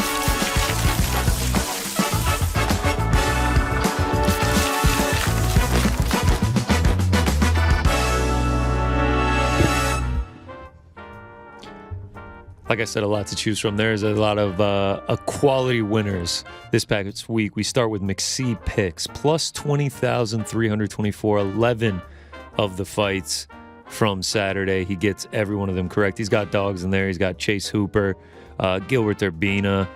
Just fantastic calls. $20 into 4,084. Jeez. Feels like I should just start throwing a lottery ticket where I pick every single fight. I'll miss 99% of them, but when one hits, I mean, that just must feel fantastic. So shout out to McSee. We had another one who McSee did 11 fights. The mind artist, David Dean, he one-ups him. He does 12 fights, all 12 fights on the card, I believe it was, plus 33,295. And on top of that, if I'm not mistaken, it was David's birthday. He turned $3 into 1,032. Just get some clean sweep. He truly is the mind artist, I suppose. We will keep it rolling. OG Darren Parker, another one. Set of 11 legs instead of 12 legs, he goes 10 legs. Gets every single one of them right, plus 14,940. He turns 250 into $375. Now, I asked everyone here in the back before the show. I don't think Rick was here. I always just trust the tickets. I don't think anyone would take the time to fake a ticket. But this one was jarring from Hamzat Ngannou. That's his name, so I just called him Hamzat. This ticket says he put $1,000,074 on Joaquin Buckley minus 205 to win $487,804.90. That is an incredible play. If this is a real ticket, $1 million on Joaquin Buckley, $1 million on UFC Apex 73 just seems like a crazy prospect. You have doubts. $1 million on Joaquin Buckley on an Apex card? Mm-hmm. I don't know. I mean, $1 million is a lot to throw around. And 74 cents. I'm going to trust him and say it's real. Yeah, I'm skeptical. The only reason that it is kind of skeptical, I guess, because the guy wants to keep his identity sealed, is that it came from Hamzat Ngannou. All right. I mean, if he's throwing around $1 million, we'll keep it moving. AA Online 94, Franklin Saint. Anybody familiar with Franklin Saint? No. TV show Snowfall, FX. What the hell is that? Well, it's a great TV show. It's called Franklin Saint? No. The show is called Snowfall. Oh. The main character's name is Franklin Saint. It's called Snowfall? Yeah. It's about Tony Khan? No. Oh, sorry. Wow. Wow. All right, I just have to give him a shout out here. He goes 500 on Gilbert Urbina in round 2, plus 700. Hits that. He goes 500 on Joaquin Buckley to win in round 2, plus 450. He hits that. And then he goes 500 on Diego Carlos Ferreira to win in round 2, plus 500. Hits them all. Turns 1,500 into 7,000 something dollars, 7,250. I mean, the 3 round 2s is absolutely beautiful. Just 2 more here before we get out.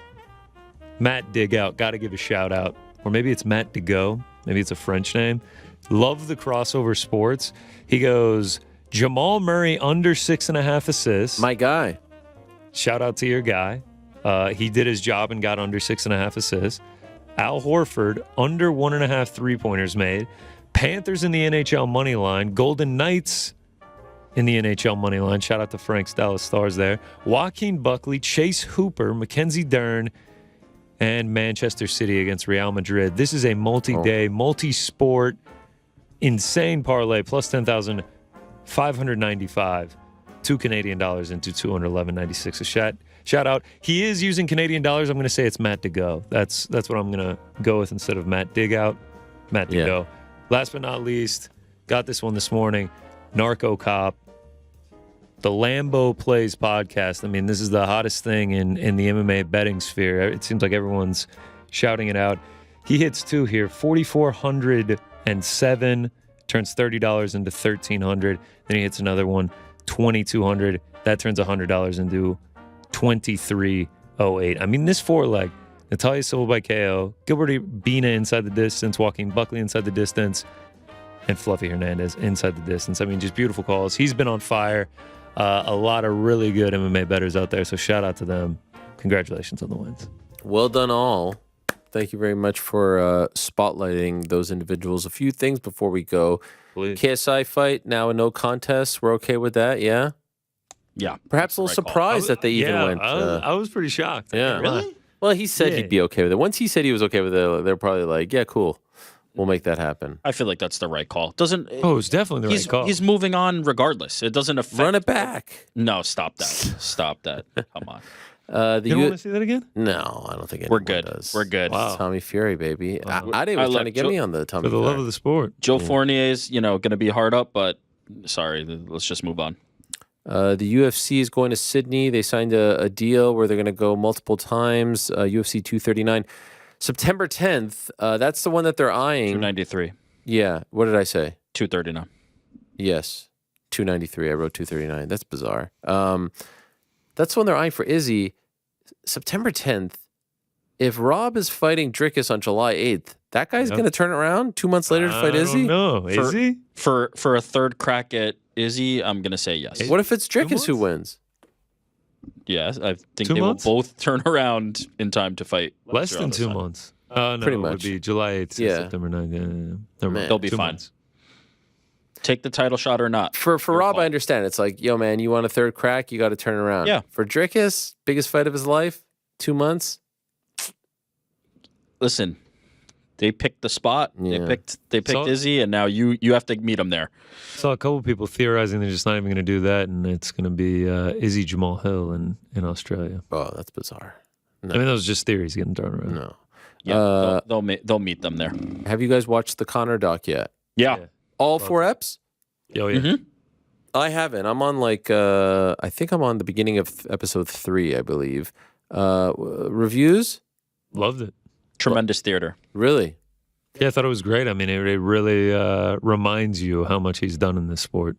Yeah, as he mentioned to me, 4th doc of his. Yeah. And like, he said in that interview that he didn't have a ton of, creative oversight of the doc, and I kind of appreciated that because it felt like they really highlighted some of the darker parts of his career, and the exclusive footage was fascinating. Pretty cool stuff. To see. Like him, like his son being like a little sad when he's going out to fight Serrano, and he's playing with the Buzz Lightyear, and he's like, the best part of that is that he's sitting there in sweats, in the boxing gloves, just like, just chilling. Then it's like, all right, time to get changed, get in the Maybach, whatever he's riding in, and just go first round knockout of Donald Cerrone. Also, him in I'm not giving away too much, like him in the church for the community service. That's fascinating.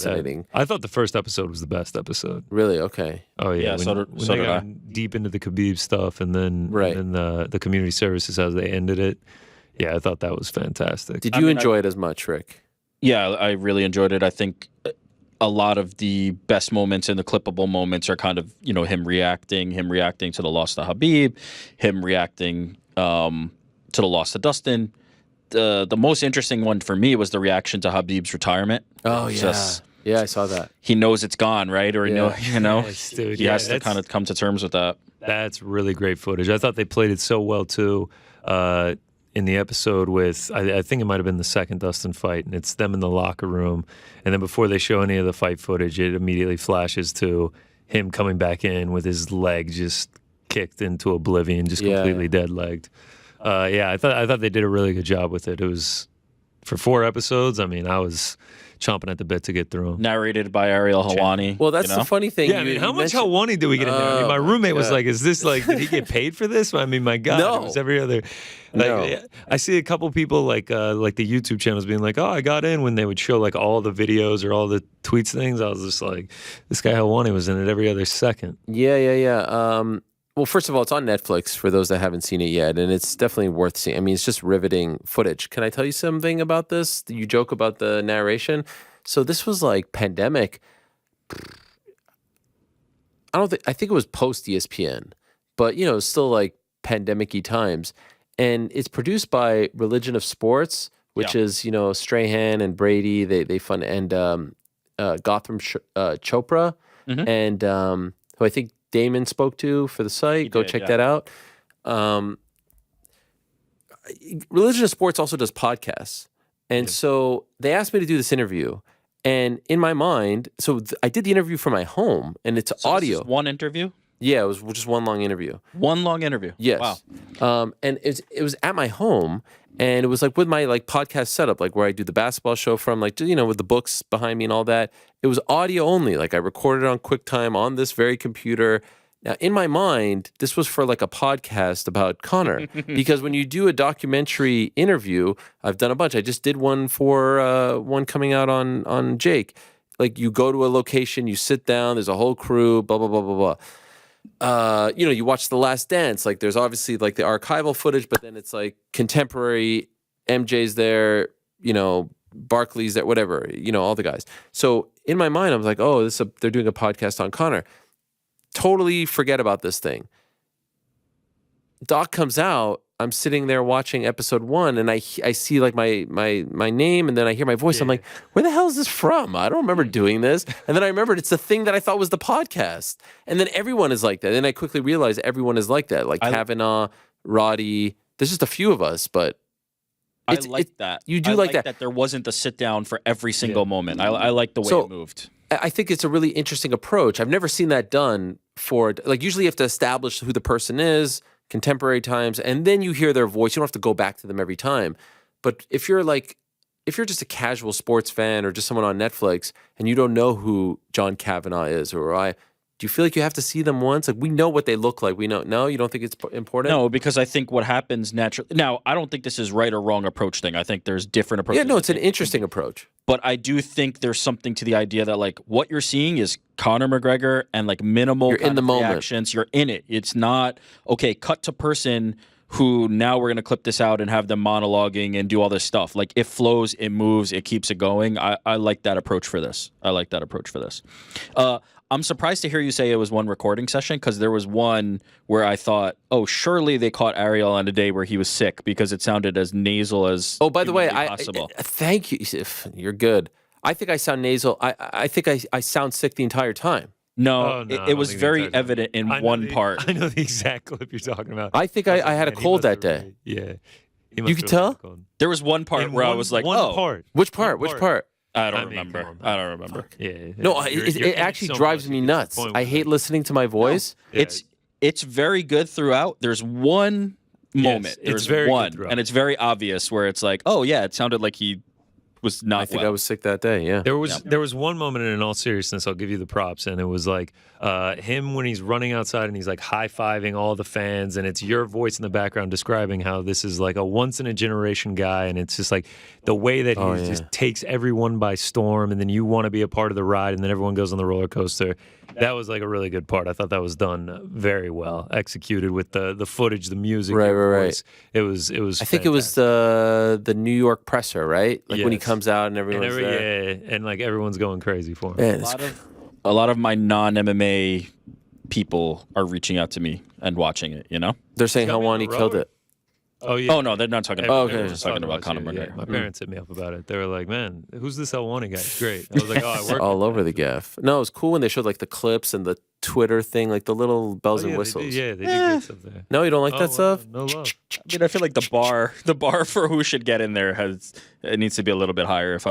Yes. No, I'm talking about like the scene where he's tweeting to Dustin and the Twitter pops up. Oh, and I like that. I'm just talking about like yes. Those clips that they use. We're gonna do reactions from people whose YouTube video got 50 views. Like I get it. I think that's fine. Get the more voices, make it louder. He's got me on the rower. How many times we've seen the rower throughout? I was like, the rower's great. Have you done it? Yeah. I have one in my apartment building. Oh, it's great. Let's whip it up on the cardio now. My big thing is. This morning. What do you do? Try to do 500 sub 2 minutes. Yeah, that's literally what I did this morning for my. What do you get? Set. Yeah, I got 147 on my last set this morning. Yeah. I mean, we're talking. I think my record is 152. I'm gonna be looking like the Serrano fight Conor here pretty soon. Yeah, this guy. Wow, impressive. The record's 142. I think 52. Oh, 52. Yeah. No way. I can't get 42. That's insanity. All right, so check that out. It was great to see him. He was in great spirits. Really, he was happy to be like in that environment over the weekend in Dublin. So that was a lot of fun. Before I go, just wanted to mention the passing of the legend Jim Brown, Syracuse legend, Cleveland Browns legend, and color analyst for the very first UFC event. Some people might not know this. Obviously, activist, role model, pioneer, trailblazer. The great Jim Brown passed away on May 18th, just 4 days ago. He was born in 1936, so that would make him 87 when he passed away on May 18th in Los Angeles. So just wanted to mention that and send our condolences to his family. What a legend Jim Brown was, and a proponent of the UFC and martial arts, mixed martial arts, over the years. So it was sad to see that. Loved that clip back in the day when they were in the finals and LeBron saw him sitting courtside and he bowed in front of him. That was super cool when he was playing for the Cavs and they were in Cleveland. So our condolences to the late, great Jim Brown. All right, what a day it has been, my friends. Anything that we didn't talk about that we need to get off our chests here? Or are we good? I don't think so. I got a text about a potential guest on Wednesday's show that I'm pretty excited about, but I'm going to keep that to myself for now. Yeah, but sweet. We'll a potential one. There's a few guests already booked for Wednesday's show. Lee Wood, as I mentioned. Okay. Tim Welch, who's the head coach of one Sugar Sean O'Malley. Yeah, shout out. Has never been on the program before. Timbo, I believe they call him. There's someone else. Mackenzie Dern. Yes, 3.0 going to be on the program. What is this? I don't know. What is going on? Little Mackenzie Dern announcement music. Cool. It was nice. It was nice, Frank. Francis Ngannou's manager, Markel Martin, is going to be on. I'm sure that will be interesting, and perhaps another big name here that's percolating. So stay tuned for that. Of course, we'll answer your questions on the nose. As always, what was with the music, Frank? That was a misfire. Oh, okay, cool. I mean, it seemed apropos as I was going through the lineup. But yeah, not the new theme song. You could hit the other music, though. I'm good to go. Is that what you were trying to do? No, like in the middle of you. I don't know. Maybe next time. What about this ball that I have here? You called it a football earlier. No, it was hurling. It's a great little ball right here. It says O'Neill's All Ireland since 1918. Sliotar Oifigiul. Honestly, I don't know what that means, but it's cool. It kind of feels like a baseball. Let's see if it bounces. Not really. It's like a baseball. Super cool, and the love that we received over in Dublin was something I will never forget. Try the chicken fillet roll. Fillet, they call it. Why? I'm not sure. And try the red lemonade the next time you're there, Frank. It's something. Red lemonade. Yeah, Tell me more. Something to die for. What's in it? It's pretty much like carbonated like lemonade, but it's like super red. It looks like cream soda. Not really sure why it's such a big thing. The chips in the sandwich, and I'm not talking about like French fries, because you know they call French fries chips over there, fish and chips. It's like legit potato chips in a sandwich. It's very bizarre. Shall we take a swig of this before we go? No, I can't do that. But what about Dustin? Man, he's got his hands in a lot of different things. You see, he's got some water, some seltzer or something. Also the hot sauce, which I love. That's a great product. And now this. Shout out. Much love. So a lot to be excited about, and of course our beloved Nottingham Forest safe and sound in the Premier League. Can't wait for another season of that. For now, though, we shall say goodbye. Thank you to everyone who stopped by today. What a fun show this was. Really enjoyed it. Thank you very much to Ade Oladipo. What a great debut for him. Dustin Poirier, tremendous stuff. Eddie Hearn, Amanda Serrano, and the great Jan Blachowicz. Back on Wednesday, same time and place. Until then, I say peace.